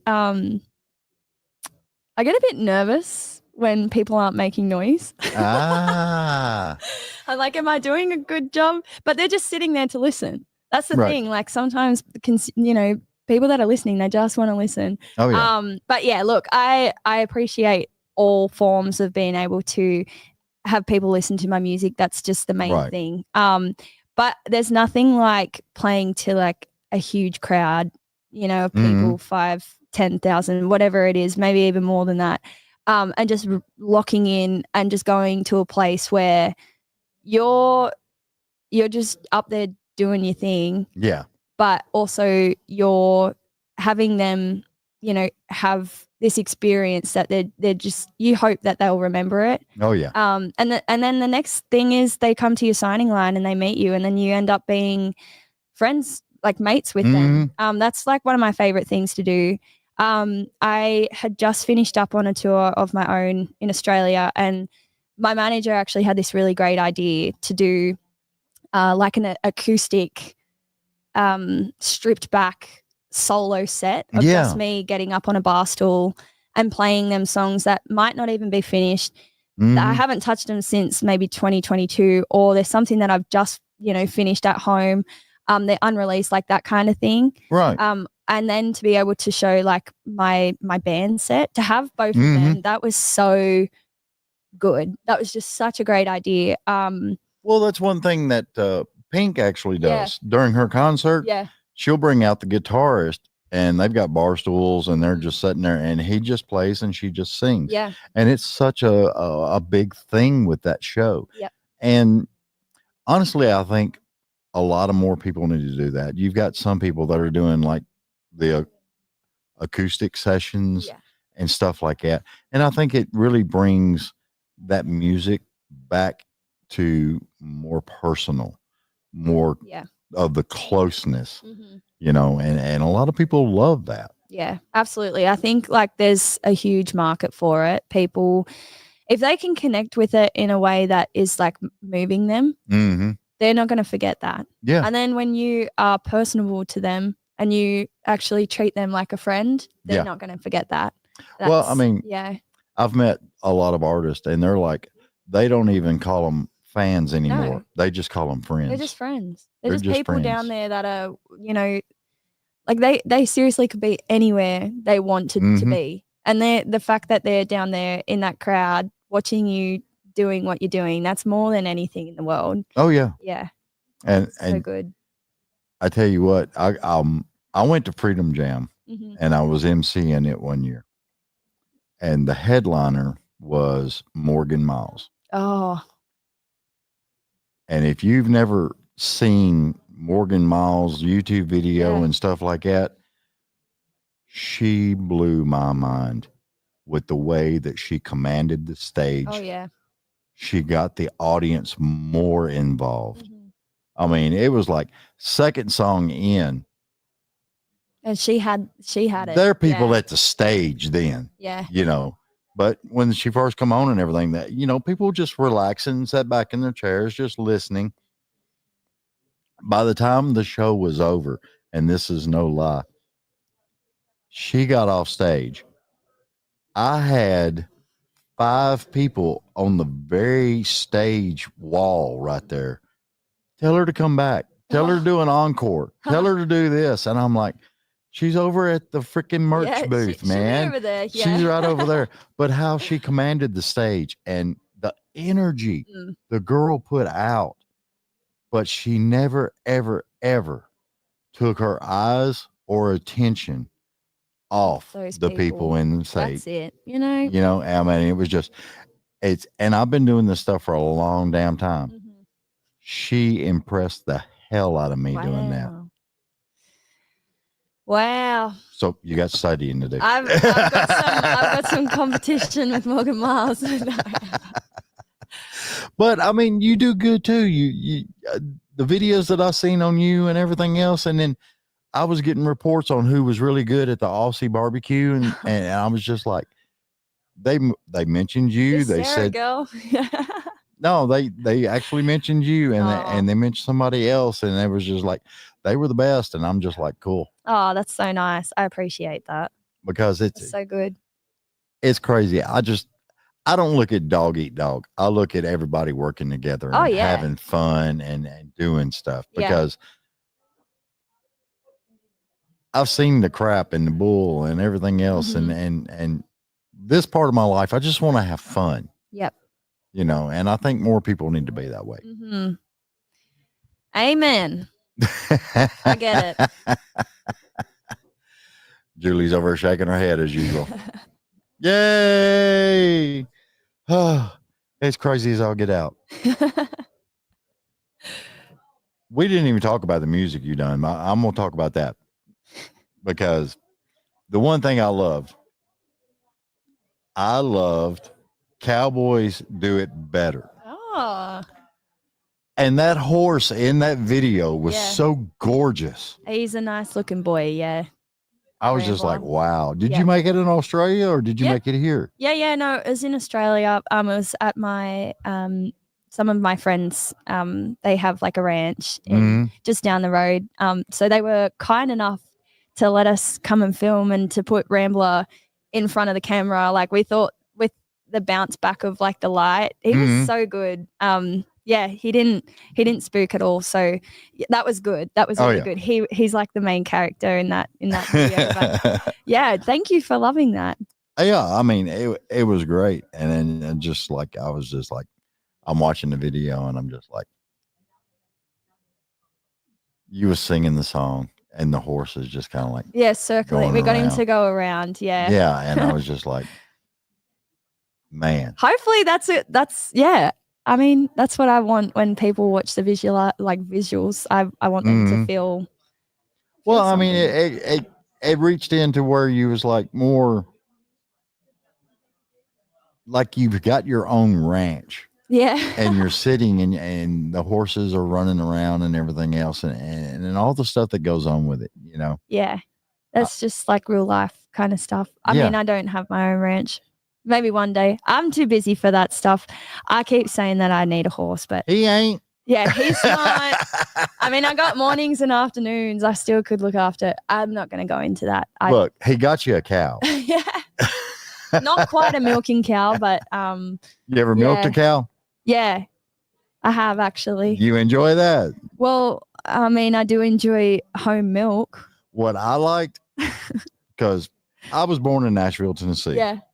But my dad had friends that had farms and stuff. So we were always going and helping out on farms and stuff. And the funnest thing I ever did was me and one of the kids that was out there helping, we would get in like milk wars, shooting each other from one cow to the other. And it was just. Yeah, you got to watch where you're pointing that thing. Yeah, pretty much. It was a lot of fun, man. It's nothing but fun. That's so funny. And it gets crazy as I'll get out. What's your favorite song to do for people? Oh. Your number one song that you can just, rip in. I love playing Tear You Apart. And I love playing the first song that I ever released, Fallen Off the Heartline, purely because like it's gotten me to where I am. Yeah. Like if I didn't release that song, and I didn't even know what I was doing. Like I was a hairdresser 3 years ago. So the thing of the feeling that I get when I play that and just having like all these people sing it back. It's hard to explain, but definitely playing that live. But then I also have, so much fun playing in the Neon. Yeah. We've been playing that for people and people are going crazy for it. So I can't wait to release that. Yeah. I got to know because I've never been that artist standing on stage and singing to a crowd. Yeah. Much less have them sing back to me. How did that feel the first time it happened? It feels like I'm watching myself. It's this weird thing. It's like being, this is going to sound really, really crazy. It's like watching myself as an adult, but then I'm side of stage, but I can see the little girl on that in that moment. Right. It's like watching myself. I don't know how to explain it. It's crazy. It's actually a crazy, crazy feeling. The fact that, they could very well not be singing it. And the fact that they are singing it. So yeah, it's a great feeling. It makes me feel like I'm doing something right. Oh yeah. Yeah. Cause it's you do it too. I'm sure riding around in a vehicle and a good song comes on that you like and you're singing with and just imagine how many people are doing that to your stuff. Yeah. Yeah. Crazy. It's crazy. Did you ever think you would be where you are? No. No. And that's I know it's a very cliche thing to say, but I literally thought that I couldn't do it. Every time that I had the thought of being an artist, especially being a hairdresser, I own the salon. Yeah. I own the business. And I just thought, I can't do this. How can anyone do this? I just put it in the too hard basket, I think, for a while there. And I was 23 and, I was 23, 24 thinking, I don't know how I'm going to do this, but lockdown kind of pushed me into I have to do something creative. Yeah. I have to do it. If I fall on my face, at least I can go back into hairdressing let's try it. So Oh yeah. you know, like I'm so thankful that I pushed myself to that point. I think like growing up where I grew up is very common for people. It's just blue collar. It's just blue collar. My dad, you know, he works on the tracks. He is a very, very, very hardworking man. Mum, you know, she was in nursing. So very hard workers. They just couldn't really fathom how this was going to work. Yeah. Somehow it has. You know, and back then I was so persistent with it, and I just thought to myself, if I'm going to do this, I'm going to release a song almost every, I don't know, I'm going to release so many songs independently and see where I can get. I think in the first like 18 months, I released 10 tracks by myself. Wow. So yeah, the fact that I just kind of like came out of the gates, I really did. And I just wanted to make a mark and do it gracefully, do it in a way that people are going to be like, where's she come from? Like, who's this Sara Berky girl? But also kind of being like, hey, I'm here. I'm doing it. You know? But I always try and keep myself at bay of like where I was, where I am now, and where I'm going. Yeah. I still always, I know where I was. I know what that feels like. Oh yeah. And that's what I was going to say. I mean, it's just like after researching and looking at everything you're doing and everything, and I'm just like, damn, girl. Hey, put it right there. I mean, you're knocking out of the park. You're doing wonderful. Your songwriting is great. And I love how you do the videos and everything, and you're keeping up with everybody. Thanks so much. Do me a favor. Tell everybody where they can find you. You can find Sara Berky everywhere. Just make sure that you spell Sara without a H, and Berky is Berki. It's either the first or the last name. But yeah, if you want to catch a show in Australia, it's saraberky.com. You can find my music on Spotify, iTunes, YouTube, wherever you stream your music. But yeah, thank you so much. I appreciate you being on. It's awesome. Thank you. And if you get back next year, holler at us. Absolutely. All right. Bye, guys. We'll be back in just a few minutes.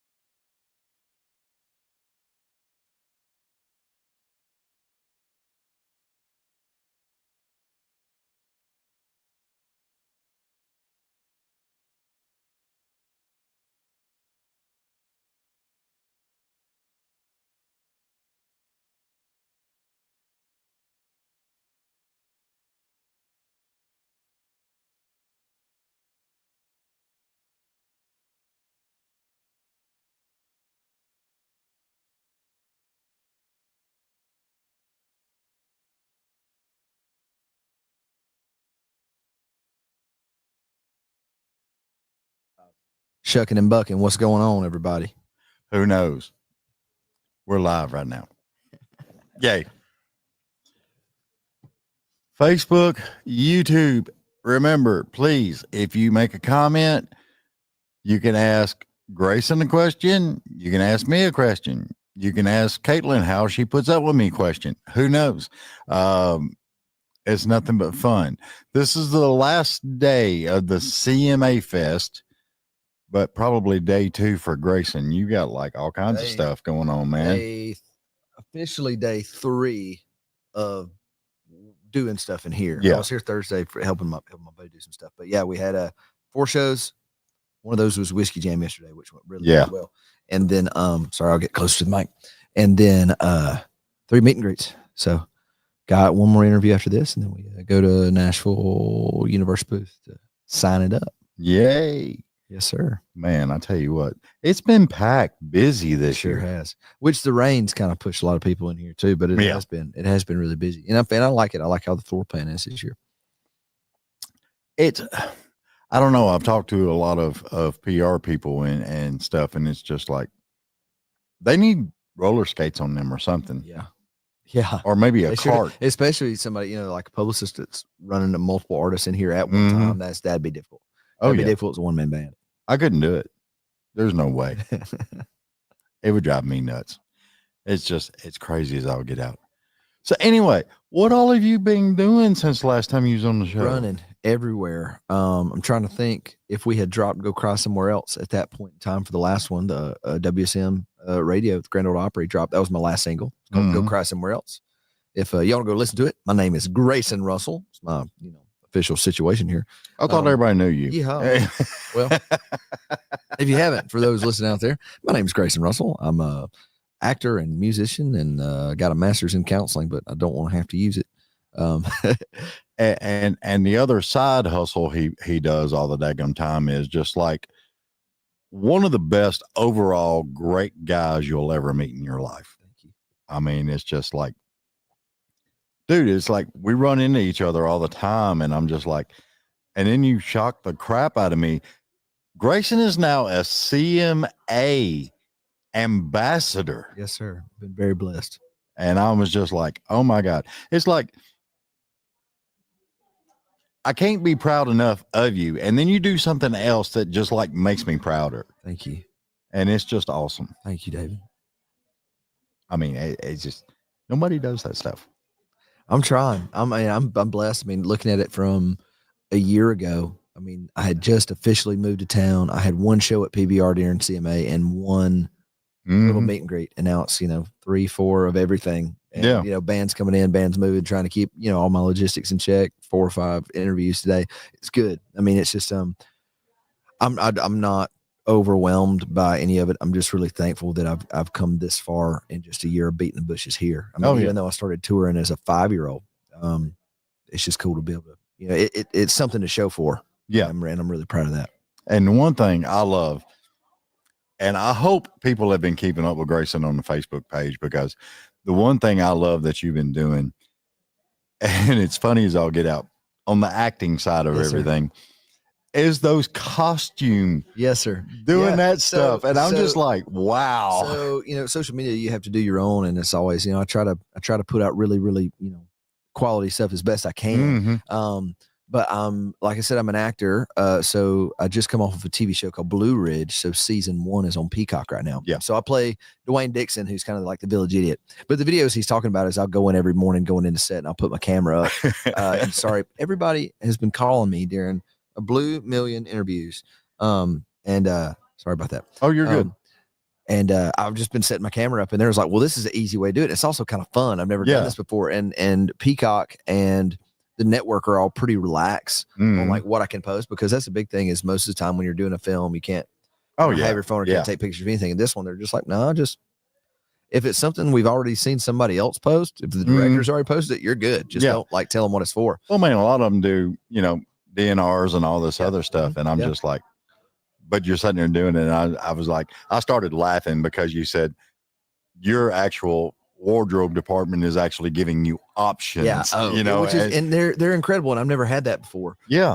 I'm really, really thankful to get to do that, because I'm as I was talking to one of the actresses on there when we were watching one of the episodes back before we started about, kind of getting back in the headspace for, the character, because, you spend a year of time off. Yeah. And you obviously want to keep this personality consistent. And the biggest thing for me playing Dwayne is his boots. And what I mean by that is they're not like cowboy boots or anything. They're just regular, like Timberland looking kind of work boots. Right. But for whatever reason, when wardrobe got them, they're like 3 sizes too big. And I was like, my gosh, like I've got my, what I mean? It's just not, it ain't a big deal till I've got to like run down a hill. Yeah. And I've got these big things flopping. I'm going to break my friggin' neck. Yeah.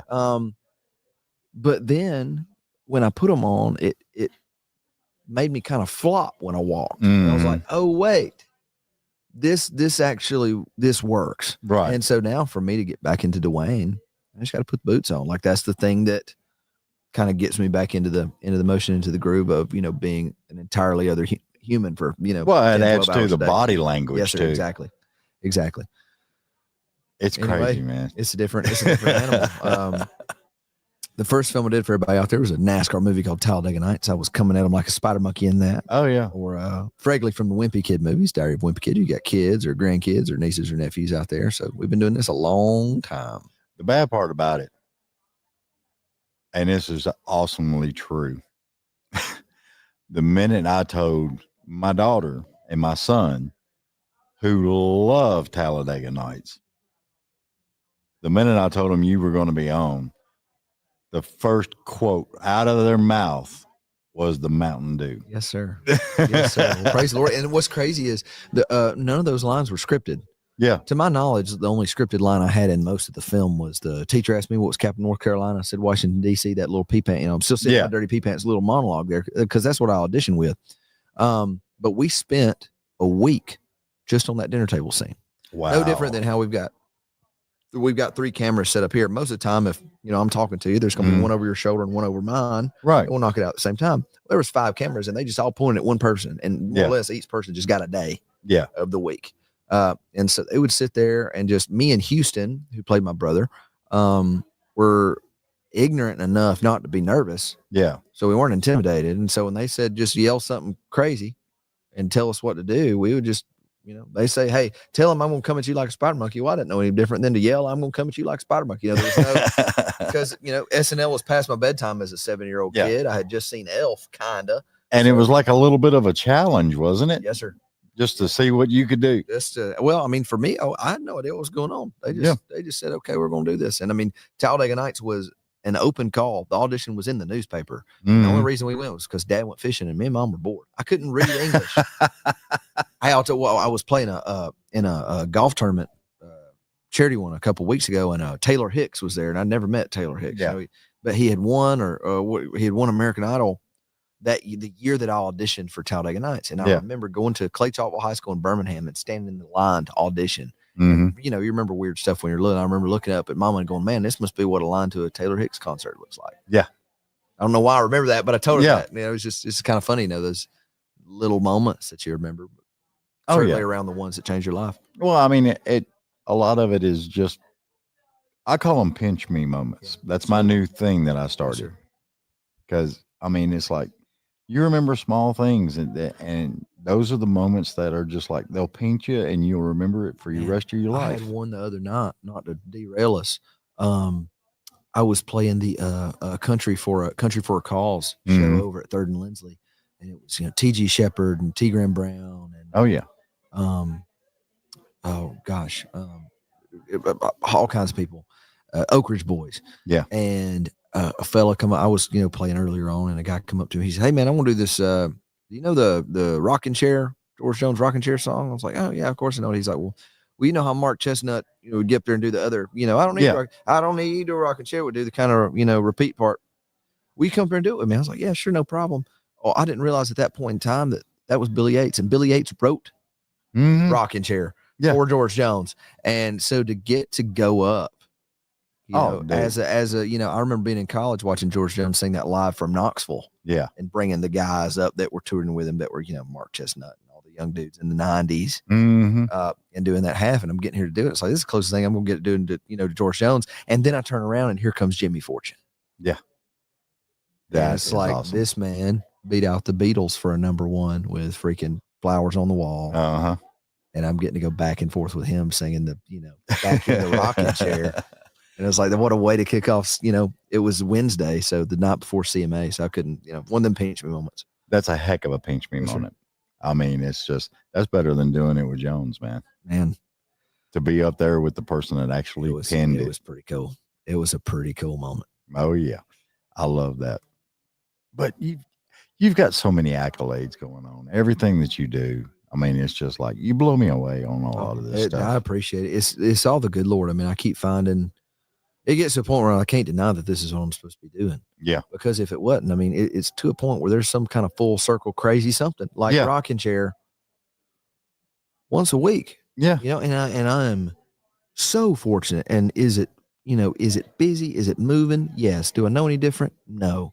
Would I trade it for anything? No. Like I know, and I'm so blessed to know that this is what I'm supposed to be doing. Yeah. And the thing that I love so much is you do it in a very wholesome way. And you always find time to help other people with it. If like somebody or they're struggling with something, you're that ear. You'll talk to them about it. You'll help them through it. Well, that part's always been interesting because there were so many times where I'd be on set somewhere in the middle of nowhere because you're usually in the middle of nowhere. Yeah.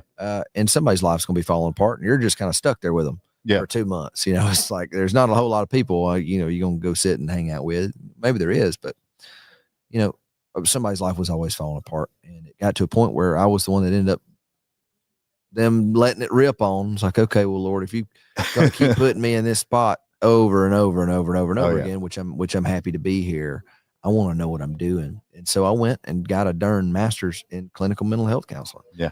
Which is really lent itself well to songwriting because for me, when I write, it's a difficult process most of the time because everybody, like musicians, transition well into actors. Yeah. You look at Tim McGraw, you look at Justin Timberlake, because you know them as storytellers. Like Tim McGraw probably didn't have a barbecue stand on his white t-shirt, but you believe it. He's telling a story. Yeah. You believe him as a storyteller. So it's not an issue when you see him in 1883 and he's got his cowboy hat on and he's playing a character. Yeah. But when you have an actor come over to music, well, I want to see Kevin Costner be Kevin Costner. Right.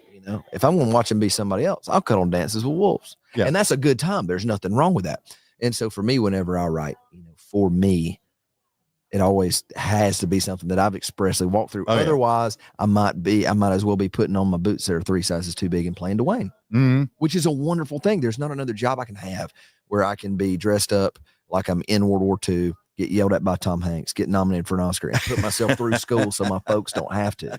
There's not another job I can have that. But the counseling's really lent itself well to co-writes because I just run it like a counseling session. That's working awesome. with vets, with creative vets, with Richard Casper and that whole bunch is been really blessed to get to kind of give back in that way. Well, actually, some of the songwriters and stuff that I've listened to, I could see where counseling would really, really help. Yeah. Because I mean, those guys, it's weird. It's like they're savant or something because they're like wordsmiths. Yes, sir. You could tell them a situation, and the next thing you know, they're pouring honey in you. Yeah. I mean, it's just crazy how they do that. It's a whole other thing, and I mean, I respect the world of it. And there's been times, where I've had something hit, and 15 minutes we're done, and it's like, okay, that's not horrible. I've definitely written worse. But I really love, like I said, working with the vets in that way because you'll sit down with someone. It's called we refer to it as repurposing memories. If the last time you talked about a person was in something that was in a traumatic experience, anytime that comes up, that's the first thing you're going to think about. But if you can repurpose that in a way that okay, the last time I thought about my buddy that was killed in combat was writing a song about him, and giving his story some life that didn't have before, that's a really, really easy way, not easy way, but a means to not totally going down the hole that comes up again when you're driving down the road and it's 3 o'clock in the morning and you get all fired up sideways. No different than, I got a song out called Go Cry Somewhere Else. I intro that as, for anybody who's ever cheated on you and cried about it, tell them go cry somewhere else. Well, that's repurposing a pretty friggin' traumatic experience in my life, Yeah. you know, and it's like, okay, well, now I can have a good time out of a situation Yeah. that, you know, has taken me a long time to get around to not killing some people over. And, You know, and praise the Lord. And that's natural, you know, and so that's the thing is, you know, half my songwriting or probably, you know, all of it, I just consider, well, they're all cautionary tales. Here's what I've lived through. And this is going to sound like a really, really good idea in the moment. And it ain't. Yeah. But if you got to learn the hard way, I understand. I did. And I'm better for it. Yeah. In, you know, certain situations. But songwriting is always an interesting one for me, but it certainly redeems sideways situations. Well, the last time you were on my show and we were talking and everything, you were doing, I think he was actually working on fixing a release Beneath the Bow. Yes, sir. How did that do? Beneath the Bow. I love that song. I love it. And what we're doing is we're working out playlists and stuff now. So we're going to re-release stuff in a handful of different ways. So it'll get more of the fair shake, because that's one that, out of the 14 songs that'll be on the record, I wrote 11 of them, and the 12th was a co-write. The other two were covers, because that was the thing too, is coming into this with people knowing me as an actor. I wanted to at least prove on the first two records that here I am. I mean to be here. I wrote for better or for worse, I wrote the thing here. Yeah. But it was the first song that really came to me, and that was a co-write. It was really had already been written. A man named Brian Oxley, who owns Johnny Cash's farm out in Bonacqua, said, I got a song. I want you to listen to it. And it was the first song he played me. And I was like, oh, this is really good. And he said, look, if you think you can do something with it, I want you to make it make sense. Mm-hmm. Here you go. And he gave me the lyrics. He gave me the comp and was like, you just make it work. And so I went and I doctored it the way, you know, I knew that we could pull it off. And that's one of the proudest I am of any of my songs, for sure, because I mix all my stuff too. Yeah. So I sit in with my engineer, and I know I pester the Jesus out of it, because it's like, nope, this needs to be panned about a eighth of an inch to the left and kicked on up. I know that I've got to step on over to another interview, and I'm sorry, because this is she's already just waved at me. They're cutting them off. David, thank you so much for having me, and it's always a pleasure to come on your show. You got my number, holler at me, dude. Yes, sir. And tell everybody where they can find you. Yeah, if y'all hit me up on Instagram, TikTok, Facebook, all of it, Grayson, GRAYSONC Russell, 2 S's, 2 L's, Grayson C. Russell. That's got everything on there. My music is just Grayson Russell. Look for the dude with a bunch of red hair that's usually disheveled appearing, and that'll be me. Ladies and gentlemen, thank you. I appreciate it. And one of the greatest guys you'll ever meet. Grayson, I really appreciate you, brother. Thank you, Paul. Y'all be good. We'll see you soon. Yes, sir. Thank you. Oh, don't work too hard. Oh. Enjoy the rest of CMA Fest. Grayson is just crazy as I'll get out. Hey, get his autograph. Yeah. Yeah, an autograph it. Well, he's running off. Just because, not that one, Grayson. The canvas. No, he was asking if it was that release form or whatever. Oh, no. That's why he grabbed the paper. He's done signed it. He ain't You're gotta also worry still about it. alive. I know I'm still alive. Okay. It's fun. Just See making you, sure. Grayson. It's crazy stuff, man. I tell you what, this is the last day of CMA Fest, and we're trying to get in a lot of people that we can get in, and we're live on Facebook and YouTube. This man hasn't even sat down at my table yet. He's already laughing his ass off. I'm already laughing too. Come on. Bring them Johnson fishing lures on over. Oh my God. Don't start that again. He's already walking away. He's leaving now. He's done. Big Johnson. It's right here. All right, guys. You knew I was going to bring that up. Yeah, I knew it. Oh my God. No, they're going to be ready in at the end of July. There you go. Ain't nothing like it. Lures, people fishing lures. Yeah, fishing lures. Fishing lures. Yeah, but you can catch. They're cute. They're they're feathery. They got hooks in them and all that good stuff. Yeah. That's Caitlin told me. She said, He's going to come and sit down, and I'm just going to lose it. And I'm like, All right. I literally had to mute myself that day, and I about fell over. I was like, "Oh my gosh, David, we are live, and you were doing that, and you're doing it again." I know live. it was funny as all get out. It's some things you just can't let lie. I mean, you got to bring it back up again. Okay, yeah. It's a guy thing. I like my response too. Yes, I did too. We were laughing about that. I was just like, because you went into salesman mode immediately. Yeah. Oh, totally. How have you been? How's your CMA? How's CMA treating you? CMA Fest. CMA has been crazy as all get out. And I'm going to tell you before Caitlin does, I was SM7B, about to. be up on that mic. Oh, all right. Hey. Yeah. See, now people can hear Now you. everyone can hear you. Okay. They just saw you laughing. Yeah. So how's CMA Fest been treating you? Dude, it's been crazy. We've done what? Julie, how many have we done? Like 16 people a day or something like that? No way. Yeah. Whoa. It's crazy, man. Everybody's been wanting to be on the show. Yeah, of course. And I love it. Because I'll sit and line them up. Let's go. Congrats. I might yawn every now and then, but line them up. So you've been doing this every day live. Wow. Facebook, YouTube, the whole time of CMA Fest. Oh my God, that's a lot. We've been getting here like 8:30 in the morning, setting all this stuff up. Start going live about 10:30, and just one right after another, man. Wow. You're a machine. No, I just like to work. I like conversation. I like having fun, And it gets you guys out there to where you can be heard and seen and Yes, and I want to say thank you so much for that, because I mean, if nobody hears about it, exactly, nothing happens. Yeah, because I actually had somebody tell me they hadn't seen any action in a certain spot, and then after being on the show a couple of weeks later, it's like they see that action and it's a spike on their and I'm just like, sweet.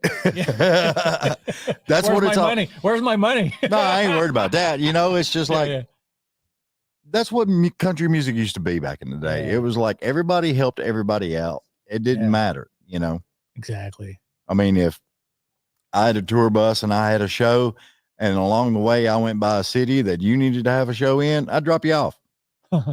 It'd just be the way it was, Wow. I was never on a tour bus though. Just by the way. Oh my God. Usually I was in a pickup truck hauling all the crap in the back of the pickup truck. We would have killed for a band trailer back then. Yeah. It's amazing. Yeah. Times change. Yeah. I want to know something though, because I've been watching your stuff, and that's one thing I do love is how much you do social media, those Facebook lives and everything else. But I got to know, what time in the morning are you hitting Broadway and doing these daggum videos? I know which one you're talking about is the TGIF. Thank God it's Friday. It was right after the bar closed. It was 4 a.m. I was just amazed there was nobody around. It was just you. Yeah, but I mean, you can work the camera to make it look like I'm the only one there. There was a bunch of drunk people. When is there not drunk people on Broadway? Yeah, but I managed to pull it off, and and it was. I remember it was freezing that morning. Yeah, it was a damn good video though. Yeah, you did good. Yeah, thank you. Because I mean, I think a lot of fans or friends of that artist are really they're digging the crap out of that, because they're seeing a side of you that they normally don't see. Yeah, totally. And then, of course, your ever famous front porch stuff that you do every now and then. Yeah. Light is good. Sometimes you set up, you're all set up, and then you start shooting. It's like, the light's not working. I got to change place. And correct lighting. I asked one female artist, she had done one of those like get ready with me bathroom things. Okay. Yeah. And I asked her, I said, how many times did you do that? And how many times did the towel fall? And she was like, 4. I'm not telling the artist, so y'all can figure it out. But she said 4 before she actually got it all to start. And I'm just like, dude, I'd have put on a tube top or something. I mean, you know. Thank God she wasn't live. Yeah. Yeah. That would have screwed everything up. Oh yeah, big time. Yeah, sometimes you think it's you're like, oh, we're gonna set this up, it's gonna be good, and then Well, there's a lot of setup with some of that stuff. You got to make sure nobody's going to be walking through or anything else. And where's the dogs at? Are they barking? Or I guess the worst is when you got somebody with you to create content, and you just test shoot, and they start shooting, and it's doing great, it's perfect, and then they just stop in the middle of it because they're thinking, oh, that was great. We could have kept that and just do this one and be done. So it's funny sometimes how it happens. It's crazy how all of it goes on, man. Yeah, and then you try to do what you just did, and it just don't sound the same. It doesn't sound as authentic, as real, genuine. It's, oh my God. Yeah. And then you need a couple take to get back in that, the same zone you were when you just did it, Oh yeah. Just let it out. Well, I mean, it's crazy how a lot of it goes. It gets nuts. Where are you at? Oh, you're in the He was front. supposed to be at like. Yeah, he was supposed to be in here 10 a.m. earlier. Oh, that's why. That's why I'm flipping backwards. You got me flipping backwards. It's Scott's fault. We'll blame Scott. He said okay. Yeah, I just took the boat out of Percy Priest Lake, and it had been sitting in the wet slip for a month. Man, the grime. Dude. Oh God. I don't even want to hear it. You ain't even calling me to go fishing. Oh, that was. I can't fault you though, because you were doing something that a lot of fathers don't. You're actually taking your son and your family out fishing and teaching them that outdoor life. And I love that. I mean, it's great. There's nothing like it. Well, yeah. I mean, it's called back to life, man. So here I am. Here's the page. And the funny part about it is I've talked to you so daggone much. I ain't got that much wrote down on you because I know it already. I mean, it's crazy. I know. I was wondering why you were flipping. Well, I mean, I started not to, but there was a couple of songs that he's actually released that I can remember the song, but I can't remember some of the titles. Yeah. And it's CMA week. We have listened to probably 100 freaking tunes in 4 days, man. I mean, it's crazy. I'm actually really impressed of everything you did to do that on a day-to-day basis and all those hours. Because I mean, you got to entertain people. You got to be on. You got to be, there's no break. Yeah, and no drugs. No, you sure? I'm positive. Okay, good. None. Little caffeine though. Little caffeine. Little caffeine and 12 cookies. Love them cookies. Dude, no lie. Thursday, we got done here. We went and got something to eat. And where we've had artists change times and stuff. Yeah. And Julie had a couple that added in. So I had to finish their bios and everything up. Get back to Julie's house because I've been crashing on her couch. And I sat down at the kitchen table and I'm going through the bios and figuring stuff out. And have you ever done something and you got like a snack thing here and you don't even realize you're snacking because your concentration is over here? Yes. Yep. Yeah. Well, that not paying attention went through a whole bag of freaking chocolate chip cookies. Ooh. And I slept like a baby. Yeah. Oh my God. Wow. Well, yeah. When's the last time you had a cookie? It had been a long damn time because. Yeah, you're on a diet. Yeah, I'm on that carnivore diet. I've been on it for like 9 weeks now. Really? Yeah. I've lost 35 pounds, dude. Nice. Wow. Yeah, I can actually not have to worry about who I was getting in a boat to follow the weight of the boat, No, you just need a belt. Yeah, now I need a belt. Yeah, the first couple of days I was here, my pants kept falling down because I went down to a size 34, and I'm just like, what the hell, man? They're falling off. I don't understand. Sometimes when you flip the top, if you don't have a belt, you just flip it and it's a little tighter. Yeah, sometimes. You never know. It's crazy. And but Get Her Done. Yes. I like that song. And you already know how I feel about If Barstools Could Cry. Yeah. It's one of those things that just, no matter who you are or where you're at, you can see, you can visualize all those people and the stories and everything else. And I'm just like, that one actually, when you come out with that actually blew me away. Wow. Thank you so much. And I told you the story when you was on my show that time. I mean, I was just like, wow, you nailed the hell out of it. Thank you so much. It's funny. Earlier, someone told me it has, I don't know why it has the quality, it has, I kind of heard, that summer, Garth Brooks, Mm-hmm. I kind of got that little feeling over there, from your song. And I thought it was really cool because, Garth is one of the reasons I'm here. So, oh, yeah. Well, I mean, it's not often you're actually able to walk up and tell a man. Yeah. Yep. I mean, that was great. 50th CMA Awards. He was right there. And I had the privilege to go and get up and get in his face and just tell him, hey, thank you. You're the reason I'm here, man. The bad part about it, I'll probably have been, I wouldn't even be able to talk. I'm just like, I'm screwed. You can't talk right now. I can't talk half the daggum time. It's funny because I was sitting right next to Darius Rucker, Tanya Tucker on my right, and she was trying to hook me up. So yeah, that was great memories. Have you met this lady yet? No. My niece is very nice. Yeah. You never know. Tanya is she is a darling. I love her to death, but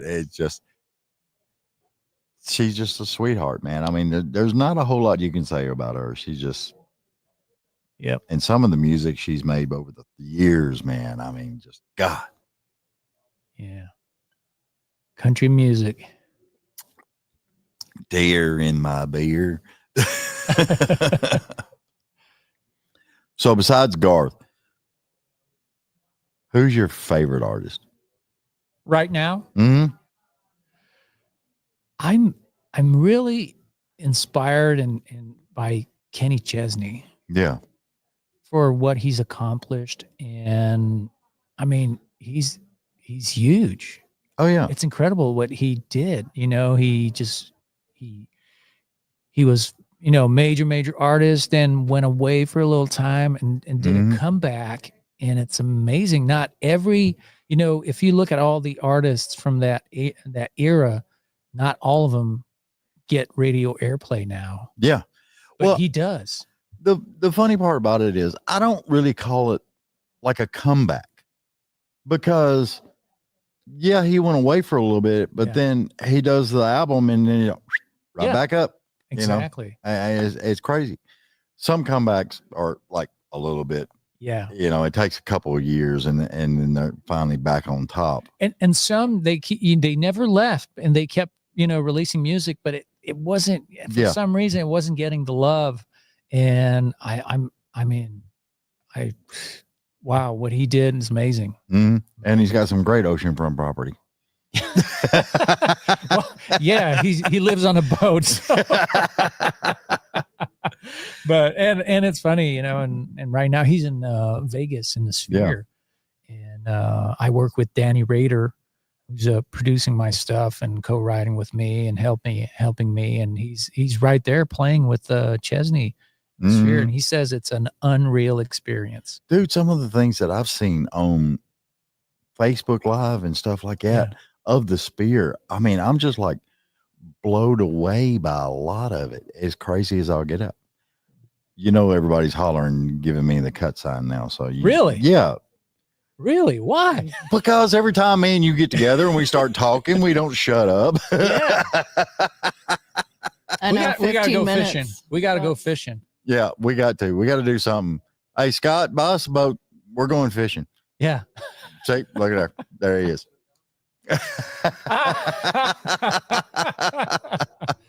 All right, y'all. Robbie, tell everybody where they can find you, please. All right. They can find me very easy. Robbie Johnson Music, ROBBY Johnson Music. That's my handle for social media. And that's very easy. Yep. And occasionally you'll catch him in a boat somewhere. Yeah. All right, y'all. Give us just a couple of minutes. We're going to do some autographs and take some pictures, and Scott's going to throw something at me or something like that. Who knows? Why do you have the cow here? The Purity Because cow? it says Purity Dairy on it. Purity Dairy is one of my sponsors. Oh, awesome. And here's the great part about the cow. You know the stress balls? Yeah. Squeeze it. Stress cow. I thought it was going to milk or something. No. Oh, that'd be funny if it shot at you or something. Exactly. That would be cool as all get out. Oh.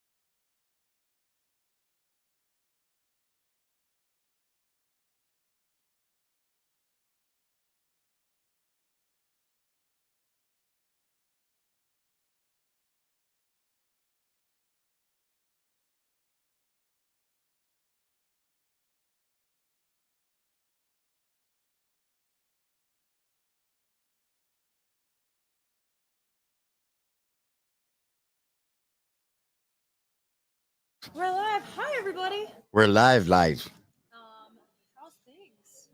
Am I doing ears? Am I doing what? Am I doing ears? You don't If you have want to to. if you don't want Okay, to. why not? I mean, it's. I feel like it's a vibe. Well, you can sound better. I can hear myself. Yeah. For everybody out there. That's the big thing. That's the biggest thing is that I can hear myself. Well, all this week it has been so freaking loud up in here. It's been very loud. There's a lot of stuff happening. Mhm. It's a busy time. Yeah. Those might be low now though. Huh? From a blessing because he turned it way down.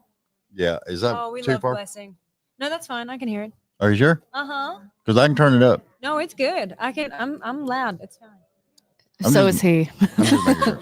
I'm loud as I'll get out. He has to blast my ears every time. Oh, really? Yeah, because we got the producer table right there, Sure. Yeah. and all that equipment and everything is right there. So if I have to actually like do some editing or something like that, I'm hard of hearing from all those years of doing sound and everything. Yeah. I'm So you're turning it cranking up, that gain up and you're cranking the volume up. and I forget to turn it back down, and then she comes in and sits down and is like, "Oh God." I mean, I have it loud right now because of yesterday. Well, yeah. But if I start turning it down, then that's gonna mess up you. Yeah, I ain't worried about it. I don't care. How are you doing, sweetheart? Good. How are you doing? I'm tired. Me too. It's that point at CMA Fest where I think we're all just ready to like go Mhm. to bed. Yeah, pretty It's much. like the heat's taken it out of us. The music has been great. The Oh, vibes yeah. have been high, and now we're all just ready for a good nap. Well, I mean, it's kind of like you want Or to is that holler. just me? You want to holler at Bev and say, "Can you book me for a massage, a mani, a pedi?" And Bev, can we make that happen? Bev, the wonderful PR out here. I know. Taking care of all of us. Bev is Love awesome. She's the best. I know, right? She is the best. It's funny as I'll get out. She's got the cookies as well. I which know. I'm so happy for her. And she's not sharing them though. I did notice that. Well, Did I mean, you got a goodie bag right over there with your name on it. Do we get cookies? Yes, there's all kinds of stuff in there. Why did you start the conversation with that? Well, go get a pack. This You is want a pack? Go get a information pack. We need at the beginning of the interview. I'm sorry. I thought I did good, but just besides telling you it was live. That's okay. I forgive you. Oh, You never know what's going on. And then like all these people, Robbie and Grayson and don't you love CMA Fest for that? Because there's just so much talent and so many beautiful people. Just I love the constantly- camaraderie. Yeah, I love it. that. I love that about Nashville too, and it's very sincere, which I love Mhm. too, because you can't really ask for more than that when you're making music. And there's a lot of different industries where it's very competitive, and obviously music is very competitive, but there is so much camaraderie here. Oh, yeah. It's so beautiful. It's crazy as I'll get out. Like everyone's rooting for you to be successful, and it's a beautiful thing. Yeah, and that's what I love. And the one thing that I love that is actually making a huge comeback in country music alone, and the artist is the authenticity. Right. Yeah, that's true.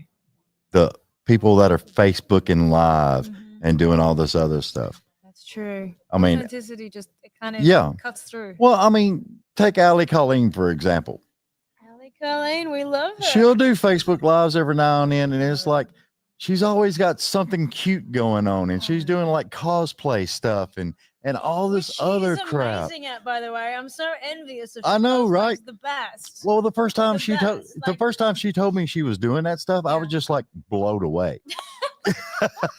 No kidding. Like literally I only just learned how to do makeup, and I see Allie's videos all the time and I'm like, yeah, I'm learning. She's teaching me. Oh, yeah. I don't know if she knows that, but she is. It's awesome. We have an impromptu moment. wait. She was seeing which camera I was on. This is so cute. She is so funny as all get out. You know what? If you're tuning in from the live stream, this is CMA Fest for it.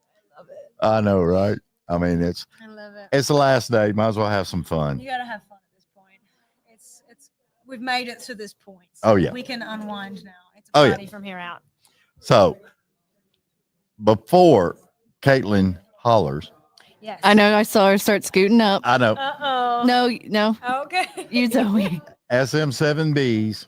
Oh yes. No, Stay I'm just making close. sure we're nice and tight because I know these guys are really directional. Yes. Oh, yes. I know you Exactly. started scooting up, then If you we went back. I was start like, talking really intimately. We could do everyone some wants to hear ASMR. you. Yeah, everybody wants to hear you. It's so fun. You can take that with you. We're doing a little bit of ASMR, except I don't have long nails, and it's not really working that well. And it doesn't squeak. Okay, that's failing. It's the thought that counts. It's a lot harder than exactly. I thought. It's a lot harder. It really than I is. thought, yeah. It's funny as all get You know out what I there. really find interesting about ASMR is how they do the makeup brushes to make noise. I'm like, Yeah. they don't make noise when I put them on. Like, I don't know how they do that. It's Well, I mean, alchemy. I was watching an artist and she was like only doing a certain type of eyelashes.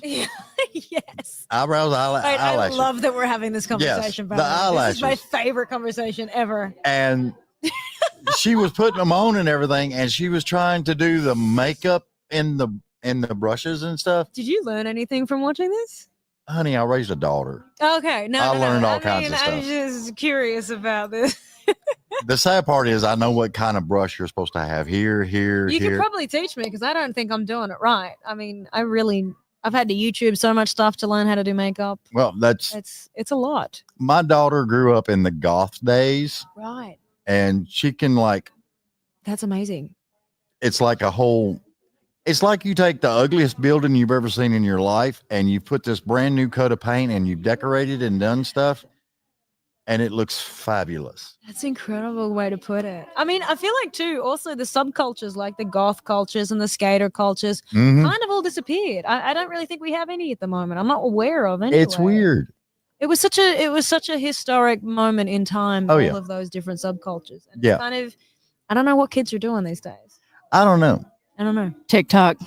There Yeah, it is. TikTok. There it is. TikTok trends. There it is. TikTok. Staying on Dear their old phones. TikTok. Yeah. Oh No my more God. outdoor play. Oh yeah. And the other thing I've noticed is you've got a lot of artists that are doing Facebook Lives. Yes. Get Ready With Me is a huge one. That's a big one. And okay. Little confession about Get Ready With Me is because every artist seems to be able to do them and talk at the camera at the same Mhm. time as focusing on getting ready. Yeah. I don't know if I'm just a little bit backwards, but I can't do the both at the same time and remember what I'm trying to say Yeah. while I'm doing my makeup or whatever it is I'm getting ready with. It's just I got to do one or the other. So I figured out a way to fix it, right? Yeah. So now I film the content and then I do a voiceover of what I want to say over the top of it because I just can't compute. It's just a lot happening. Mhm. And as I said, I'm not very good at makeup, so I need like a full attention on the job to make sure that I'm like doing the right thing Oh, with yeah. that. And then Yeah, So I now mean- you've heard it here first. That's my deep dark secret about Oh, Get yeah. Ready With Me. You know, That's what I'm everybody's got secrets. That's it. And Don't some come people's for me. got skeletons and it's just all kinds of stuff. That's it. My TikTok dilemma. Anyone out there that can give me some tips on that, I'd very much appreciate it. Oh yeah. Oh, while I'm thinking about it, Yes. this is Zoe, y'all. I have it typed in. Don't worry. So, if for anyone tuning in, I'm Zoe. It's nice to meet you all. Oh yeah. And one of the videos that you done, I laughed my butt off at. What one did I do? Was it a Get Ready With Me? No, Oh man. it was an announcement you made. Oh wait, which one?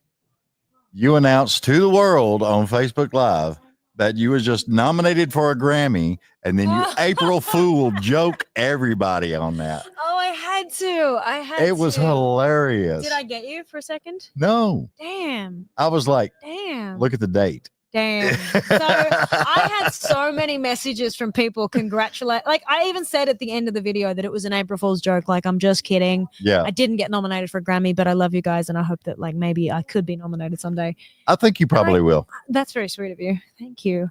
I just can't tell you how many congratulation messages I got from people like, "Oh my god, you definitely deserve." And I'm like, this is so sweet, but also I have to tell you that I definitely didn't get nominated, and I'm just not sure like, if people watched the video all the way through or not. But yeah, it was awesome. It was. I had to do it. It was April Fool's. Like it's dish. We got to do something. Well, and a lot of it too also shows more of who you are as a person. I'm a goof. A to B. That's right there. I knew you was a goofball the first time I seen that you used to do off-road endurance racing. I did. Yeah. Because I used to ride motocross. You did. Mhm. Tell me about that. It's just, For fun, or was you doing it professionally? I was just, neighborhood stuff. Yeah. Yeah, just You know, that's it. just having the fun. That's how it starts. Yeah. And then you get hooked, and then you start wanting to go professional, and then you want to do the flips and jumping through flames. And Yeah, then no. that's where I was getting to. The biggest thing that I ever did on a jump was the 2 fingers up. Oh yeah, that's fun. That was the Grab the originals. handlebars before you Yeah. land deal, because otherwise that can always go bad. Oh, yeah. Oh yeah. Yeah, I had a few of those. Yeah, yeah. That's wild. That's so cool. But it was, I was like, my first bike I got I was 9 years old. Love. I started competing in like some little neighborhood Uh-huh. races and stuff like that about 14, 15 years old. That's awesome. And That's then, awesome. and then my mom found out, and that kind of was like over with. Uh-oh. Yeah. When So- mom finds out, that's the Yeah, end of it. that was it. But I gotta say, mom was really supportive until I had a really big accident, and then I nearly died. Actually, I got a Yeah. big scar on the back of my head from it, and it was kind of like a real awakening moment, I think. Mhm. And I sort of went, you know what, this whole music thing isn't such a bad idea. You know, maybe this is a safer option. I can sit here and write, okay? Right, so I may fall off stage, and that probably could be the death of me, but it's a lot safer, I feel, Yeah. than jumping through flames, which is what I wanted to do. Yeah. Well, I mean, Yeah. Isn't it weird how your career path just kind of finds its way to you? it's strange. You know, You you know, can't plan this stuff. Things happen for a reason, and That's a good way of saying it. Yeah. you got to learn when you're like 5, 6 years old and you're on your regular pedal bicycle and you're building ramps out of one board and a brick. Yeah, you got to watch it. In there. Yep. Been there too. That's, yeah. I grew up with brothers. And so it was a pretty wild, like, upbringing of, Mhm. of jumps and ramps and dirt bikes and fishing and you name it. Like, my dad is also a super duper lover of the ocean. So we did a Yeah. lot of fishing and a lot of stuff by the water. And I did a lot of diving as a kid as well. So Yeah, I read where you was scuba diving and doing all kinds of so stuff. we did a lot of scuba diving, abalone diving, and crayfish diving, and Yeah. all that kind of stuff too. So my childhood was very, very outdoors and very much under the sun. And Oh yeah, you was on the go, man. yeah,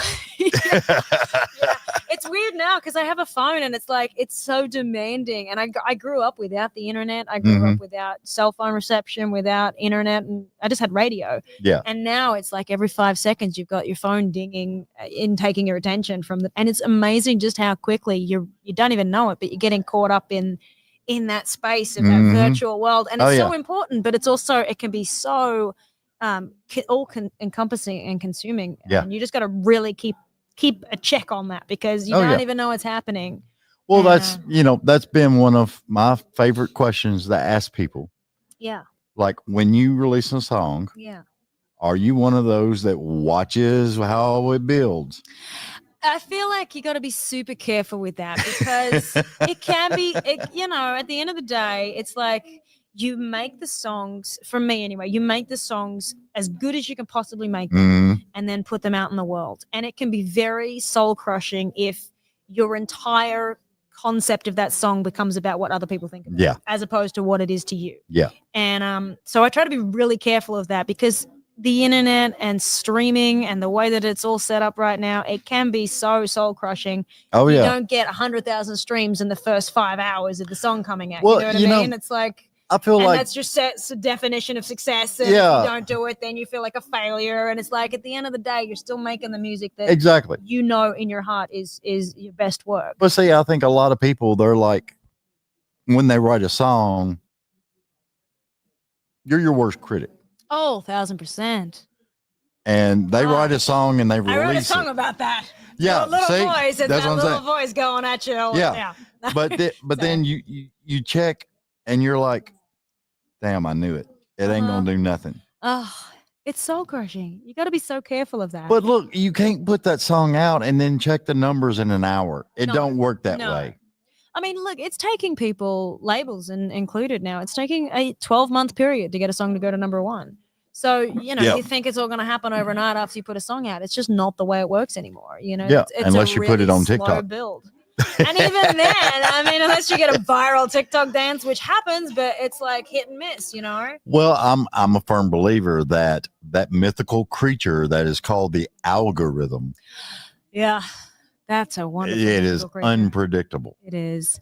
And you know what? At the end of the day, it still always comes back down to the song. Yeah. I feel like if you've got a great song, it's going to be undeniable Mhm. at any point. And, you know, it all accumulates up over time anyway. Oh, yeah. You know, so and for me, I grew up listening to Loretta Lynn and Merle Haggard and, Mhm. you know, all of the greats that slow build. It wasn't like an overnight Yeah. sensation. And so for me, I kind of automatically am okay with it just being a slow build. Yeah. And I want the longevity too, you know. So Well, I mean, you kind of had like a really good thing going on in your childhood because your whole family was just music lovers. absolutely. And they play music, and I was so grateful and so lucky. Yeah. I mean, I was just like, because I was doing the research on you and looking at stuff and everything else. And I'm just like, I want that childhood. No, I mean, I gotta say, it was a very different childhood because of the way that, you know, we lived out in the middle of nowhere and stuff. But it was Yeah, but incredible.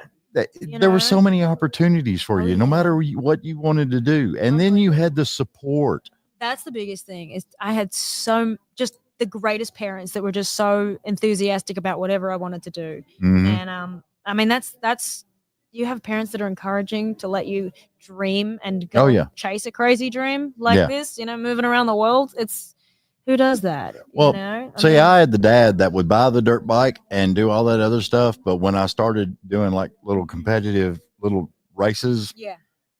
don't tell your mother. Oh no. Because mom was one of those moms. She didn't want me to get hurt. She didn't want this. I was an only child. Yeah. So, Well, of course, you're the prized position. I guess baby. that's what they get said. that. I get that. I didn't get it. I was just like, I'm gonna do what I gotta do. It's yeah, if you've got people and family around you that are supportive, that's just one of the best gifts ever. And I've been Mhm. very fortunate. My brothers are extremely supportive as well, and I played music with them. My dad was in my band, and my two brothers were in my band for a long time. Wow. And my mom was my manager, and she would, you know, come to every show and be singing at the side of the stage and filming Yeah. everything for me so I could watch it back later. And, you know, my brothers and my dad were out on stage with me. And we did that all through the UK and Europe for Yeah. years, while I was building up an audience and, you know, fan base and stuff like that. And it's been such a blessing to get to spend that much time and to do that with them. Oh, you yeah. know, and share those moments, because you can only tell someone about a moment Mhm. so much. But, you know, Yeah. it's like if you're there and you're experiencing it together, it's like unlike anything else. Yeah. It's incredible. Well, I mean, it's weird because even with doing the podcast and everything, sometimes I'll have friends that are like, they don't want to talk to you because they ask you a question and you answer it, and they're just like, I don't want to hear that crap no more. Yeah, you got to find your audience too. It's Yeah. tough. It's tough. crazy as I'll get out. Yeah, it is. But the one thing I did, I've got to give credit because Paul Dietman at the UK did such a great article on you. He is the sweetest. That was the sweetest article ever. Yeah, I He mean, dived so deep into my music, and it was such a treat to read that beautiful piece. well, yeah, and it's called the Butterfly. The Butterfly Effect, the new album. Yes, I'm excited about that. It's coming out July 4th, That's going to be awesome. which is also my birthday. So I'm very, very excited for that. You're That's July- my birthday. No Look at this way. crowd. Are you kidding me? I'm being serious. Yeah. That is so Wait, what cool. year? You can tell me after when we're not on I'll there. tell you after. Obviously, it was 2004. No, Yeah.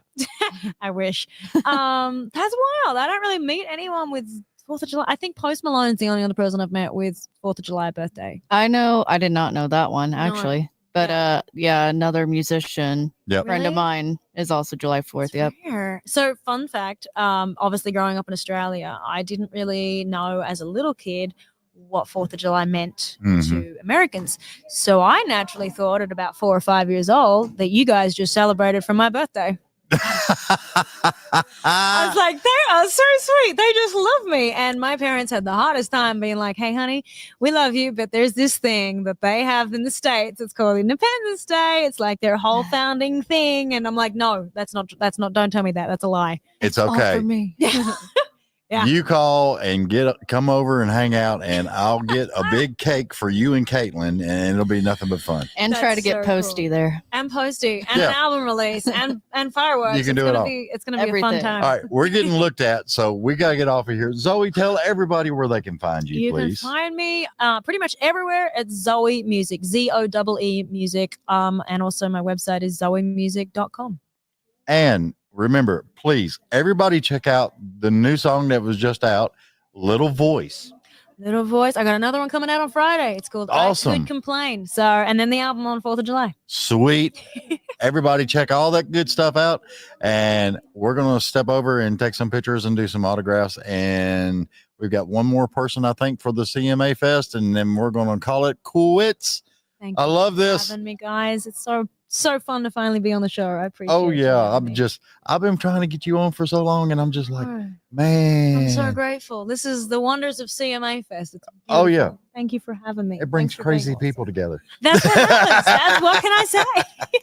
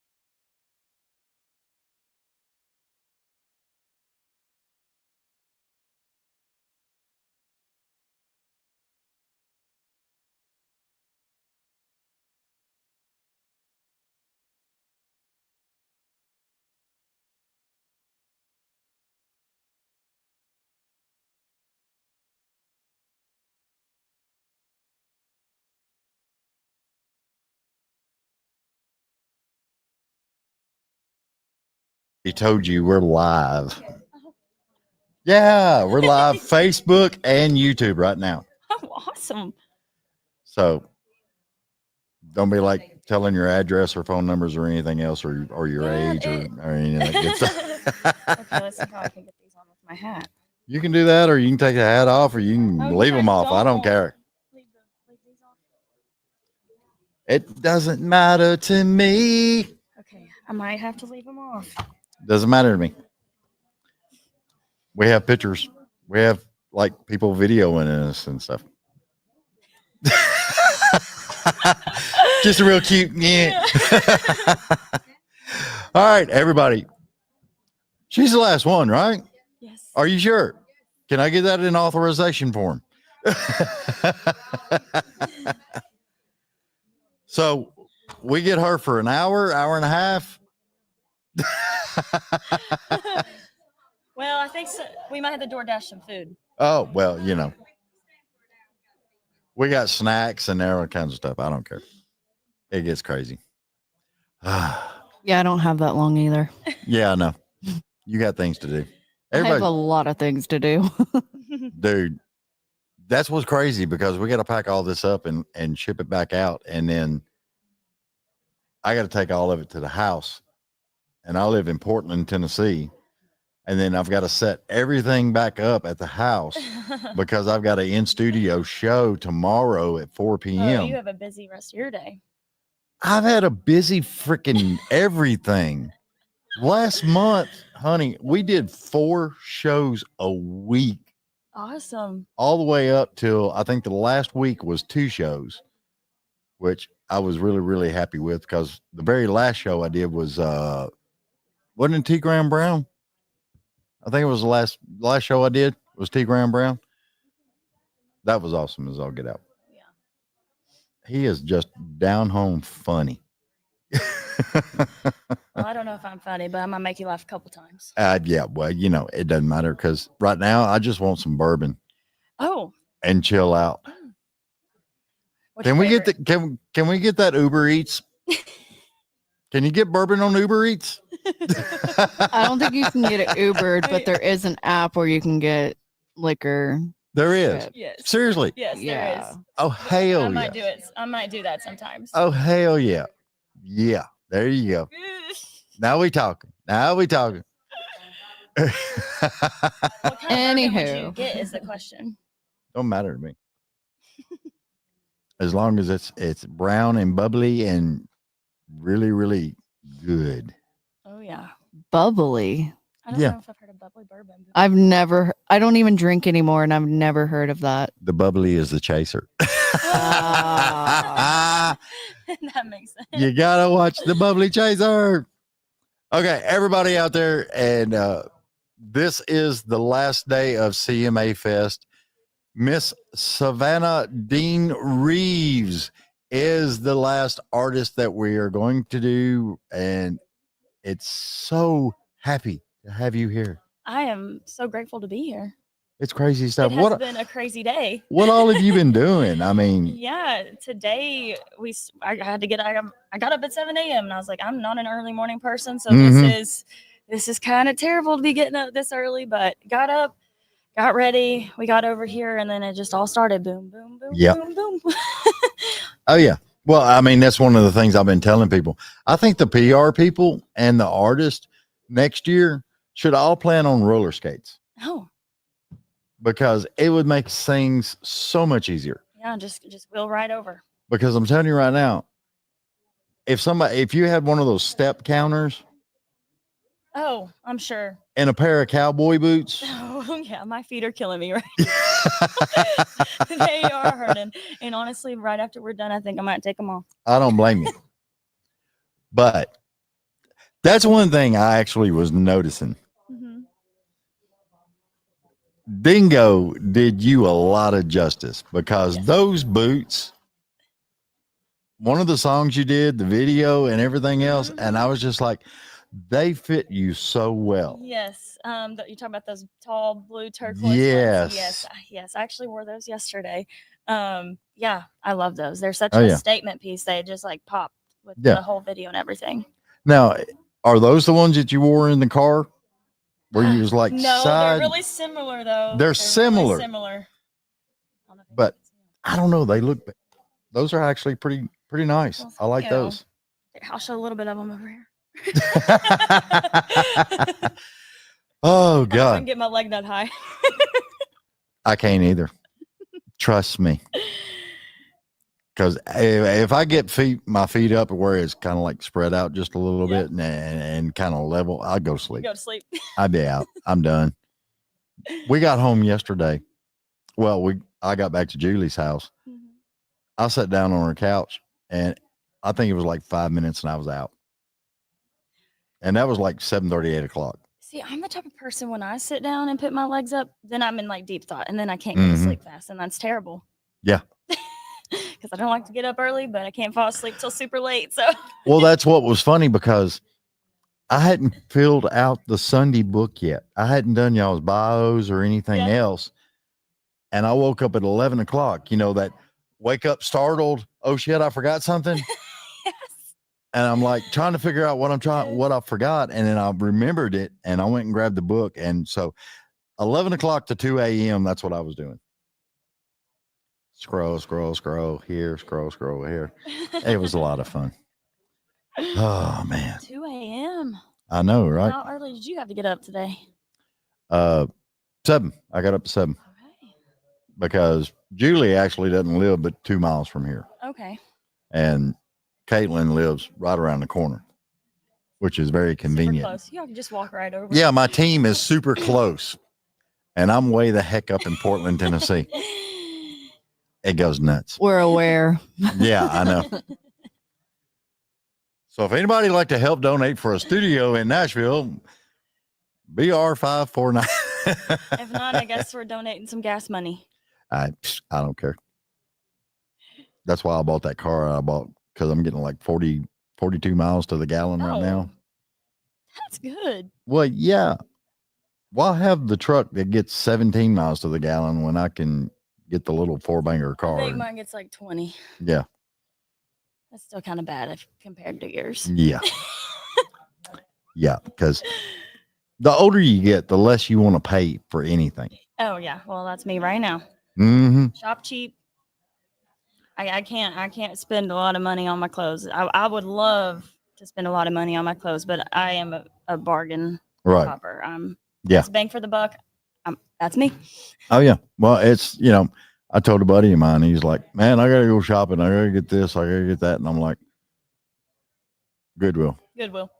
And he's like, I ain't going to Goodwill. I said, don't go to Goodwill near your house. Go to Brentwood or Franklin or somewhere like that. Belmead. Or Bellevue. That one's good too. Yeah, that one's good. I've gotten my favorite pair of jeans I wear all the time for $1 at a thrift store. Mm-hmm.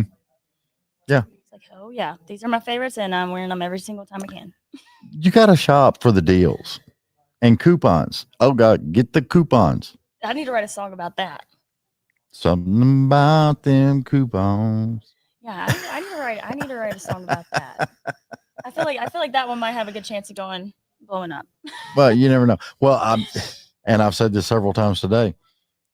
I know several songwriters, and they're like, you could spend a month and a half crafting and designing and forming this song that is perfect in your head, and it will flop like all get out. Yep. But you take that one song that's got a funny hint to it, and you got a little bit of a buzz. Yep. And you craft that song in 30 minutes, knock it out of the park, go record it. It's usually those. And that's the one that hit 5 million streams. Yep. It's crazy. I haven't put any of those out yet, but I need to. I got one era that was kind of funny like that. It's very, it was me just sitting there like, oh my gosh, why did I write that? And then I'm like, actually, it kind of works. Mm-hmm. People might actually think I am funny. My side job is a comedian. But it's crazy how the algorithms and everything else. That's what I was talking to Zoe about. It's hard to it really is because it's like constantly changing. It's mm-hmm. not ever the same. Yeah. And I mean, it's kind of aggravating at the same time, given that Oh, it's yeah. all social media and that's how you have to get yourself out there. And It's one of those elusive creatures that I don't think you're actually supposed to find. yeah. It's kind of like that damn zebra that's been running around. Yes. Oh my gosh. I saw a picture of that like 10 minutes ago. Yeah, they found it though. Yeah. Hanging in it. I was like, oh my gosh. They have it like hanging from what? A helicopter or something right now? Yeah. It's crazy. I Yeah. was like, oh my goodness. It's crazy. Zebra on the run. And we can turn that into from the tune from Paul McCartney Band on the Run. Oh. Zebra on the run. Sherry asked if your middle name is Dean. Yes. Yes. Yes. Didn't I say that? I thought I said that. Did I say that? I think I did. I think she's looking you up. It's Oh, my awesome. boyfriend's mom. Yeah. Oh, yeah. She's cool as all get out. Awesome. She'll follow you. I'll follow you back, Sherry. Tell me what a Abbie is. Yeah. APPYS. Yeah, it's the Appalachian Music Awards, but they just do Abbie. Okay. It's like abbreviated for the area. Well, I was like, it was abbreviated and I was trying to figure it out and everything. And you won Best Country. Yes. And I was like, awesome. I Yes. love that. And that was one of the first awards I really had Yeah. gotten, like just in that area. And man, let me tell you, I was not expecting to win that one. I walked in there. There were some talented folks on that. And That's wild because I wasn't expecting, I won an award. It was a visionary award for everything that I'm trying to accomplish and help artists out and do all this stuff. And those first awards, and you're not expecting them, you're not even thinking about it. And it's just like, oh, yeah. that is so sweet. I mean, I'm a crier, so I cry. I'm like an ugly crier too. So I'm like, this is so bad. And then you have to get up there and you say something and you're just like, I can't do it. Yep. Tissue, please. Tissue. Yep, pause real quick. Real quick. Let me just ball my eyes out while it's dead silent in here. Yeah. That's what's crazy. It has really gotten quiet in here. Yeah. I know. Sherry also just asked, what inspired your song Bet on Me? Oh, okay. That's a great question. Sherry's like going deep into your music catalog here. Listen, that's a great story I love to tell. It was inspired by my mom actually, and now she didn't just go around hustling people for their money or anything, but her dad taught her how to play poker, and my mom pretty much helped put herself through college by playing poker and gambling. So she was ripping off the college boys. Hey, she had some really nice turquoise stuff. Like that she's like, they didn't have money, so I was like, yeah, I'll take your ring. Awesome. But yeah, so it was inspired by her, and then it's just like at the time, I really struggle with like sometimes self-confidence is a big thing, and I was like, sometimes you need to take a bet on yourself. Yeah. So I was like, we're gonna combine the two because I feel like that's my mom's life. My mom's always like bet on herself, and she's just such a powerful woman, and Is that one of the rings? No, these are my bargain hunt rings. They're like $1. Oh yeah, dude. Some of those rings are really pretty though. Yeah, and they look real. It doesn't matter if they're real or not. I mean, hell, they look good. Yeah, it's all about the look. Oh yeah, as long as it looks good, even if I can only wear it one time, that's okay. Yeah, that's what's crazy. I want to know about this because you did Sevierville's Blooming Barbecue Music and Food Festival. Isn't that a long name? I almost got tongue tied on it. So, how much fun was that? Oh, it was so much fun because I did a lot at that festival. Like when I was a lot younger, I would do the singing the Dolly festival singing competition to try to get like to record one song with her, whatever. Yeah, and I did that every year growing up, and so I was on their small stage for that. And then a couple of years back, I got transitioned over to their gazebo stage, and this year I played on the main stage, and it's just like full circle moment. I'm like, I've been here since I was little, just singing at these competitions, doing cover songs, and now I'm up here on this big stage, and I get to share some of my own music with you. The weird part about that, though, is you're on stage, yeah, and you're looking out, And I've been there, Mm-hmm. not as an artist, but I've been there as, music and stuff, the sound and everything. And it's amazing the difference standing on that stage makes. Mm-hmm. Because the festival may not appear that big to you when you're walking around, Right. but you get on that stage and it is like, I call it a pinch me moment. Yeah, I was like, oh my gosh, I have to take a selfie. Do you do selfies with the crowd when they're out there? Yes. Oh, I love to. I love to. I love how the crowd will actually get into it, Yeah. And sometimes at some of my shows, I'll take my phone. I'm like, I'm going to take a video. So y'all get ready. I'm going to say 1, 2, 3. I say 1. Everyone's like, wow, scream at the top of their lungs. Yeah. And I'm like, those are the best videos to get because you don't ever know what people are going to be doing. And like, Oh, yeah. they do some wild things. Oh, yeah. Well, I mean, yeah, I don't even. Great we're moments. not going to talk about some of Great those things, pictures, but too. anyway. I mean, those are actually like really great memories to look back on too. Just like looking back at a couple of them I took last year. I'm like, I remember you because you were doing some weird things in the back. Oh, and you can see everything when you're playing stages. You Well, can yeah, I see know everything. well, that leads me into my other question because I've been actually having a lot of fun with this question because I hate average questions. Mm-hmm. I ask stuff that nobody else will ask.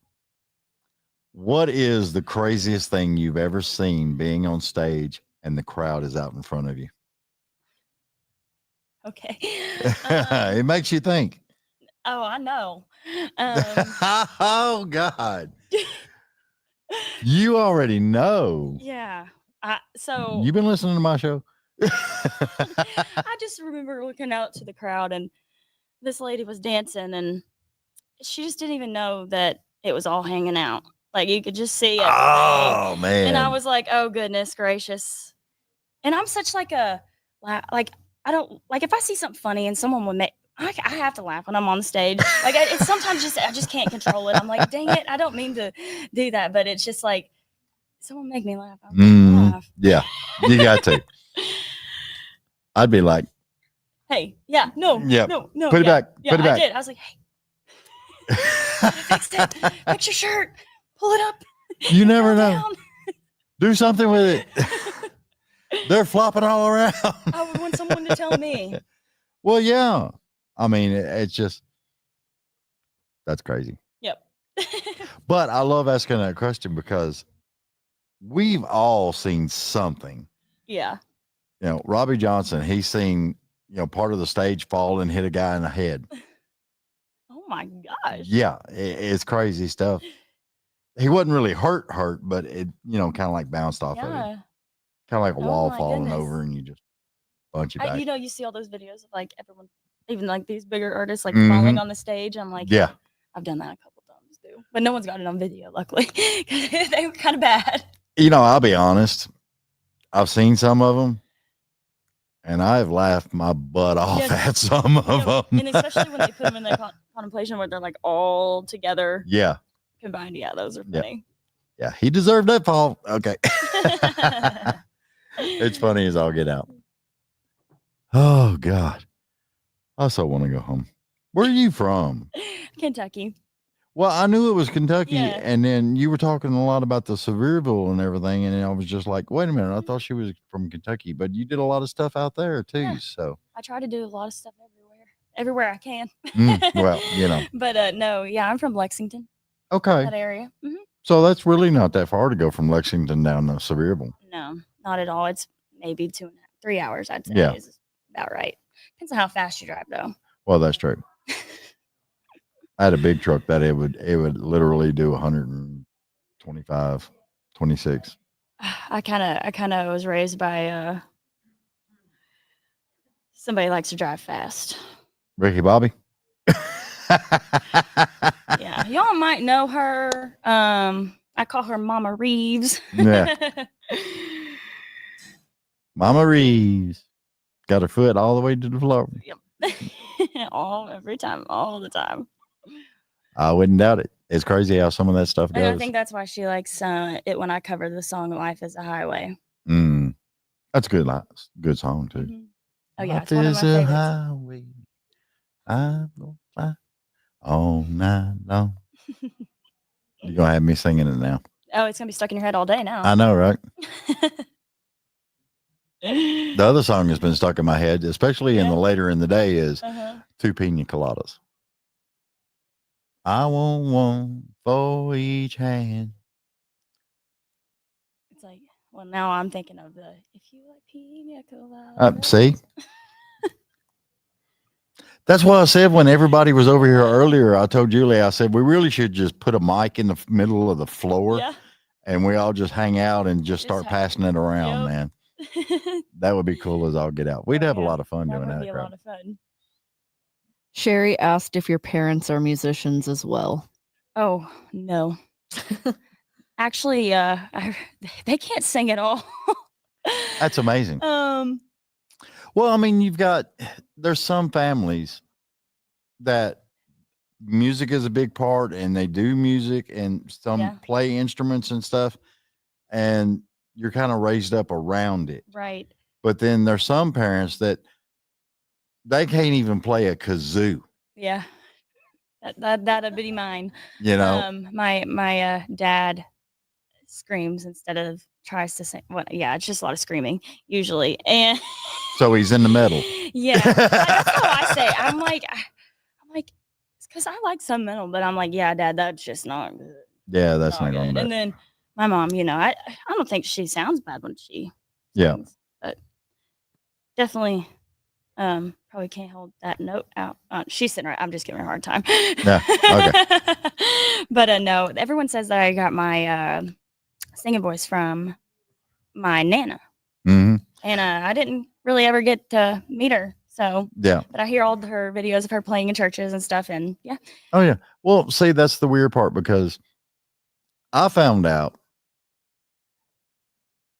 genealogy and all that stuff has a hell of a sense of humor. My great grandmother and my great grandfather actually had an album out. It was called The Adamsons. And she done a lot of the church music and everything else. And they formed this group and made an album. And it was a lot of old church music. And actually it did halfway decent, but she couldn't read or write music at all. She could hear it and then she could play it. Yeah. See, that's me. I actually, I started, playing the piano. Piano was my first instrument. Yeah. And I played it by ear. I could never read the music. I still can't. I just don't even try. I'm like, if I can hear it and play it, then. Yeah, exactly. Yeah. No, the guitar's a little bit different. Like that's different. But for the piano, for some reason, I played that by ear. Yeah. Well, that's what she played, the piano. Awesome. And she tried to teach me some of that stuff, but I did the Three Blind Mice and all that other stuff on it. It was just I was not big on it. But my son never had an interest in any of it. My daughter, she wanted a bass. I'm like, okay, well, I'll give her a bass. Next thing I know, she's just like, doing all this stuff. I did a show for somebody where I went and set up the sound and everything because they having like a backyard band playing. And the lady paid me some of it by giving me keyboards. And I'm like, okay. So I took it home and I gave my daughter the keyboards. End of that week, I walk in and she's playing Evanescence, Bring Me to Life. Oh, gosh. And I'm just like, you're such a quick learner. I love you, but I secretly hate you. Because, I mean, I tried a bunch of different instruments, guitar, bass, drums. I never could. Coordination is not my friend. See, I would love to learn how to play the drums. I think that's the one instrument that Mom, can you buy her a pair of drums, please? We have a set. Okay, well, you've already got the set.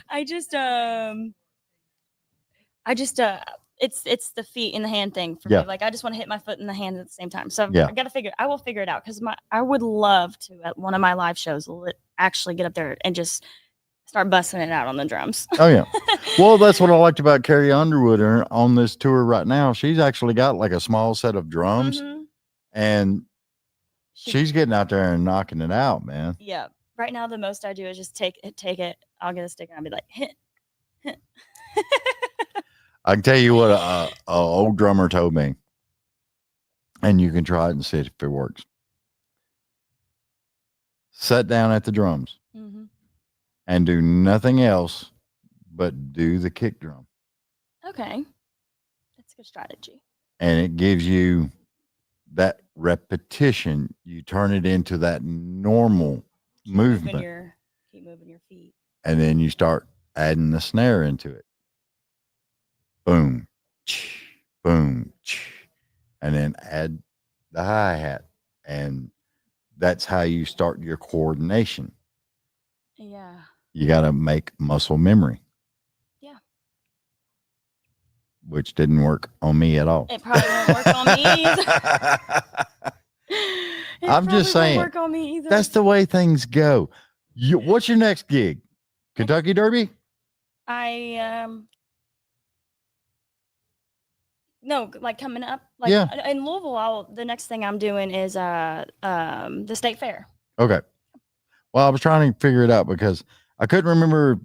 I seen the thing on Kentucky Derby. I'm sorry. This was at like 1:30 in the morning. Okay. I did do a show at the Kentucky Derby Festival. Okay. Yes, you did do a show at Kentucky Derby. It was raining the whole time, so it turned into actually a really fun show. Nothing was damaged, but we played the whole entire time up there. Yeah. So I mean, there you can read what I wrote. See, I even wrote Dingo. They look fabulous on you. It did. And I own about 5 of them. Yeah. Yeah. Yeah. Hint. Dingoes would look good on me too, but not to the knee. You're watching this. Yeah. Brought to you by dingo.com. No. Yeah. And I love that Dingo boots match all my hats like perfectly almost. That's awesome. Yeah. So I'm like, I can't I gotta keep going with the Dingo. When do you not wear the hat? See, I know in the shower. Yeah. I don't wear it like when I'm just going out and about. Like for my shows, I like to wear my hat just because people recognize me with my hat on. I'll go like to some places that I play without my hat on, and someone came up to me one time and said, "You look a lot like Savannah Dean." I was like, "Really? Oh, really? Who's that?" I would answer back. That's so funny. Yeah, that's crazy. So, but no, I'm gonna let you in on this secret. Yeah, I'm gonna like stop wearing my hats as much because I'm getting a bad hat line. Yeah. And I'm like, this is terrible. I don't want this on my forehead. I'm not going to show you because that's why I have my hat on today. It's not bad, but I don't want to be stuck with one. So I've been trying to go back and forth. And if I'm not wearing a hat, then I got to do a good belt or something. Like I'm trying to figure it out. And what's weird is it's summertime. Yeah. So when you get a tan that goes half your forehead and then you take your hat off. Yeah. It's like, what the heck? Right. What happened? It's kind of like if you work outside and you wear boots or tennis shoes, you get your leg tan, but from the ankles down, white as can be. Like crazy. your legs? Yeah, like my legs. It's like when the men mow and they have the shirt line. Well, I mean, ta-da! You can't tell. It's called a tattoo. Oh, there you go. You got to do the tattoos. I actually don't have any yet, but I'm gonna get some. Really? What do you want? That's what I'm trying to figure out before I get. I just don't want to put anything random. So maybe like my first song that blows up or something. I'll be like, well, zebras are real popular right now. Yeah. Hey, that's actually. Yeah. We just spotted a zebra. It was on Savannah. You know, that Dean girl.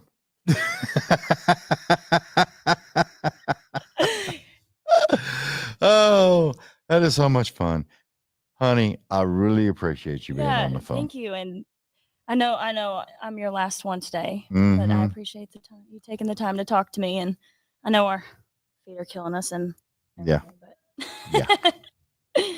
We made it through the day. We made it through. We survived CMA Fest. Hello. Year 2. Yeah, year 2. Second year for me as well. Oh, yeah. Cool. I love that. Hopefully we can. Well, maybe you can do it again next year. Yeah. It'd be awesome because you're doing a lot of good things, and Thank I you. really appreciate it. I'm trying my best. I can't see myself doing anything else, so I just got to keep pushing forward and Yep. Do it for the love. yeah. That's all you can do. So, yeah. I always say that. I always say it's the only thing that actually makes me happy, so I'm going to keep doing it. Oh, yeah. Well, because I tell everybody, if you're in the music industry, you've got a day job. Sorry, it's going to happen. Yeah. Waiting tables, working wherever. Actually knew a girl that she was a bartender, and on her break, she would do stage work. Pretty funny. Yeah. It's amazing what people do just because they love it.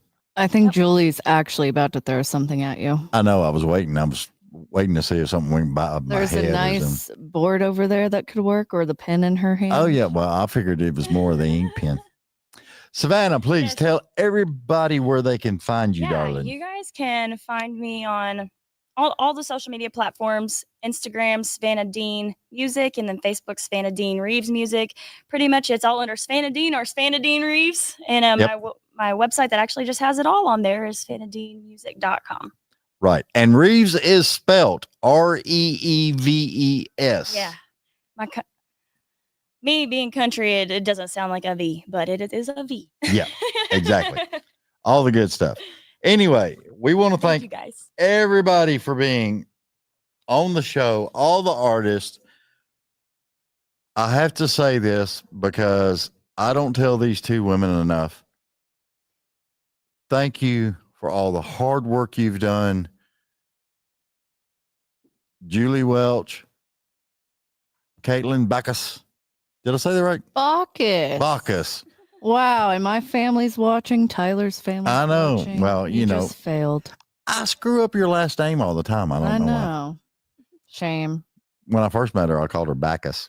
Everyone does. It looks like Bax. It's crazy. But we've had a really good CMA Fest. We've had 4 days of craziness. And these two have put up with me and put up with artists and PR people and everything else. And we've just done the best that we could for everybody. And we expect to see everybody next year doing really, really good things. So we're out of here. Love you all. Appreciate it. Savannah said bye. Bye. Bye, everybody.